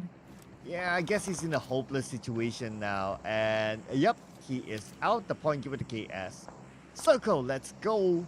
Where will it favor? And it goes a little bit slightly up north. So I'm looking at the possible areas of contention, right? Like on the left side, you got like two teams who could possibly clash. So I think that that is probably going to be the more interesting area for us to keep an eye on. Mm-hmm. Yeah, but there's still a lot of things going on. There's still a lot of teams that hasn't gotten inside the circle just yet. HK Murderers, we've got a Mosh right there, already knocked down. And oh man, that was a huge explosion right there. I don't think he's gonna survive that. Yeah, so unfortunately, out just like that. And now looking over at the other teams, so we got Raw Esports here. So we got Zordy. Okay, he's not alone though. So we got Jiggle here on the other side of the building. So they're locking in their opponent. Okay, Nate being prepped up by Zordy. Okay, cooking it up, tossing it onto the other side. Pekka, lucky enough. Mm-hmm. Here we go. Zordy just keeping it quiet, trying to do a sneaky attack up against HK Murderers right here. He threw in that nade, but completely missed his shot. Checking out Ruthless Aggressive Warriors. They were able to put up 5 elimination points, so I guess they are doing okay. HK Murderers, they're not coming out of this compound. I mean, even Ruthless Aggressive Warriors kind of hesitant to actually get inside, considering the fact that they don't exactly know where Pekka and Para GD is exactly staying at. Yep, here we go. On the mini screen as well, looks like we'll see another fight. I noticed a nade being tossed. So it's going to be a fairly aggressive engagement, I must say. Waiting for us to switch over, but at the same time, Zordy is making his move. So two interesting fights happening at the same time. Zordy just rushing in. He knows that he has the opening. He's getting closer and closer to the building. Just waiting for the opportunity. If he gets a knock, he's in. Yeah, I mean, you just have to flush them out with your throwable. So either you throw in some mollies or you throw in some nades just to apply pressure and for the remaining players of HK Murders to leave the site. But Jiggle, of course, this is exactly what they're doing, cooking up that nades. But this is an exchange, right? Jiggle still needs to be careful because HK Murderers, they bite when they need to. Oh. Para almost knocked down Pekka. Now that's one nice counter by Pekka with the DBS. He was secured the elimination point before he goes out. Still able to get that 1 point at least for HK Murderers, but unfortunately that will be the only point for them this round. Well, at least he went down swinging. You know, he made sure that before he goes out of the game, he will be taken one. From the opposition team. Now, Seal Esports, again, with a total of 5 elimination points, they are still alive, pretty much has a chance to get to the last few zones here in Miramar. But if we're going to be checking out the position, west and the east and the south, pretty crowded. And I am pretty sure as well that there will be fights, engagements that will happen, and we'll probably lose at least 3 teams simultaneously. Well, you called it right for fights and engagement now. Seal Esports and going up against T2K. Ruby defending his car. He's the last man standing for Seal Esports, but they lost the fight to Love, who love to send him back to the lobby. Yeah, I mean, T2K Esports, the way that they went out, during the previous match, I think they need to uphold their name, as players trained to kill. Being super dominant in the previous matches, in the previous tournaments. I mean, they have a reputation to maintain, of course. 12 teams remaining, 41 players alive. And man, the fight is not stopping anytime soon. MABETEX Esports, they also won, their first winner chicken dinner. But talk about being eliminated. I think it was VS Esports this time that said their goodbyes. Yeah, at number 12, so they'll have a fairly early supper, it seems, as compared to the rest who's still playing at this moment. CMS GSM, one of them that's still in the lobby, Rowdy, knocked down by Sketch. CMS GSM, unfortunately, will lose one of the star players. Stronger Esports eliminated as well, number 11. And And those teams that were mentioned just a while ago, those are the top performing teams in Miramar. SPR, we also got MABETEX just a while ago. I think they were on the board, right? But now they're completely out of the game. So we got 141 GSM, we've got Ruthless Aggressive Warriors, Undergang, MABETEX, we still got T2K, Dream to Destination, KS from Bangladesh, we also got AST, and last but not the least, we've got A1NB Esports still alive, stage 4 in this competition. Oh yeah, A1 and B. Okay, all right. Let's see if they can pull off a chicken dinner finally. The fans must be waiting in anticipation for their performance. And they're playing with a full squad so far. A1 and B by the edge of the circle, but they must be prepared for teams coming in. We can see a couple of shots fired from afar, and Sketch will fall. Really, I mean, there is no slowing down, for these teams. But there is a little hiccup, for the side of A1NB Esports. We've got one player who's knocked down, but rest assured, I think they can. And they will heal up their teammate right there to go up against the remaining squads we have here for our final game. Now, checking out again MABETEX for elimination points. They start having the most number of kills. And domination seems to go for a 1-for-1 of Fish. Refuse now, shooting from the side. Trying to get the target, but they're dancing around this building. Death Storm, just like his name, will send the storm of death onto his opponent, but unfortunately knocked down, and he's in the blue. He might not be safe here. Refuse has 6 first aids. Should be able to survive, but he's not going to be able to save his teammate.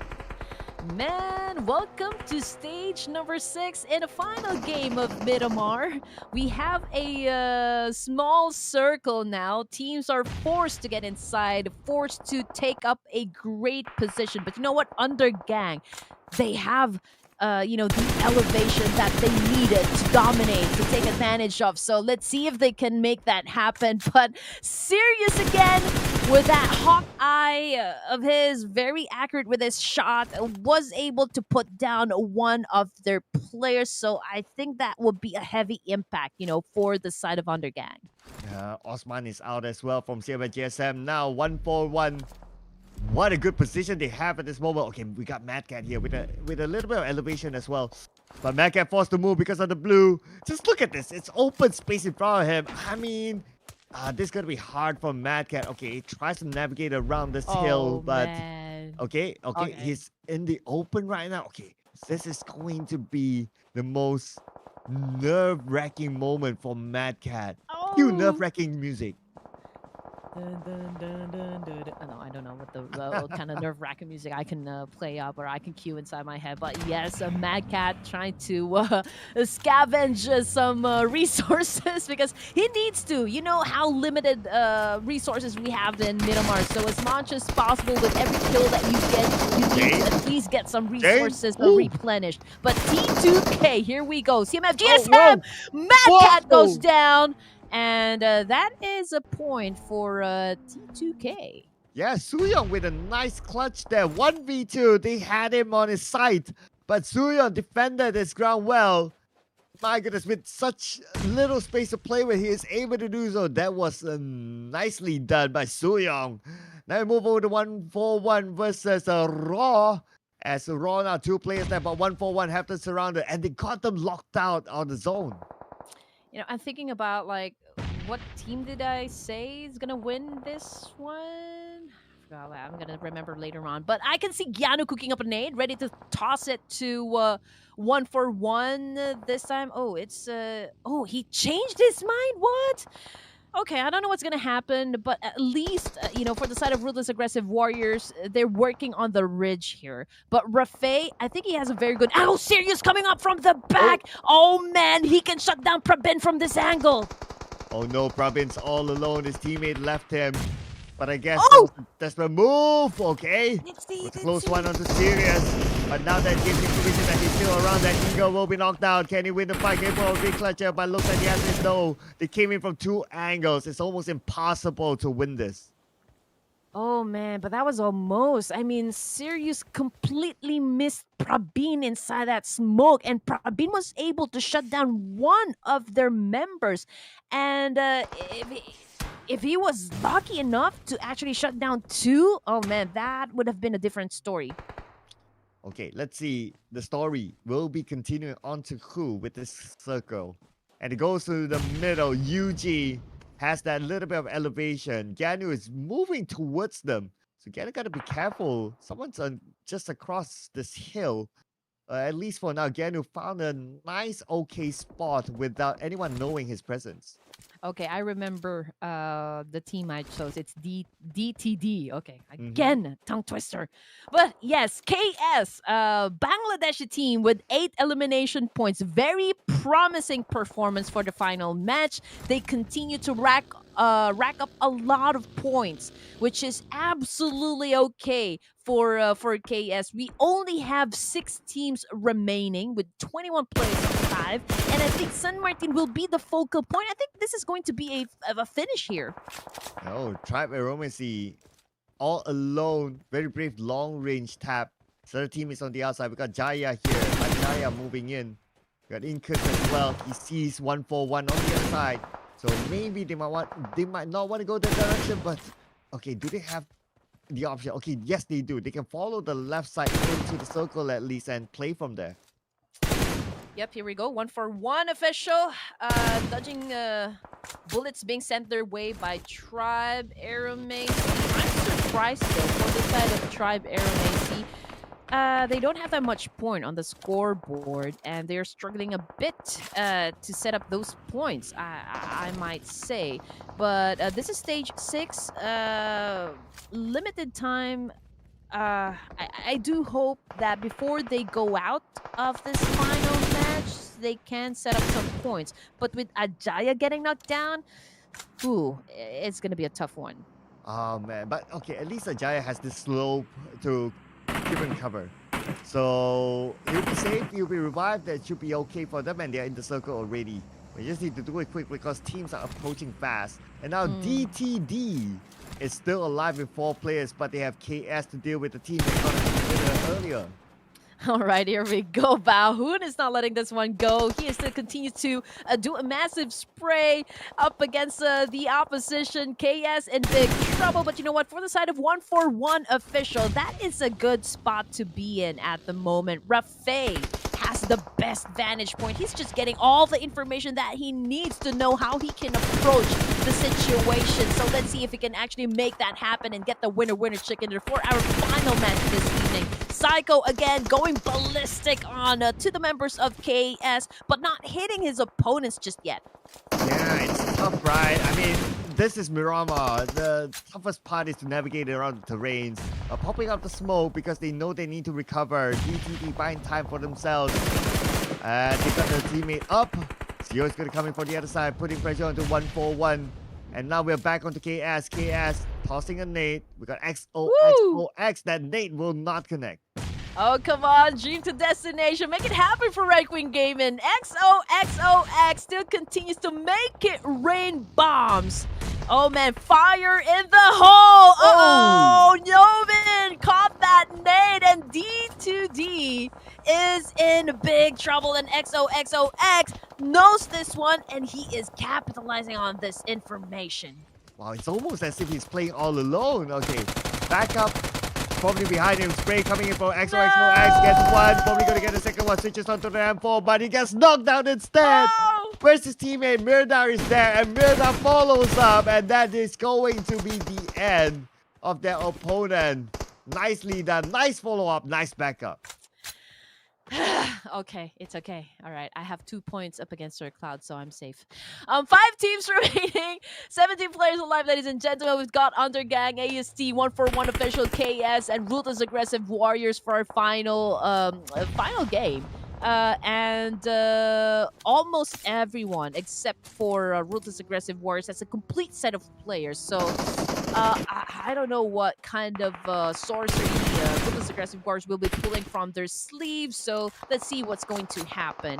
But Ajaya coming from Tribe Aeromacy, man, he's pretty much surrounded, but he is already inside of the zone and he has that higher ground. So I do hope he can make all the advantages work to his side.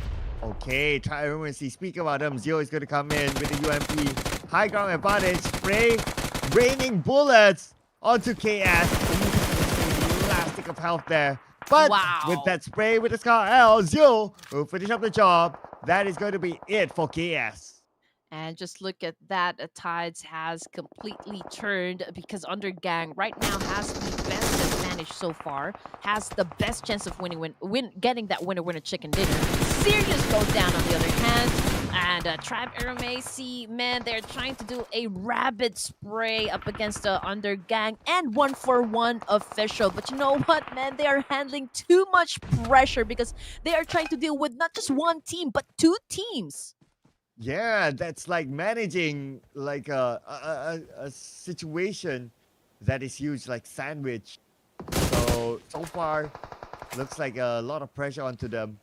But now 1-for-1 official. Looks like they're still on the outside of the circle though, so they still have some time, 40 more seconds to go. But they need to resolve this issue with Raw that's in front of them. Okay. Final 3 teams for our final match here in Miramar. Number advantage, of course, goes to Undergang, but JD, a 1-for-1 official, just put a stop on that one as he shuts down one of them. Ruthless Aggressive Warriors remains to be elusive at this point, and trying to do also a massive counter up against the remaining teams that we have. Stage number 8 of this competition, ladies and gentlemen. It is now a tough run for each of the teams that we still have right in this zone. Yeah, I mean, it could go to anyone's game, right? But you kind of think about it, 1-for-1, another top 3 finish at least. Well, not finish yet, but another top 3 so far, top 3 performance. Man, this team, wow. I mean, the rise from page number 2 is just still not stopping. Yeah, 3v2 v1 situation, 51%. That's a whopping 51%. For the side of Undergang right here, getting that winner chicken dinner. I mean, they have a compound. They are pretty scattered around the zone. They are controlling the circle a bit, but I don't think we can shut down the possibility of 1-for-1 official getting the WWCD as well, because they have that ridge. They also have that high ground advantage. Ruthless Aggressive Warriors, I don't expect them to actually win the fight, but again, miracles can happen. Yeah, it also depends what Giano will do, right? Will Giano shoot first on the 1-for-1 or UG? That would determine big for the outcome of this round. As now we can see that 1-for-1, they are still holding the ground. They have control of majority of the circle, so looking good for 1-for-1. But UG managed to hike up. So UG, they could use this advantage against 1-for-1 now that they have the space to play. Yes. Okay, Undergang has left the building. They have left the safe haven that is that huge building right there. Ruthless tried to dance with the Ruthless Aggressive Warriors and remain at the top. Undergang versus 1-for-1 official 3v2 situation, ladies and gentlemen. Ruthless very low on HP. I think he will be going for that heal up first before he decides to engage. But you know what? It is no stopping this time. It is on. Okay, 3v2, here we go. Sus gets one more to go. And it's going to be JD against the world. And UJ. Yes, we would have wanted a Nepalese team taking on the final chicken dinner to complete the set of flags in our second day of our South Asia prelims. And finally, I get my score. Undergang. Okay, that was a tough win. That was a tough win, not gonna lie there. I mean, it was a tough spot. Though they have the best stats, they have the best numbers in pulling off a WWCD, but it still wasn't, like a walk in the park. So to speak, right? So congratulations to this team. Finally, you got your winner chicken dinner. And let's talk about damage. Damage output, it goes to Igneous, 444, the highest among the rest. Oh yeah, and if we look at like the damage taken, yes, the highest damage output, but one of the lowest damage taken. So efficiency at its best for Igneous there, shown by him. Nicely done indeed. And I do agree, it's actually a tough chicken for them because they had to hike up to the high ground. And despite there's like that potential distraction, but it's never easy trying to hike up, and somehow they managed to do so while maintaining the 3 players that they had at that time. One thing is for sure, tomorrow's set of matches, there will be high expectations now. I mean, the teams can no longer afford to take it easy. They can no longer chill. They have to grind as much as possible, because that would be the 3rd day, second to the last day before we put an end for the SA Prelims. Oh yeah, I mean we're already exactly at the halfway mark for the entire prelims for South Asia. Wow, but 141 still very strong. The fact that they are placed on the left side of the stat shows that they collected the most points in this round. So Raw as well with the 2nd most points collected. Rafe from 141 as the MVP, 5 eliminations. 141. The moment they got out of page number 2, they're not turning back. Oh yeah. I don't think they're still gonna let go of the fact that, you know, they are already leading the charts. I think they're gonna be on a full force, you know, for tomorrow's set of matches. They will surely doubling up on the ante, you know, making sure that they finish this all the way. Okay, for the top performers, Zayu's still part of this one, coming from Tribe RMAC. We still got Sirius, who has sort of like a large muscles right there.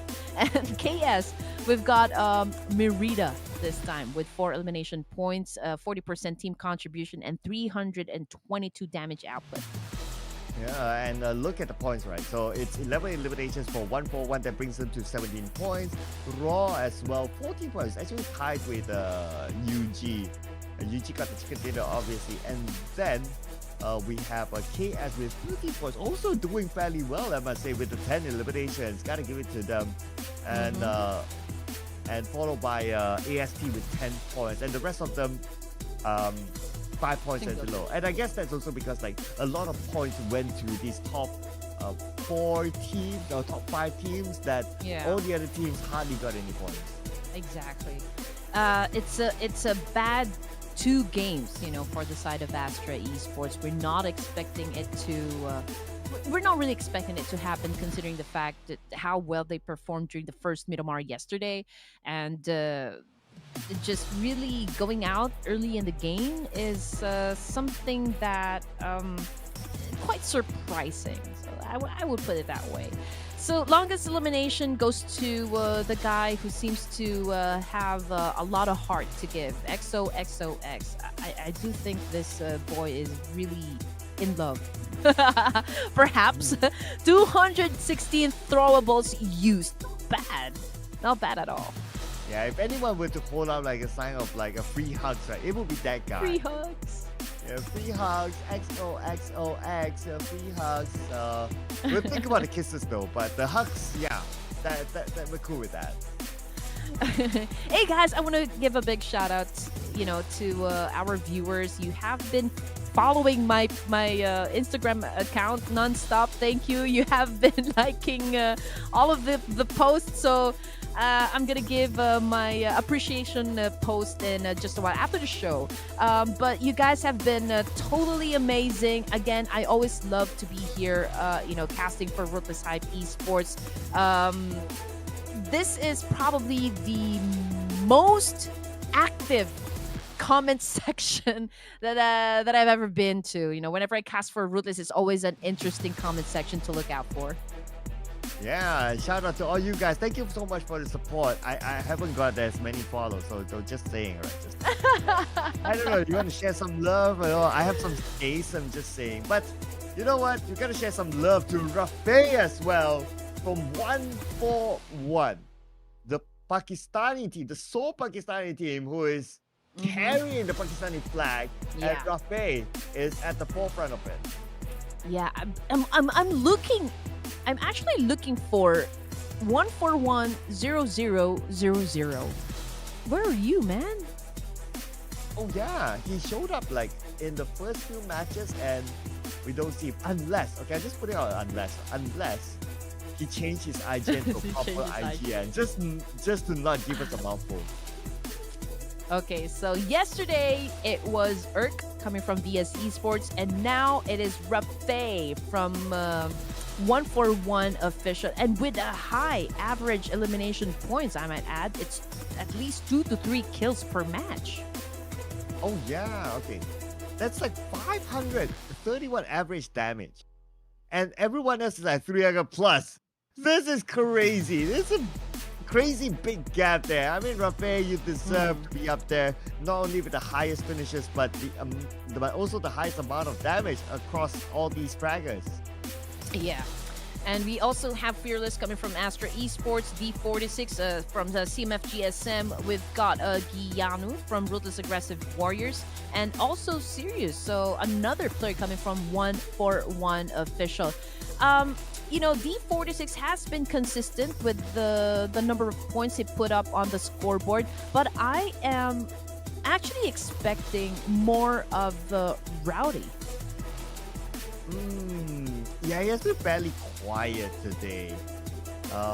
But D46 actually has been fairly consistent. We gotta remember yesterday as well, like he survived the longest for a lot of the rounds for CMS GSM, and that also helped them to be still on top right now. Number 2 for CMS GSM, and good that everyone on page 1 has their own chicken dinner. Yes, and amazingly, you know, Undergang Esports still at top 5, which is amazing, not gonna lie. But yeah, CMF GSM climbed up another rank, so they are now at the 2nd place. Ruthless Aggressive Esports is the same thing. ASTRA Esports, however, went down 2 spots. T2K, MABETEX Esports, KS, wow, from 2nd to 1st, that is nice, as well as Tribe Eramacy. Oh yeah, okay, it's a significant improvement as well for KS XTMT to be on page 1 here. But unfortunately, because of that, some teams have to drop. So on page 2, we got a few rises here, A1 and the Esports as well as CU Esports, but a lot of them unfortunately dropped down. However, the points are not that far. But I'm starting to be worried for HK Murder. They have yet to break the 30-point mark, and for them to break into the top 5, it's going to be further and further if this continues. Yeah, even though they're not performing, you know, exactly great, I do love the fact that they continue on joining the games with a complete set of players, just really displaying great sportsmanship and camaraderie. So kudos to you guys. Yeah, I mean, they definitely have been showing, they've been doing their best. So, like what we say time and time again, right? Like every round, we don't see like teams like just slacking off. Like everyone is giving their all, giving their best, and giving us the best entertainment possible. So shout out to you guys for giving us like the best entertainment that you can offer. And speaking about entertainment, Team Trajectory 141, like. Day 1, number 1. Day 2, still maintained at number 1. And look at their improvement. They got more eliminations in Day 2. They had more average damage in Day 2 as well. So this is the trajectory that we're talking about. Yeah, and you know, sometimes teams they're not really competing up against you know, other teams, but they're competing up against themselves as well, which is absolutely great, because if we were to compare day number 1 and day number 2, they have improved quite a bit. I mean, from 28 eliminations to 37 eliminations for this day, 237 from 211 average damage. Man, this is, I mean, remaining also at the top spot. So great work so far. Great display of skills and game knowledge for 141 Official. Wow, okay, so Raw had some interesting stats as well. So in terms of eliminations, they grew in number, average damage, they went down a little bit, but it doesn't matter, right? It all comes down to like the number of eliminations, and that's where the points will come from.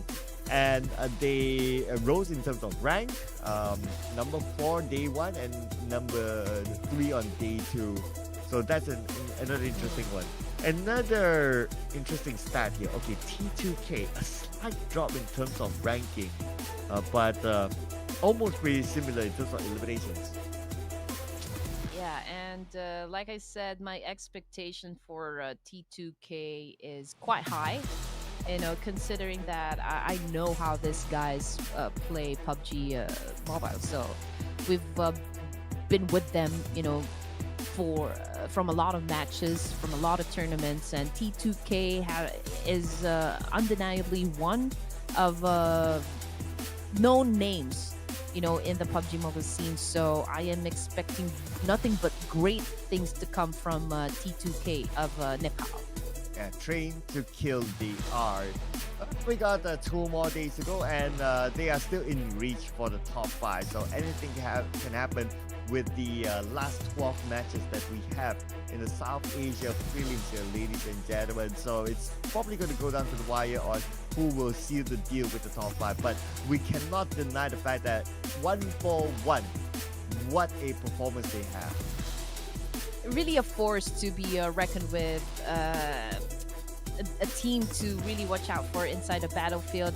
But again, we have so much things to look forward to tomorrow. Again, 6 matches, ladies and gents. Don't forget to follow and subscribe to Ruthless Hype Esports so you won't miss any updates. And also, if you had a good time, with your casters, if you enjoyed the show, if you enjoyed us hyping things up inside the game, don't forget to visit our social media pages. You can just type in the search box, you know, Red Queen or Cert Cloud. We are very easy people to find on TikTok, on Facebook, and Instagram. So we are expecting a surge of love and support coming from you guys, because you guys are awesome, right, Cert Cloud? Yeah, you guys are awesome. We love you guys so much. You guys are amazing in the comment section. But the action is not over yet. Tomorrow, we'll be back, same time, same channel. And we'll see if 141 can continue on their reign to remain at the top of the chart. Ladies and gentlemen, again, thank you so much for watching. Truly appreciate your support in the show. Without your support, we all wouldn't be here. We'll see you guys again tomorrow. Bye.